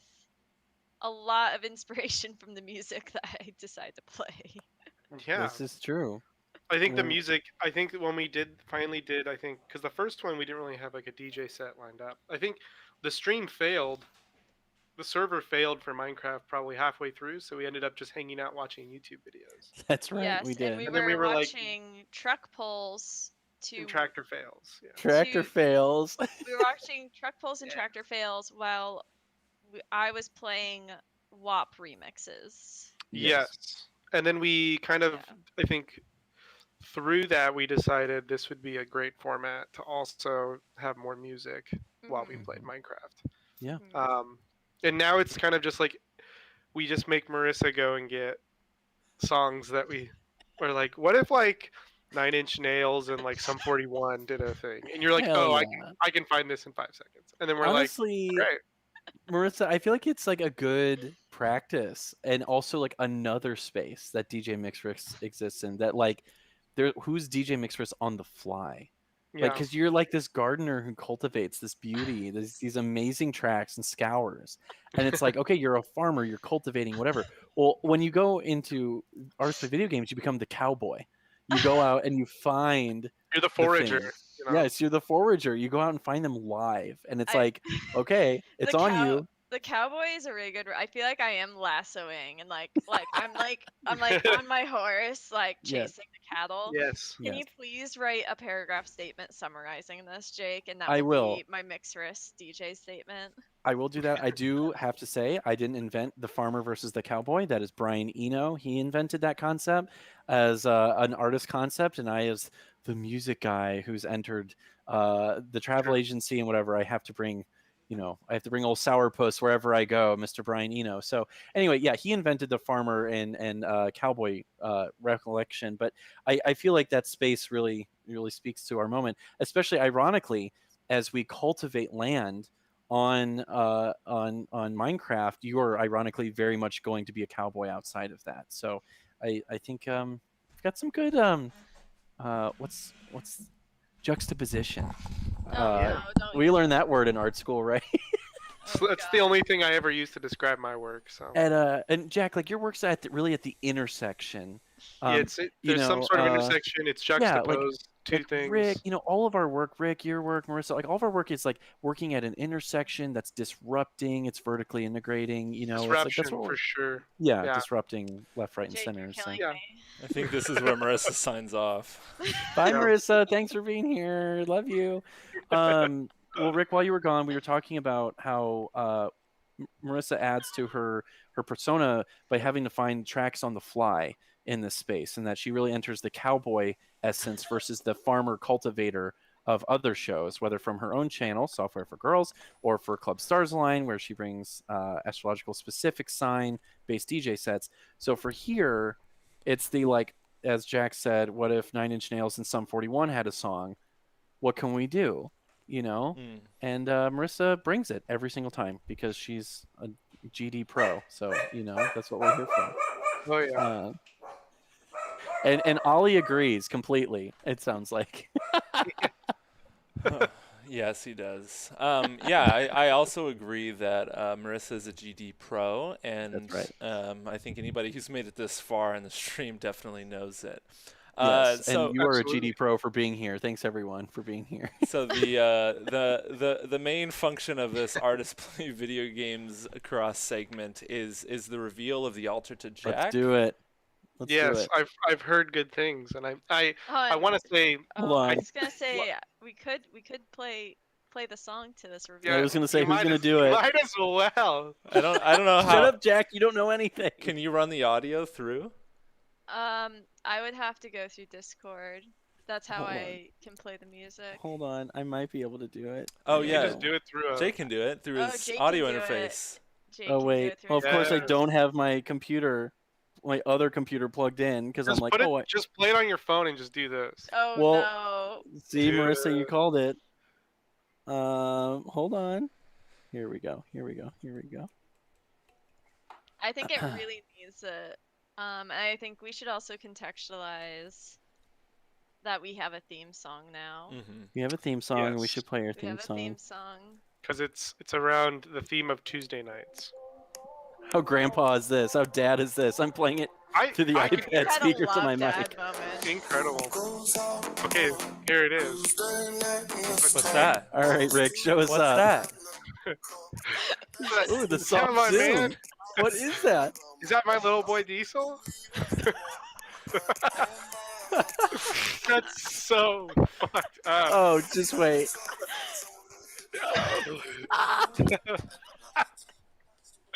I knew it from like the moment you guys said you had something for me. Oh, But man. holy shit, It's like but you ain't know. that is terrifying. Oh my god. It looks much more Uh, like him this time, seeing it yeah. like fresh. How long did this take you guys? Like 4 hours. It took way too fucking long, Oh my god, dude. this baby I'm- Diesel. It Wow, was something, man. It was really. it is. Oh my god. So for context, this Yeah. song is written by Vin Diesel and it came out 6 months ago. Yep. Oh, there he And is. it's our theme song and it sounds much better not on a cell phone. Yeah, but- it's an actual banger. It's really a surprise of how good of a song it is. Oh my god. And All right, this we was go. all of you guys? Yeah, us three. Yes, When this was all. I would say equally 3 of us. Okay, Yeah. yeah, because I couldn't. To preface this, I think you guys should all know I was sick with my second vaccine. Mhm. Yeah. When, Yeah, you when were. we were, Mhm. I was out for last week's or 2 weeks ago's stream, and I was like, cool. And then Jake was like, did you by chance watch any of that? And I was like, no, I didn't get around to it. And he was like, okay, good. There's something we have to. Please don't watch it. Just say. Yeah, don't watch it no yet. VOD for you. So I didn't, and I am extremely surprised.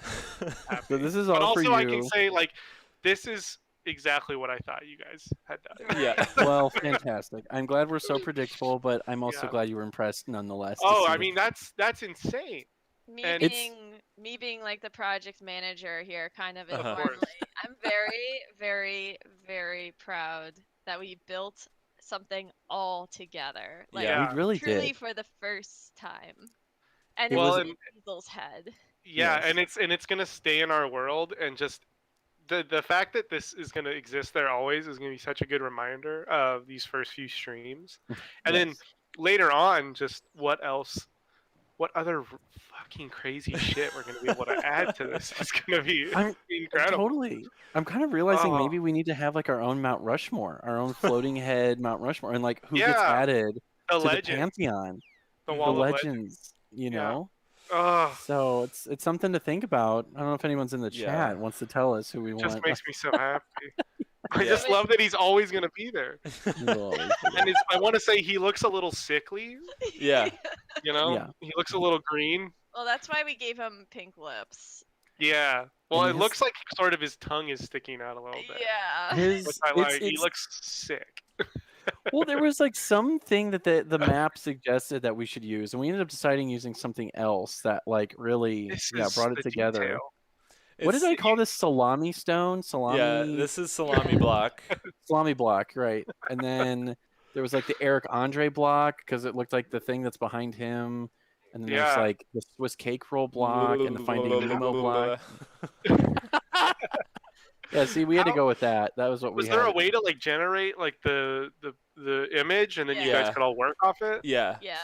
Holy we were sharing a schematic and working off of it. Because like when you're up close, it just looks like nonsense. Yeah, it looks, I mean, from about there is kind of where I draw the line. It just looks like garbage. And but you get back a little, you get a little perspective. It's like an actual, painting. Step back. It's honestly the first work of art truly generated by the turned into a masterpiece. Yeah, so your absence generated this, and I think this is like an altar to Jack, and then I also thought that your like post Eastern Europe like haircut kind of vibe that you've been rocking recently. Yeah, my Eastern Bloc haircut. Yeah, your Eastern Bloc vibe was perfect for the face jam that I posted the other day. Dude, I loved the mashup. It was really perfect. I love that was the one thing you guys decided to like advertise in the thing about like today. It was like a video of Rick getting hit with a plane, and then it was like a very slow transition from me to Vin Diesel, and then it just kind of cuts before it's like totally solidified.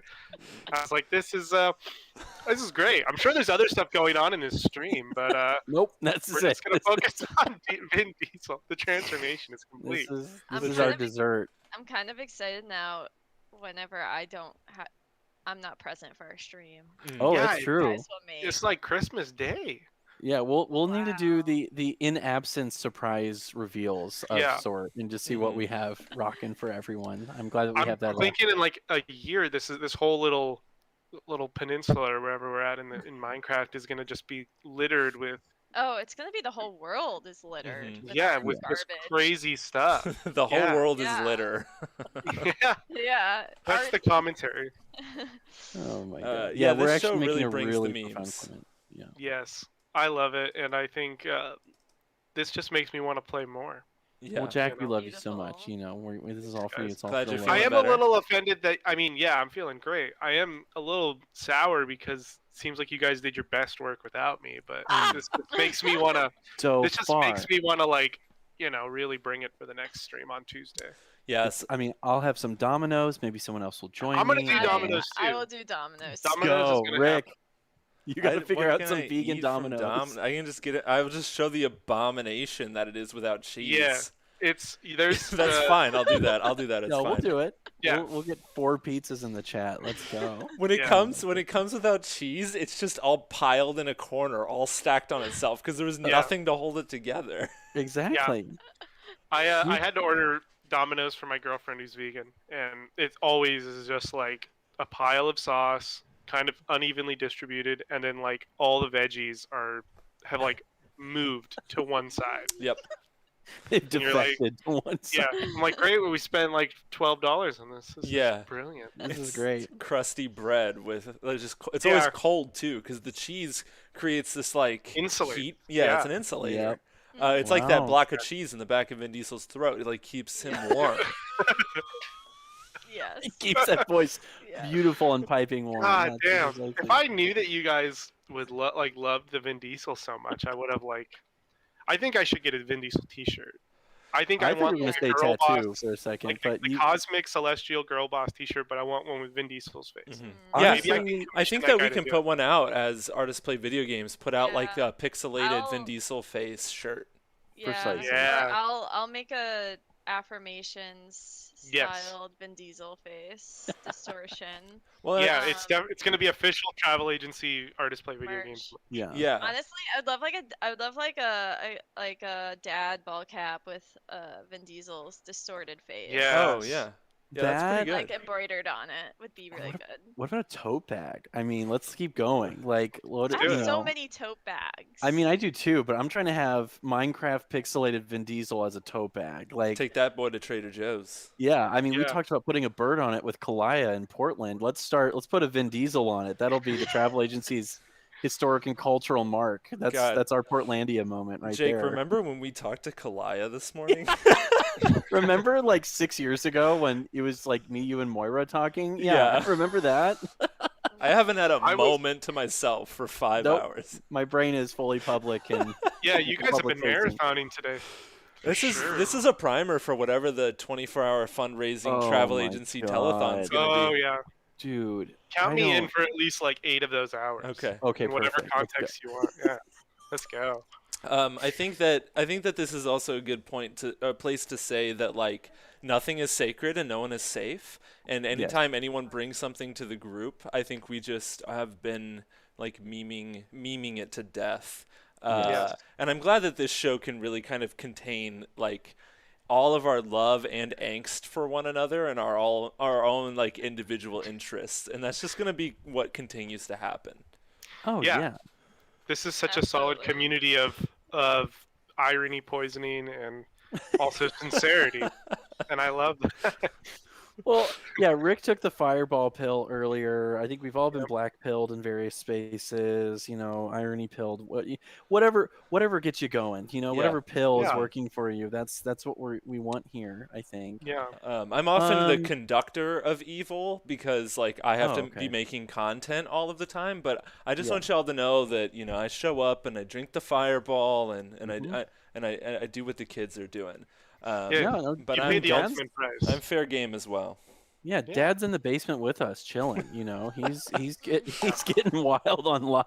He lets us call him by his first name and not dad. Please, Rick- Mr. Yes. Bowling's my Rick's dad. dad, Please, yeah. call Have me a Rick. beer, kid.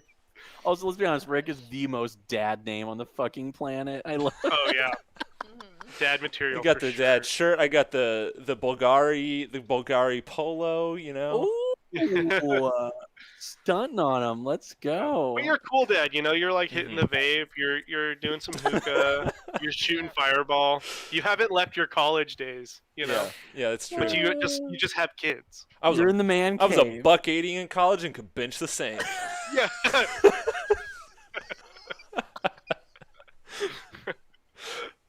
Oh man. Oh my gosh. So Oh my god. Why is it always a $180? What is up with that? $180 is the Oh. best way to say it. Oh Yeah. my God. Absolutely. Just rolls so off the dead. tongue. Yeah. Oh my A God. $180. I'm out. I'm so glad we're in the last 12 minutes Yeah. here. Oh No, I my think we got God. 7 minutes left. We're gonna Oh, we get got off 7? at 250. Okay. Yeah. Yeah. Okay, let's go. Perfect. Oh my gosh. Oh my god. Guys, Well, Yeah. I'm excited about it, obviously, and then also just having new maybe other guests on Mhm. as well to for maybe sure. experience Yeah. Minecraft Yeah. and to add their little touch to the world. But Yeah. Yeah. So Yeah. Marissa, you don't know this, but Matt No, I Sage don't. wants to come on and do Fortnite. So we're Awesome. thinking about doing that. I think it's funny that like out of all of the shows, like Matt Sage was on Art Brunch. But I feel like he's way more excited to come on Artists Play Video Games than yeah, he was to come onto Art Brunch. No, I'm He's- I'm excited to hear that. I think getting some different games going, getting different Mhm. folks on. Y'all get on Overwatch. yes. That okay. Yeah. So I want to get just demolished. I want to go on Overwatch and just get Yes. smashed because like I love Minecraft. I love how peaceful it is, and that's like speaks to like Jake as a person, I think, or as the brand, if you will. And I am just like not the like first You're not, person shooter. though. I'm not that kind of yeah. person. I mean, I'm also I- not, and I play those games. Yeah. true. now. Well, But I and want Jake, that. yeah, Jake's like, how do I open the inventory for Minecraft? I don't know. Yeah. 20 Jake's response times. when Yeah, there's so like a First, you can't play with a magic mouse. Like, you cannot play Fortnite. I don't even know if any Jake's other computer can Okay, handle yeah. Fortnite. So okay, let's talk about this. We were gonna rag on Jake's equipment. So for someone who streams, I guess now, which I mean, I'm part of streams. I don't personally stream. I have my keyboard here. Here we go. Yes. Okay. So which, by the way, I got this at White Flag Projects when they went out of business in St. Louis, Missouri. The giant gallery there, which is now, who has that space now? That's Susan Project Garrett's Space, yeah. Project Space with the James Terrell thing, which I Mhm. really hope I can see before it goes out. And which I think I got this for like $20, and this thing is extremely useful. I don't know why. And then this Magic Mouse that I receive lots of trouble for all the time, Yeah. which honestly does sabotage me left, right, and center. I actually got for free a long Okay. time ago from a friend, and it's actually a Magic Mouse 2. Thank you very much, because Which you've got that it's charger got- a port. good mouse for productivity, but for gaming, you cannot. That classic charger port on the bottom. Right. I've Can I got use my trackpad on my laptop? I've Could I got be one using too. that? Yeah, that's gonna hurt your fingers for Yeah. sure. So I I've have to got go one buy a new too. mouse? Is that what you're telling me? Yes, you But need to buy a it's gaming an mouse. OG. Yeah. Okay, I have a mouse that's USB based. Would that work? Yes. With a That's scroll? perfect. Yeah. That's mhm. perfect. Yes. Is a scroll and Scroll's right, helpful, and left yeah. cross- Mhm. okay. All right. I've got this gamer mouse with I love um, your whole, hold on. your whole. Well, let's you're show off holding some it up. rigs here. What do we got? You're Let's Yeah, holding it look- like a this real is my- mouse. So I It's color gonna specifically wanted. I found the cheapest gamer mouse. yeah, same. And RGB. Ooh, let's RGB go, baby. So Look at that. Ooh. RGB You wanna know how crew. much of a dad I am? Let's go, Rick. I What you edited got? so What much you got? many videos that I have an ergonomic Logitech. Are you fucking Yes. serious? You Here, hold spin it like that your shit so we hand- let's see those angles. Let's see those angles. Oh, that Look shit is nice. Looking like a boulder. Are you kidding me? Like the Whoa. boulder emoji. Have you seen the boulder emoji? That's literally what that looks like. Oh, we're going offline. He's going off. wow. You hold it like you're shaking Okay. hands, like you're shaking hands. Oh I my love that. God. Now I want one. That's sick. I want one too. It's Maybe the that's top what I of the should line. buy. It's the top of the line Oh my ergonomic gosh. mouse. It's like $110. I was gonna say, what's that set you back? Because I'm not paying for that shit. It Yeah, charges with that's USB-C cool. though on the front. So Ooh, smart. yeah, Infinitely you know. better. But I, that's my Smart. full dad moment there. Yeah. Programmable got a new- buttons. I got a new keyboard today, which I'm super excited about. Yeah, we'll be rocking Well, I that. got the my old one, which was like a combo with that old mouse. It just stopped Mhm. half the buttons just stopped working today. Mm. So I couldn't even log into my Mhm. computer. So I had to run to Micro Center before we did this, and I bought this little what is it? It's a what's it called? It's a Razer Mm. Huntsman Mini.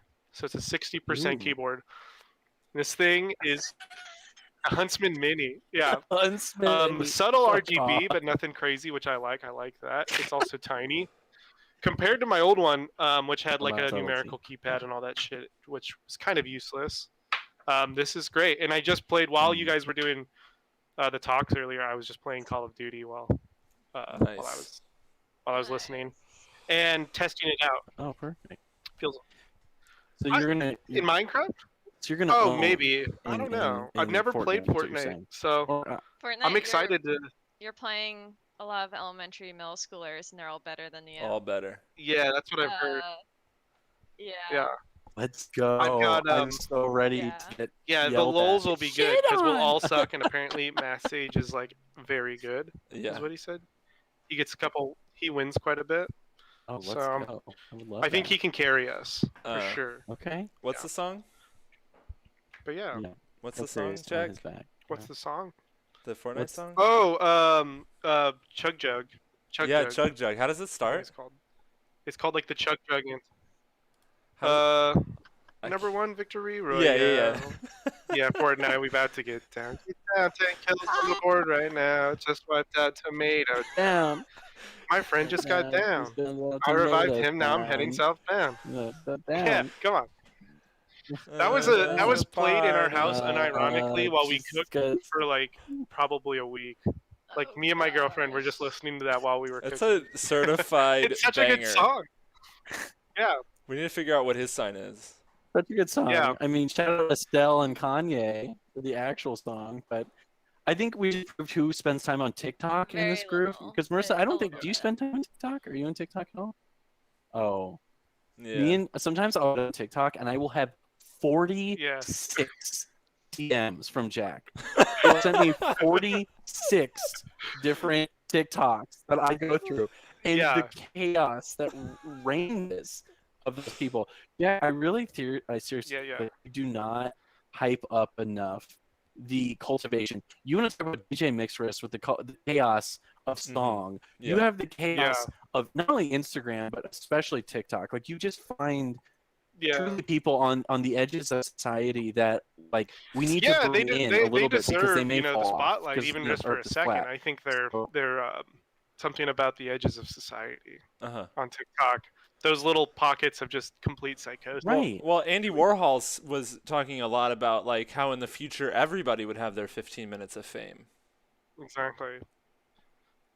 Exactly. And in this case, everyone gets literally 60 seconds in terms beautiful, of So maybe somehow we can have Jack's I could maybe do corner something like on that. future I could find episodes a of couple Arts Play good Video videos. Games. Yeah, I mean, that would be just fun. like your top thing of the week.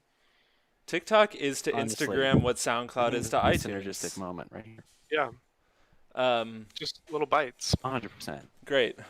Well, on that note, we are Give coming it what up we need. on And the you're already doing it anyways. end of The our end of the show. End of our show here. We get back to life. I'm actually So probably just everyone, gonna lay in bed. Tuesday, Artists Play Video Games. We're gonna have fun on Chaos Tuesday. Crew. What time are we doing it? Is it We 7 or usually 8? do it Crew. 8, right? Let's go. Yeah, 8 to like 11. 8 to 11, yeah. We usually do 8. One of these days it'll go every week. It's the real heathen Hopefully. hours for sure. That's the Hey, Jack. Jack and I were talking about maybe playing last Tuesday, but I was dying from my second vaccination. Yeah. Yeah. Well, if we get enough It's a people killer. in the mix, we could start making it a weekly deal, but we'll just have to stay tuned for that. Yeah. Yeah, exactly. Only good things to We'll come. do that. All right, y'all. Well, Yes. thank you very much for being here. That's right, Much love to all of you. I don't know how I'm supposed to wrap up a 5-hour stream of the caliber that we just had. Yeah, you're gonna go to the solo Rick vibe? Oh yeah, you want me to do that? We need that solo Rick view. Let's go. Nice. Sometimes you just get some buddies and some friends, and you just be friends and buddies for a few hours together. Sometimes Yes. you smash that MF and follow button to keep up with the travel agency and what we're doing in the future. We are artists. We are art TV on the internet. Thank you all for being here. Really appreciate it. This upcoming week, we do have Artists Play Video Games first up on Tuesday, Club Stars Align on Thursday, Two Black Artists in Conversation on Saturday, and we will be back Sunday with another installation of Art Brunch. And we will see you then.